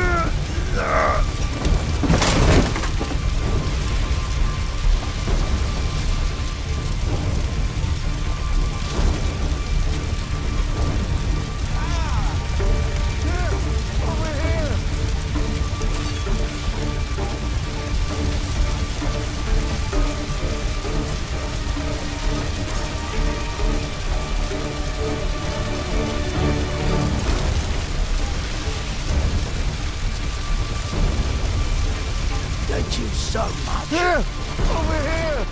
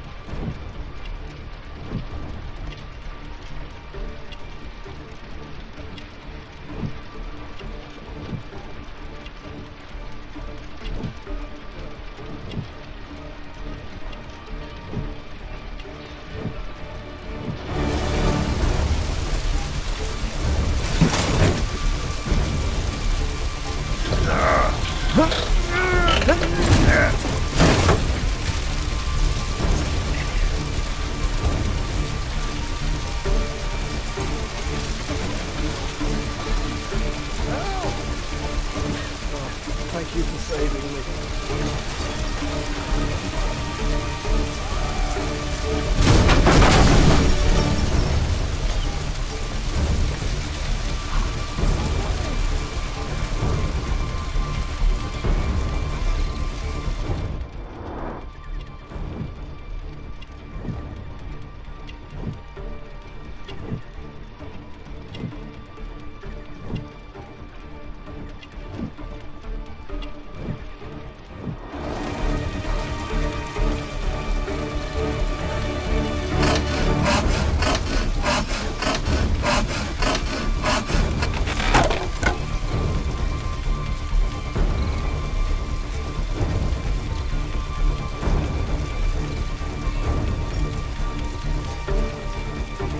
Thanks for your help.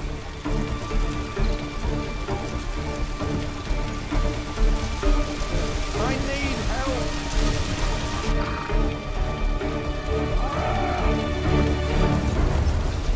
Oh, my shoulder. I'm a doctor. Will you allow me to look at your shoulder?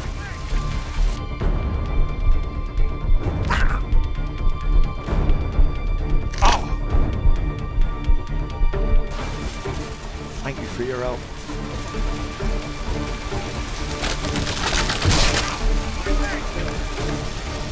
Don't worry, I'm okay.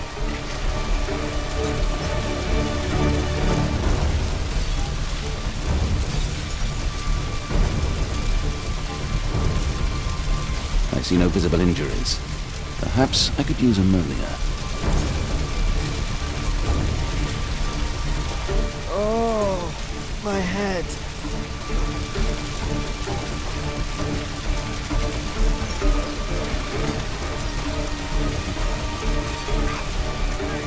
Please help me. My leg. My name is Dr. Watson. Let me examine you. Ah, it hurts. There's some extreme bruising. No bones appear to be broken. I think that an improvised bandage will do for now. One moment, and I'll fetch what I need. Now, let me apply the bandage.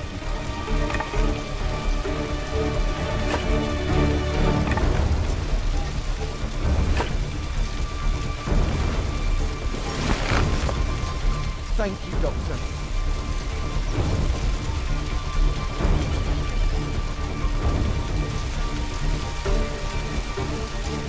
Thank you, Doctor.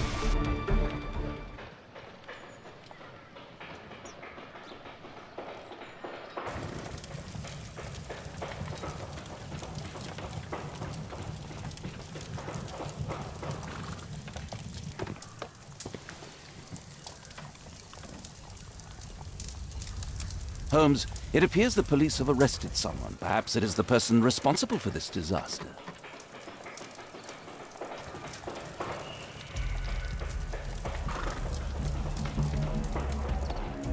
Oh, what a mess.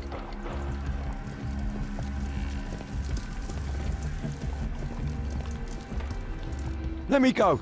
You're talking nonsense. Insulting a police constable, eh? That's quite enough. What's happening here, Constable? Mr. Holmes, this gentleman here is the fellow who built the scaffolding which collapsed and caused this accident. That ain't true. How were you hurt? This hammer hit me on the leg. How? It flew out from the scaffolding I put up. When the damn thing collapsed, the hammer flew out and coshed me leg. You were standing over there at the time.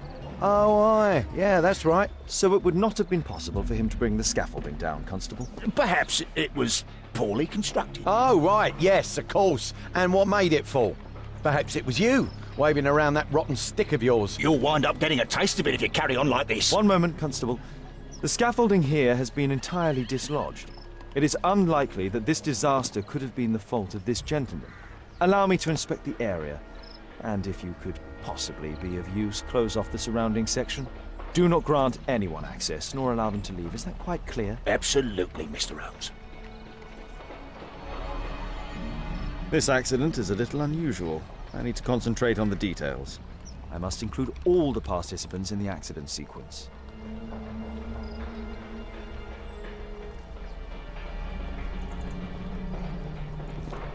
My poor leg. What do you make of this accident, Holmes? The rope holding the bunting was torn apart. A large section of it is now missing.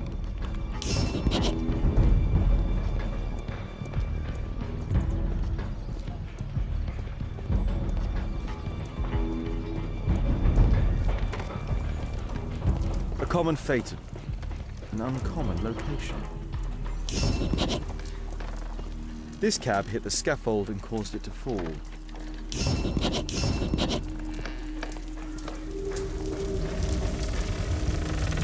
Celebratory bunting. A dead driver. Another victim of the explosion. This horse was blinded by the flag, causing it to bolt into the window. The overturned lamps may well have caused the fire and explosion.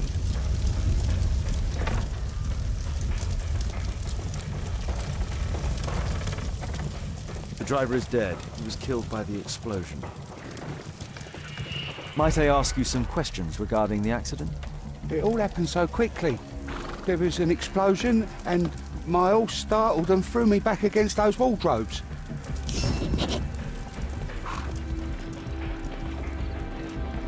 The pumpkins fell here after the sprung cart collided.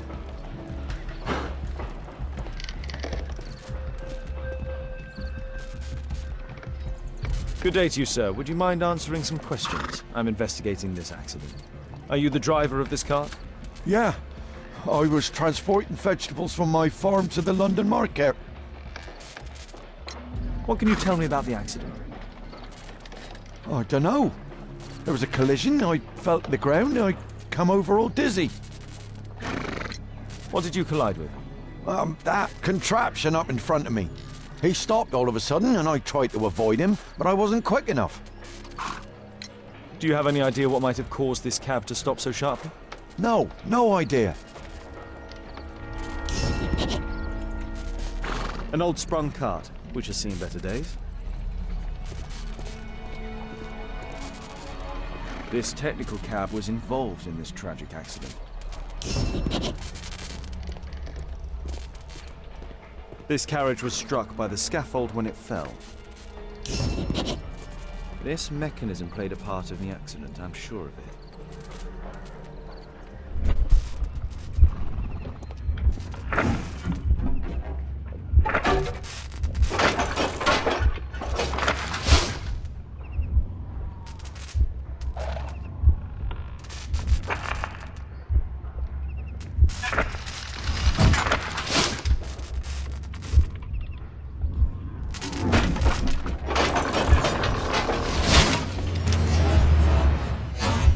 That's it.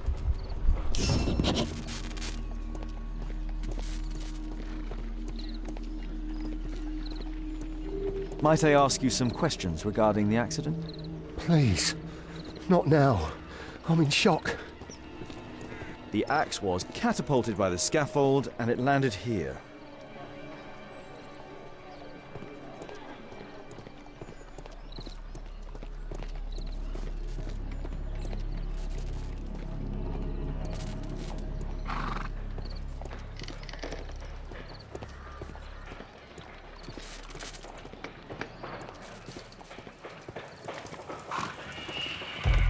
Celebratory bunting.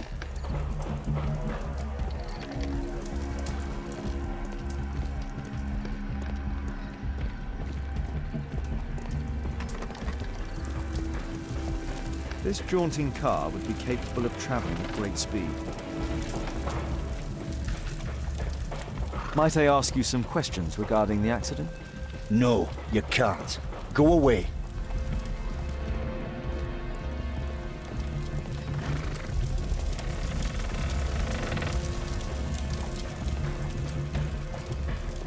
This cab was set on fire by the explosion at the lamp shop. Might I ask you some questions regarding the accident? It all happened so quickly. There was an explosion and my horse... Those wardrobes fell like dominoes.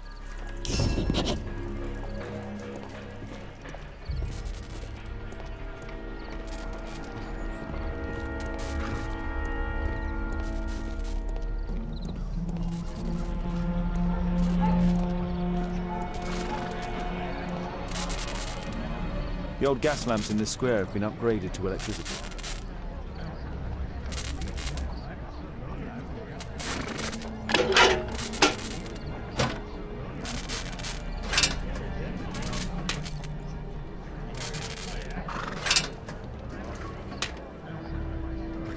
That's it.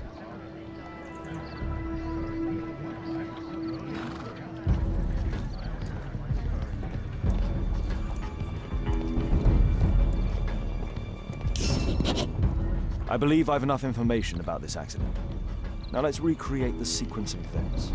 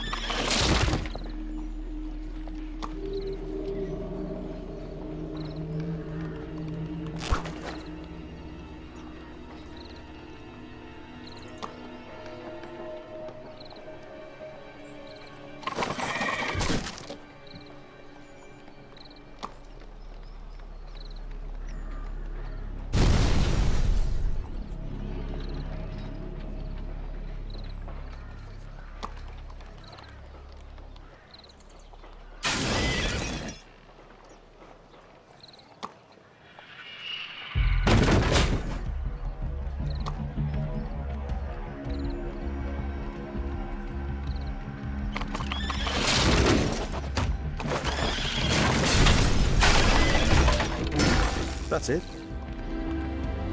The technical cab's sudden halt caused this disaster, but the lamppost fell down afterwards. So why did the cab stop?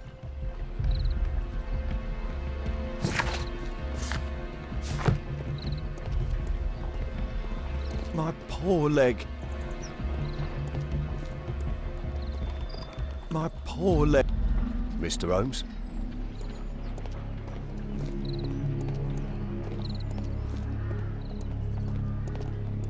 There's a metal strapping.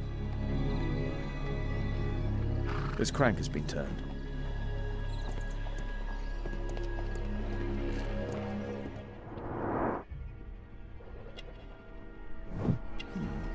A tattoo.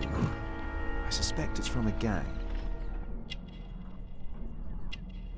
This man was killed by electricity, as shown by the distinct mark on his hand. This man was armed with a revolver. Webley, I suspect.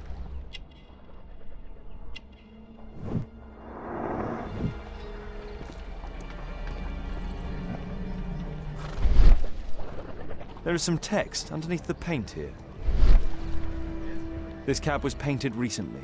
Could be important. I'll need to find a way to remove this fresh paint.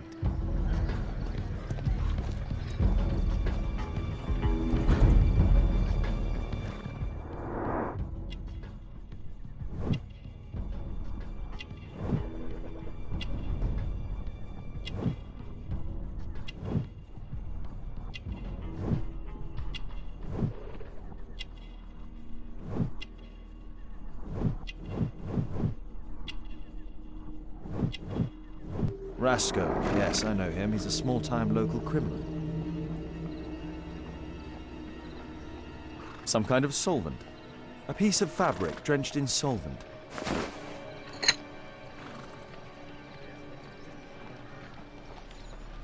A pneumatic hammer.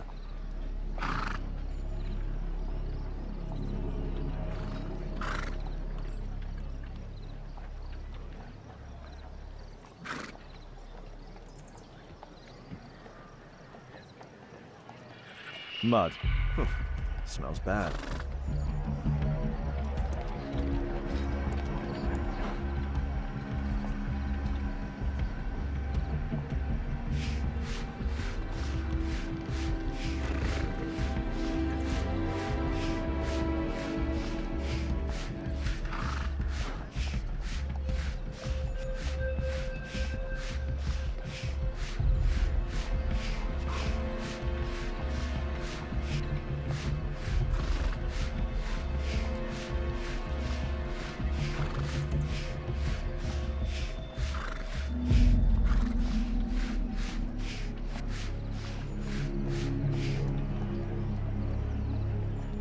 Underground Electric Railways Company of London.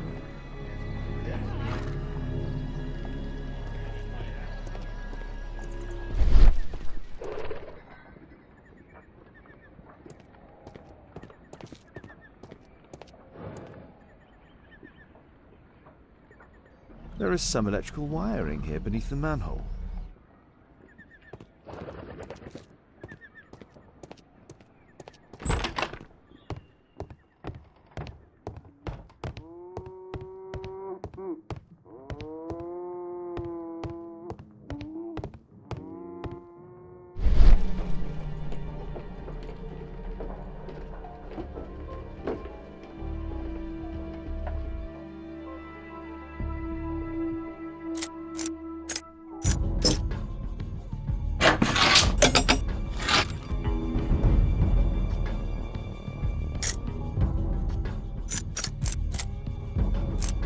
There's no space for this lockpick.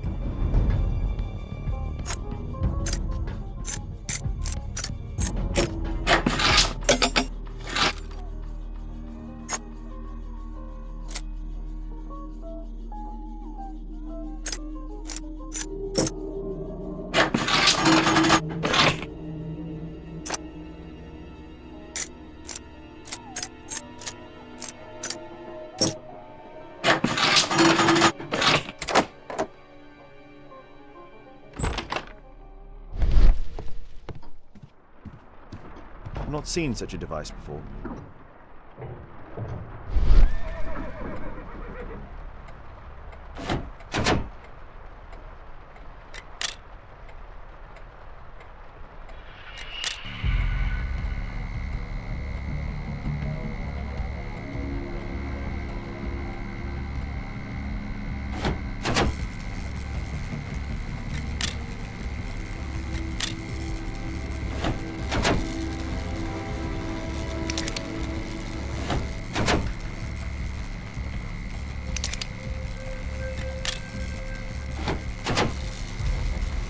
The electrical charge which affected the technical cab came from here.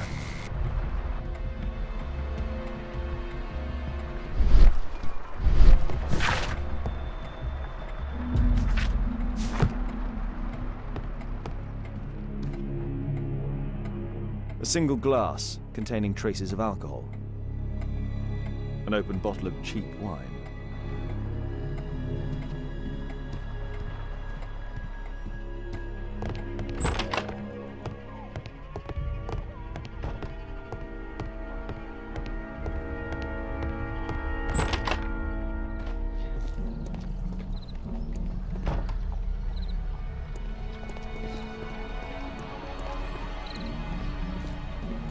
Mr. Holmes?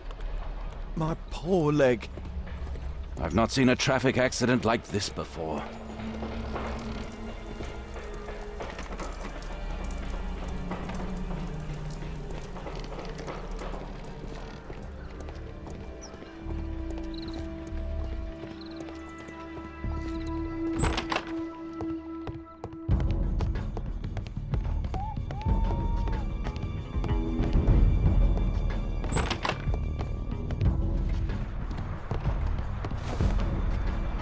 I can see the technical cab very well from here.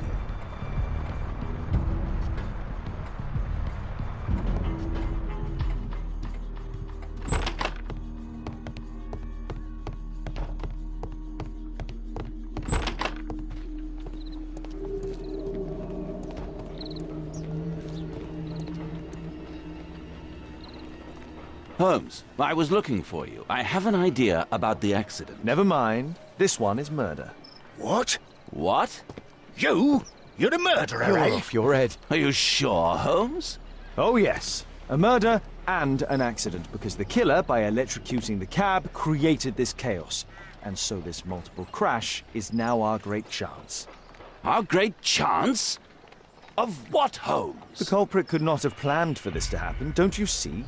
And it is possible that he is still here due to the prompt arrival of the police. Now I see 5 men who could be our murderer. Let us take a look at the map.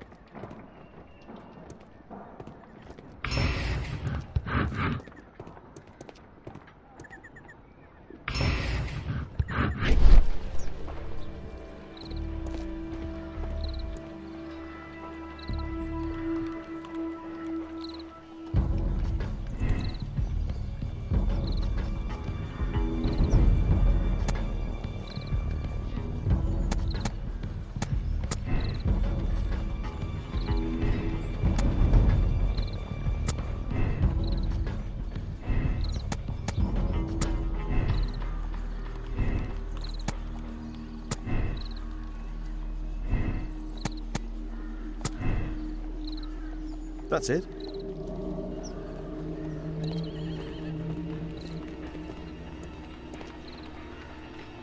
Constable, I suspect 3 people here. Take them to Scotland Yard for questioning. As long as I don't leave empty-handed, all's good and well. I know that look, Holmes. Have you found something new? That's right. In order to trap the cab, the killer must have known the precise route it would take. Or even, that could suggest the cab must have set out not far from here, in this very street, perhaps. Remarkable. Holmes, I'm terribly sorry, but I must go to the hospital now to help tend to the wounded. I understand, Watson. But don't forget our earlier discussion. About Kate.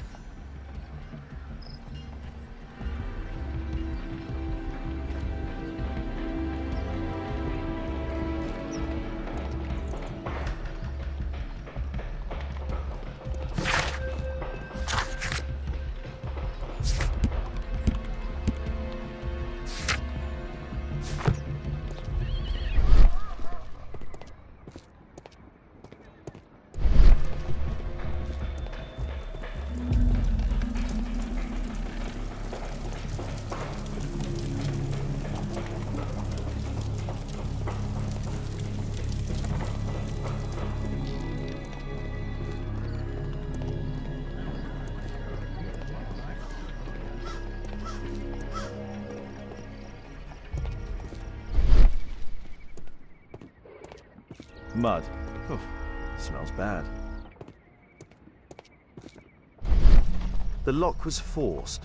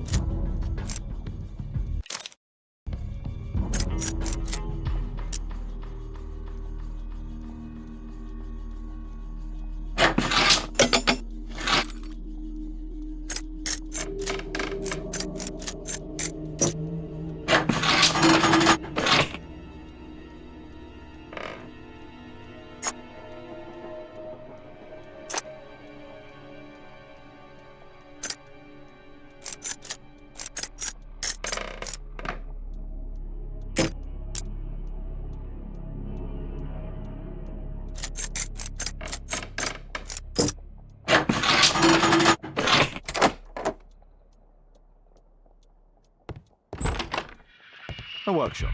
Saleable items are produced here. Mud. Oof, smells bad. It looks as though the carpet was placed here intentionally.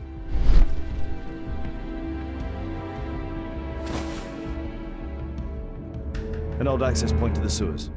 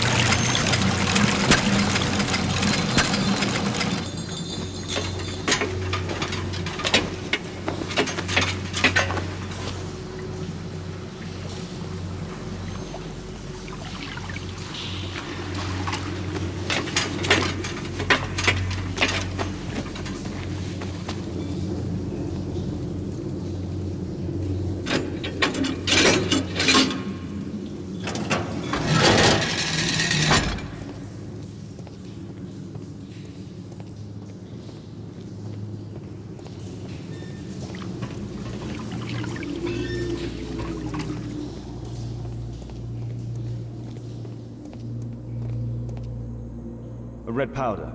Given the circumstances, most probably iron oxide. Magnesium strips.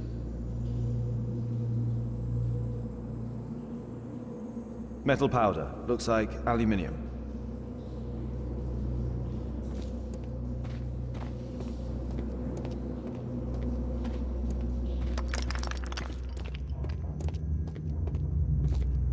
So, it was the goal of Rasco's gang to rob the bank.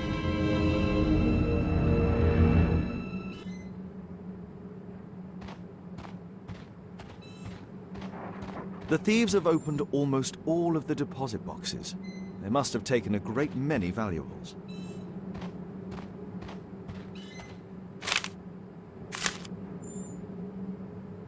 An old map of the sewers with a red cross.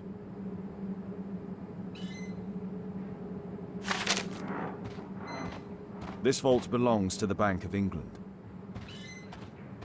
The thieves have opened almost all of the deposit boxes. They must have taken a great many valuables.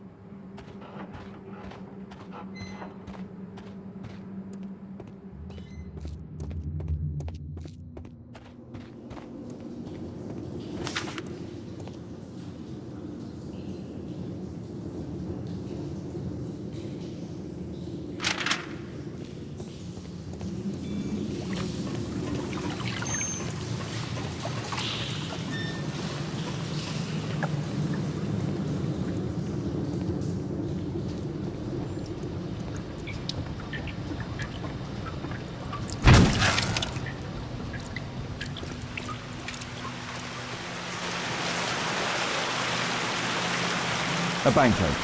Dry, so it hasn't been here very long.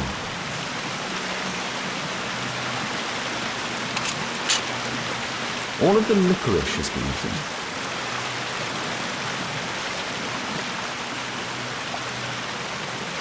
Murad, quite a popular brand of cigarette.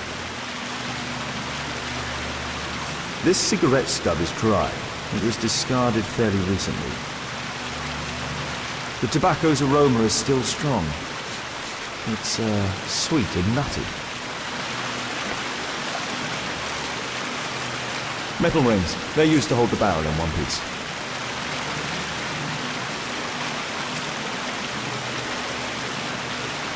These barrels are empty and unsealed. The thieves used these barrels for the loot, which they then threw into the water. I need to warn Lestrade about this.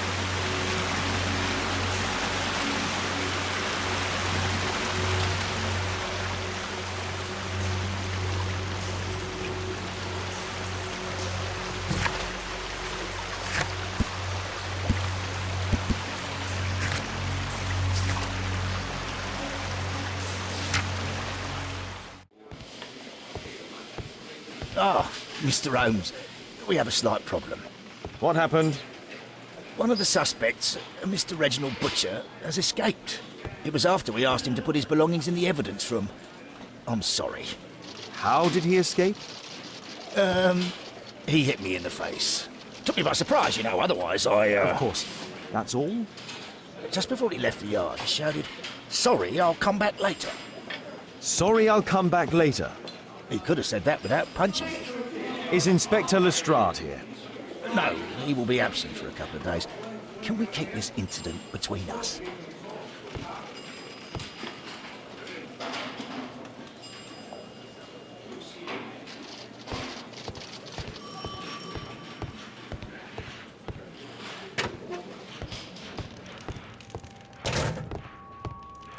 The belongings of the victims, Rasco and his acolyte.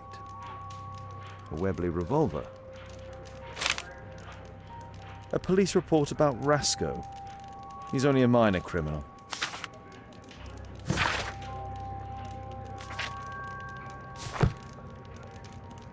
A standard deck of playing cards.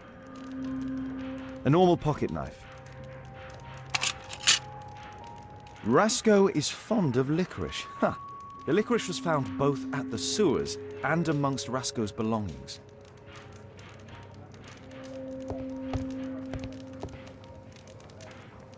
Electrical wires.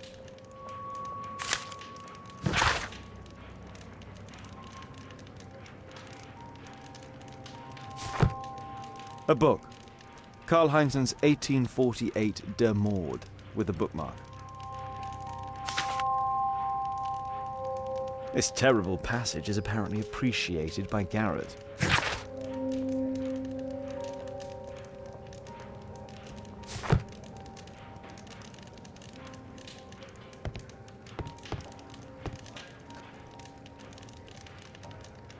Thick leather gloves.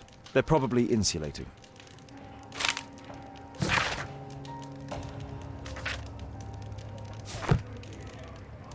Whiskey. Of poor quality. Murad. Quite a popular brand of cigarette.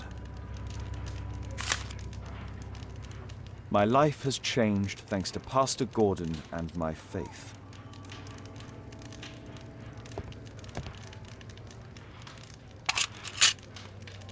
Reginald Butcher is fond of sweets.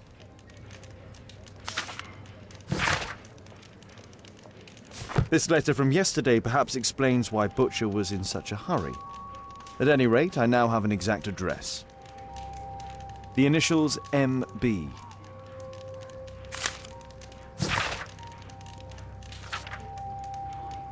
Reginald Butcher had problems with his job. This pen is an expensive one, but it isn't new.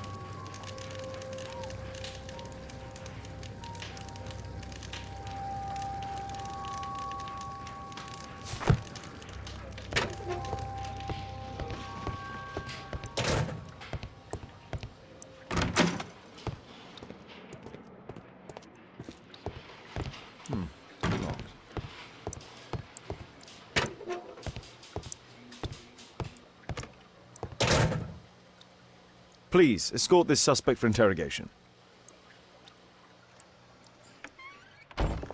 Good day to you. My name is Sherlock Holmes, and I am assisting the police with their investigation. I'm Benjamin Fowler, and I was arrested by mistake. I swear it. You have not been arrested, Mr. Fowler. You are here as a witness. Oh, but I saw nothing. I swear. Let me go.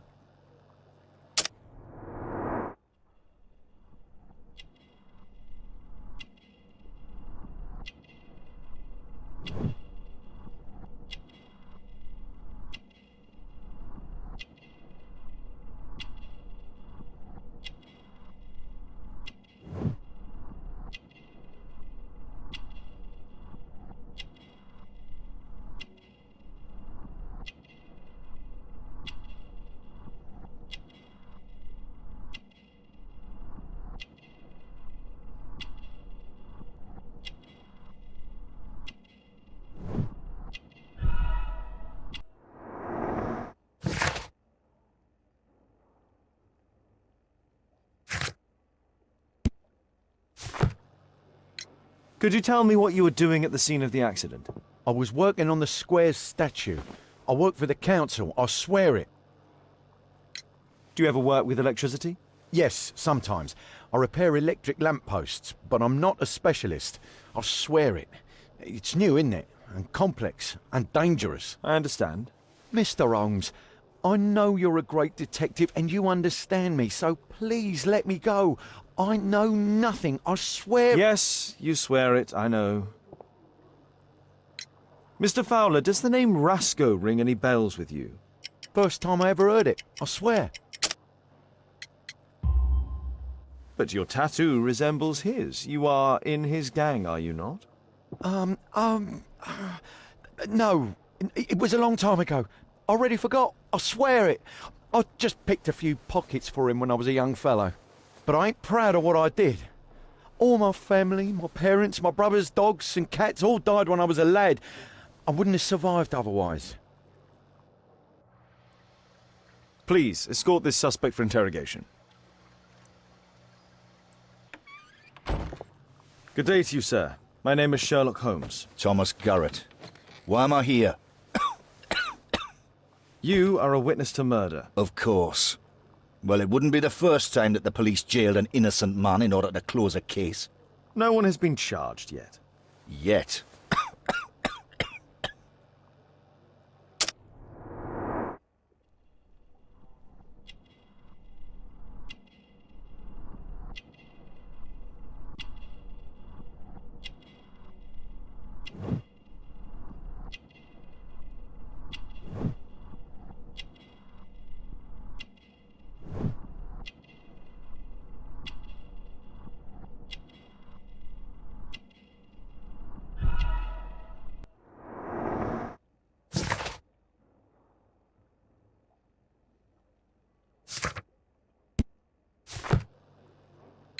Did you perhaps see anything in particular during or after this disaster? Yes. I saw part of your bourgeoisie burn up and explode. It was spectacular. Why did you remain in the square? Why not seek shelter? Like the rest of the sheep, there were some wounded comrades, workers. I wanted to help them. You have a severe cough. Are you suffering? It's only a cold. Why not be honest with me? You are spitting up black fluid. Ah, well observed. Yes, I have enough coal dust in my lungs to fuel an entire London district. You were a miner, then? Since the age of 13, yes. At the Newcastle mines. 15 years of hell. Those were bloody times. But now it's over. I don't want to die in those holes like my father and my brothers did, in order to line the pockets of the rich. Do you have any electrical knowledge? How do you know about that? You a mind reader? There are electrical wires amongst your belongings. Clever. Yes.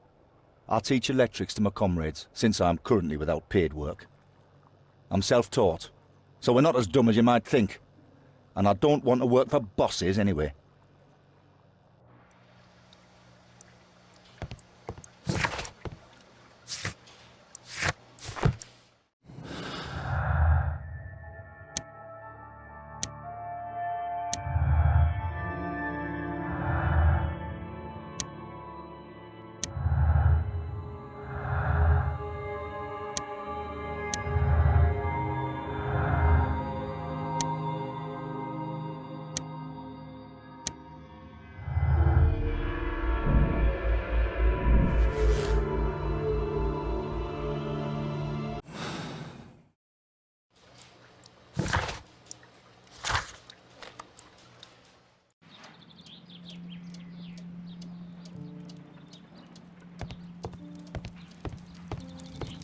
I'm apparently in the children's ward.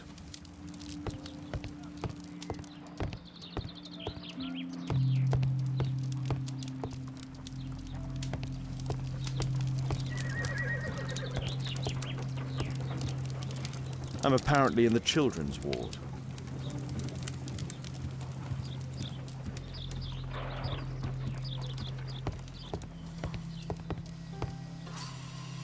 Merrill Butcher.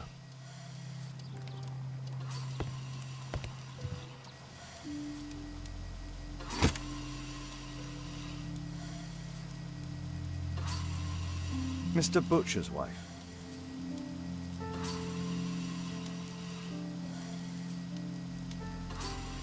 A young woman lost her life.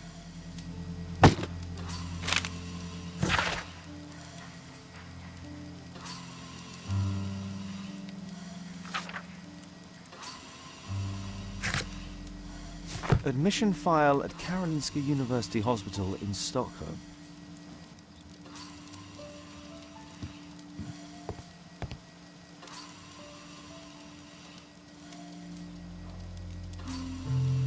Mr. Reginald Butcher, I come from Scotland Yard. Might we talk? All right, but not too loudly. She's finally asleep. Is she your daughter? Our pretty little Merrill. She's very ill.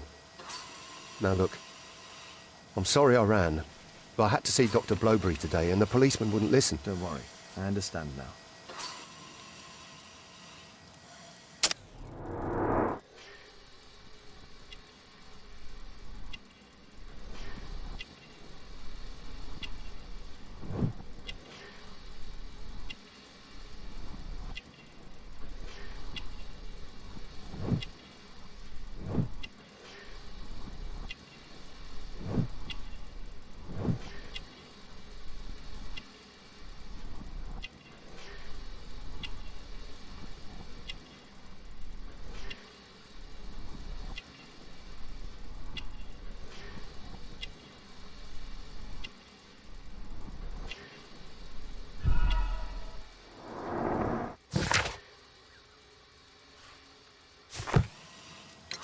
Can she be cured?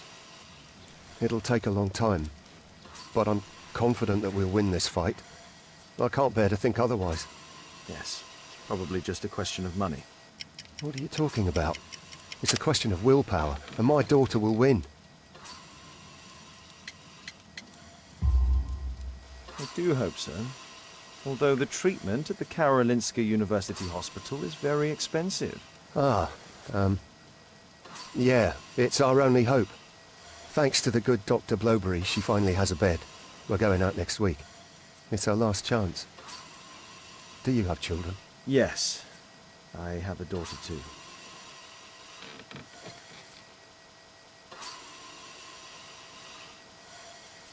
We'd sacrifice our lives for our children, would we not?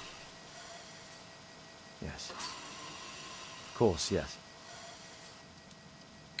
What do you do for a living, Mr. Butcher? I work at the office of the Underground Electric Railways Company. Then you must be familiar with electrical devices. I am indeed. Why do you ask? It is of no consequence, but tell me, what are the reasons behind the problems you're experiencing at work? Problems? What do you mean? You have already received a written warning. Yes. I'm often late to work. My boss doesn't understand my situation. It's difficult since my daughter became ill. I see. Coincidentally, we found one of your company's cabs in the square where the accident occurred. Really? Why was it there? I have no idea. Do you? No. But a week ago we had a technical cab stolen, along with its tools. Do you think that could be the one? It's possible.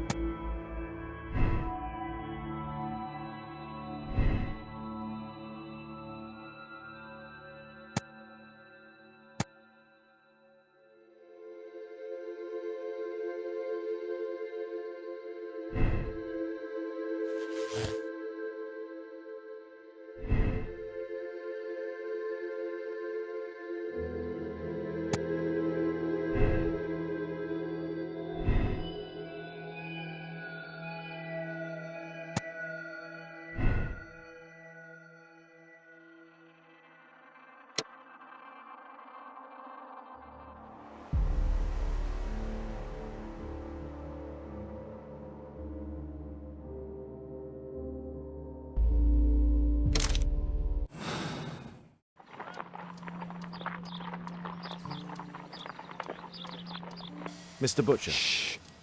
She's finally asleep. I knew you'd You return. should go to Stockholm with your daughter. You will save her. I've made my decision. Leave now. You understand?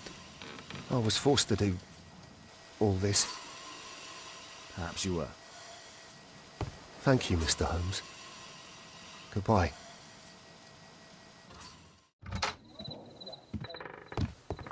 Holmes, at last you're back. We can't find Kate. What? She went for her lesson, but the teacher says that Kate never arrived. Mrs. Hudson! She's gone out to ask around the neighborhood.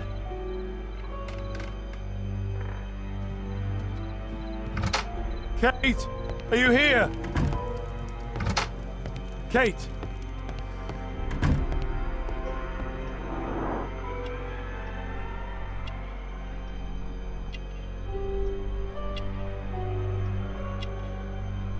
She was writing something here. Kate took her diary. What happened here?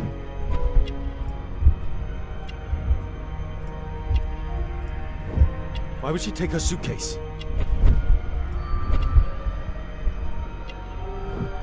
Why was it left open? She took all of her favorites. He packed her things and left. I don't understand. What's that? The sound came from Alice's room. Alice!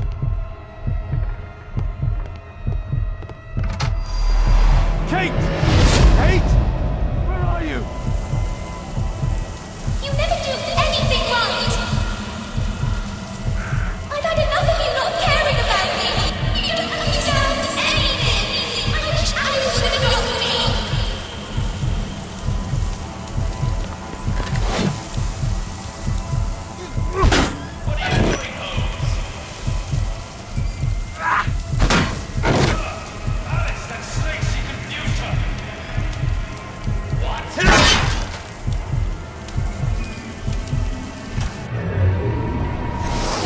Alice, where is my daughter? Your daughter? You don't have one, Mr. Holmes. You never did. My God! My daughter, what did you do to her? What you could never do. I made her happy. I don't care what you think. Where is Kate? You fool. You're useless to her. Why even bother?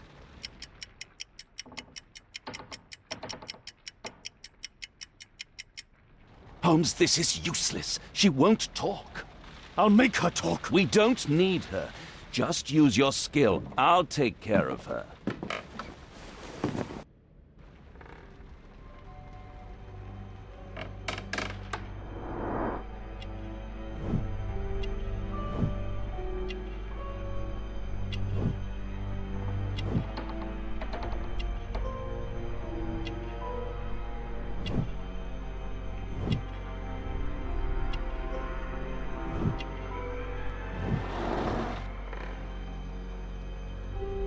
This will not change anything, Mr. Holmes.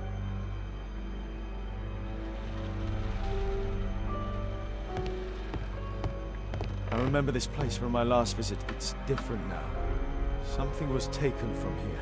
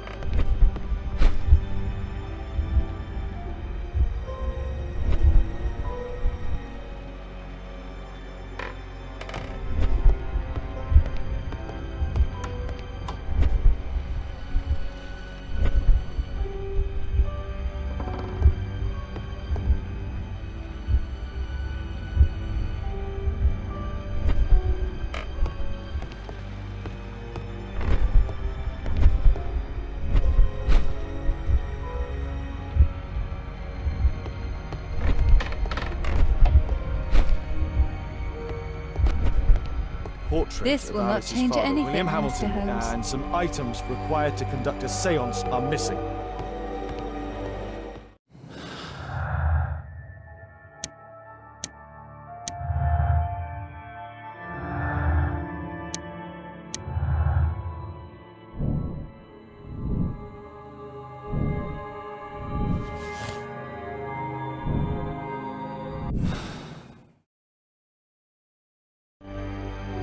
The lead goes to the cemetery.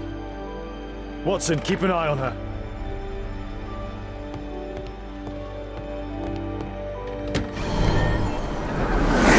Kate! Are you here?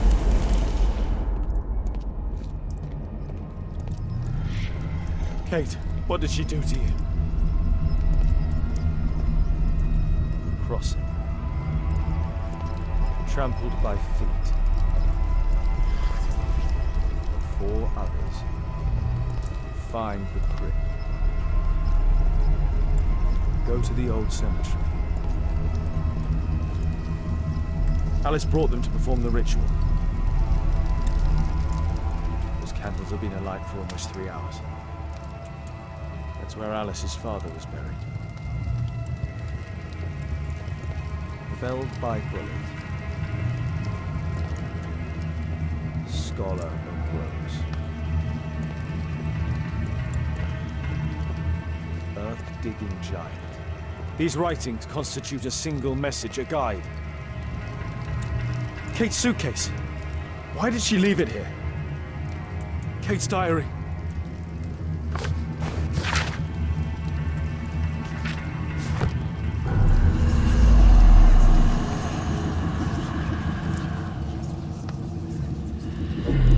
Where do we find him, Father?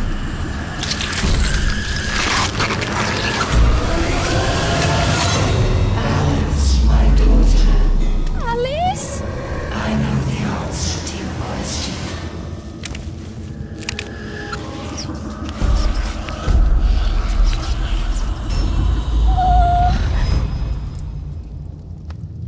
I can't believe that Alice made my little girl go through all this. Damned woman!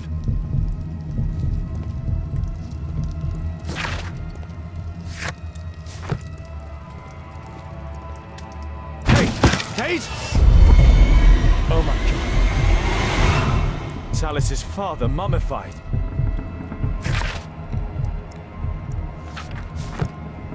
It's Alice's father, mummified. Storm lamp. A map of British rivers. Madame Destiny. Alice keeps her father's belongings in this room, even the canteen from his boat.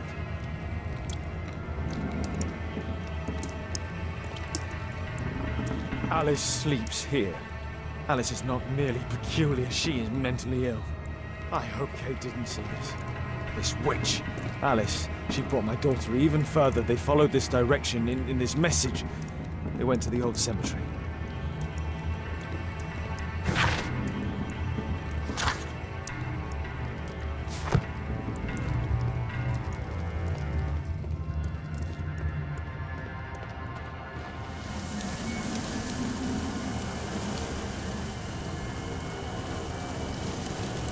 Hold on, Kate.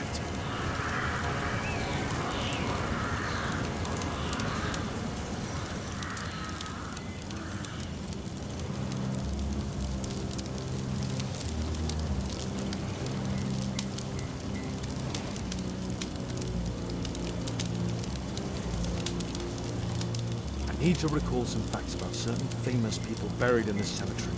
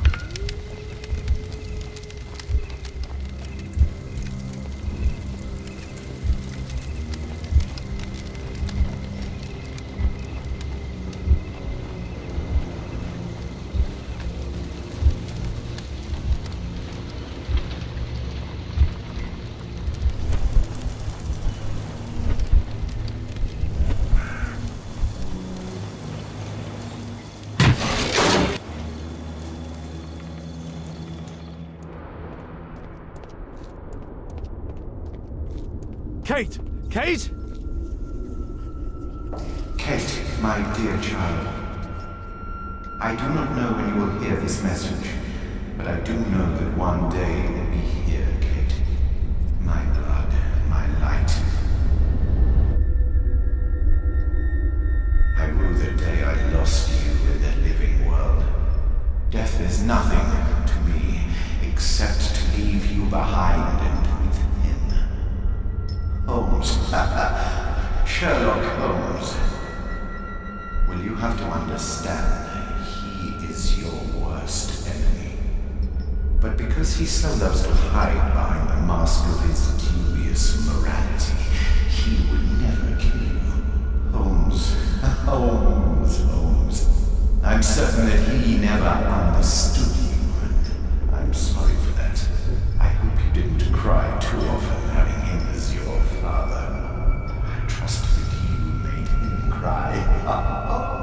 Don't distress yourself, my child. I died by his hand, but your questions are over since you now know. You are my daughter. What matters is that you continue my work. Join our cause and you will be the empress of evil. My Kate, my flesh, before Holmes's eyes and in front of the world. Kate Moriarty has arrived.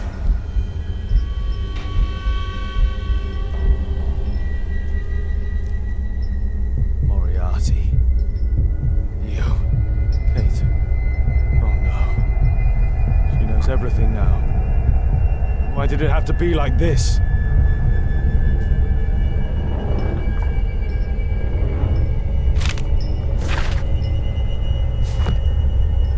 Metal star with an extremely precise carving. Young Kate and her father. The Dynamics of an Asteroid. Work by Professor James Moriarty.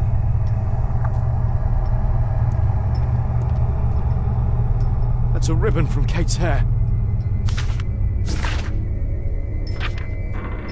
Kate met her true father. I need to find Alice. I'll make her speak this time. Professor James Moriarty. Because I could not stop for death. Kindly stop for me.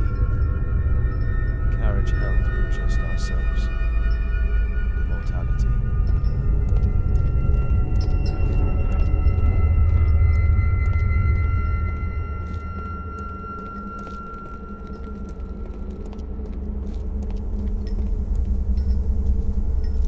Metal star with an extremely precise carving.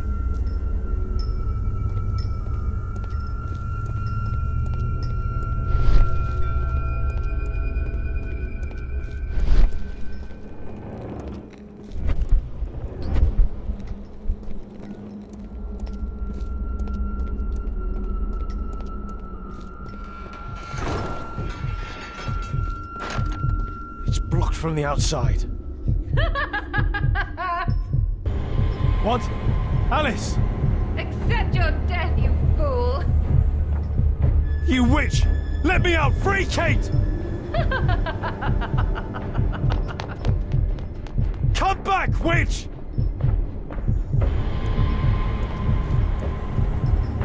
Keep your head, Sherlock. This is the only way to get out of here. Moriarty must have set up an astronomer's room.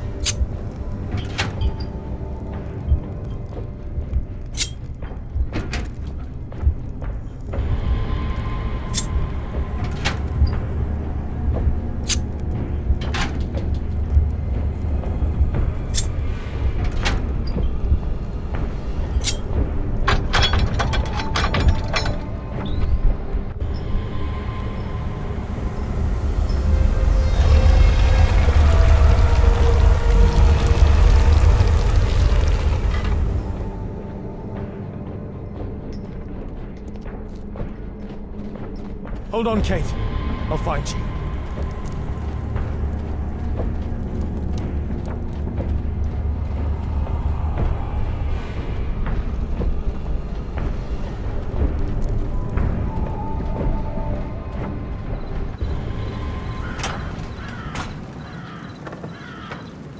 Watson! Holmes, she tricked me. Where's she gone? Watson, where? I don't know. She left saying that she had to go and see a lady. A Mrs. Destiny? Madam Destiny, she's a boat. What? Over there, Watson. She's abducted Kate. I can't believe it. She's a lunatic, Watson. She made a room for her dead father, and now Kate is with her.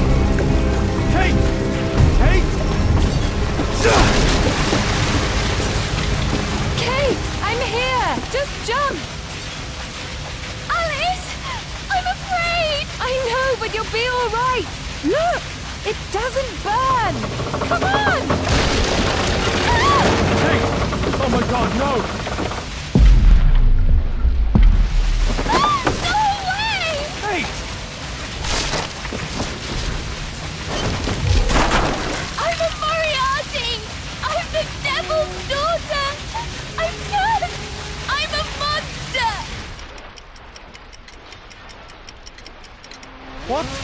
That does not make you a monster. Yes! That's why you've always lied to me!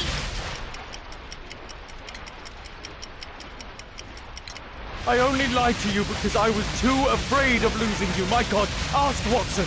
I was lied to all of my life! Do you have any idea how that feels? No, because you're Kate Holmes. And a Holmes never gives up. I know it.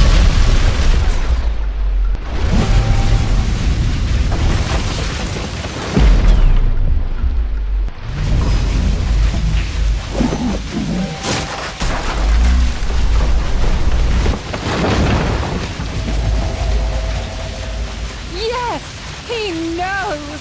Nothing can change fate. Listen! He allowed George Hurst to kill Lord Marsh, who was already condemned to death by tuberculosis! I deal with criminals. These things can happen. I raised you differently. You? You sent me away! When I'm home, we fight all the time! You're ashamed of me! No! No. It's me, Kate. I never learned patience. My own father was the same with me. It isn't possible to escape destiny! The Rasco gang didn't. Holmes failed to reveal their murderer. Their death was their destiny, Kate. Kate, don't listen to her. And Holmes will be murdered himself. I have foreseen it.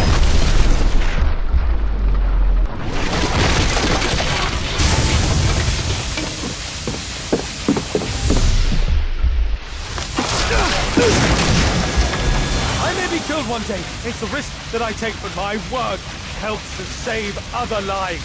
Really? And albeit? And Jeremiah? You save lives? No! You enjoy taking lives!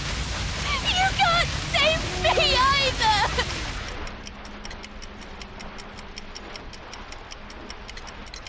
Kate, you'll be safe with me. I'll protect you. I care about you. How can you trust him? He killed your real father, Kate!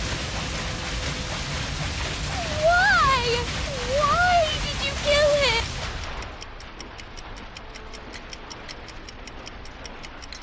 It was his life or mine.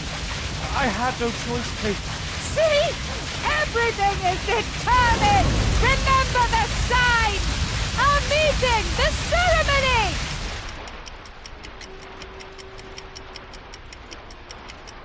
Kate, no, no. How can this suddenly mean more to you than your child? See? It is time! The next life awaits us!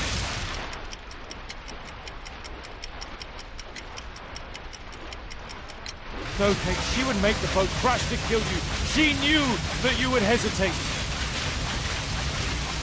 I don't care. I don't belong anywhere. You belong with me, Kate. We're family.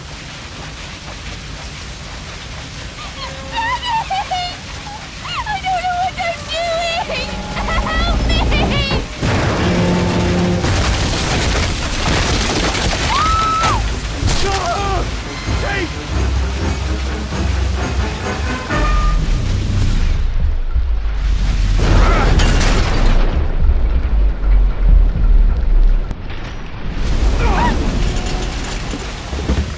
Kate!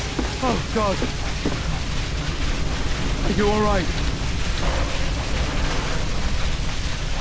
It really was the Devil's Daughter.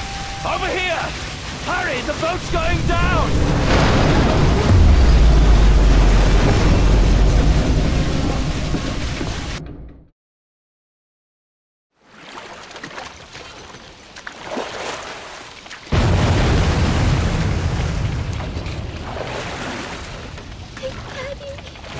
I'm so sorry.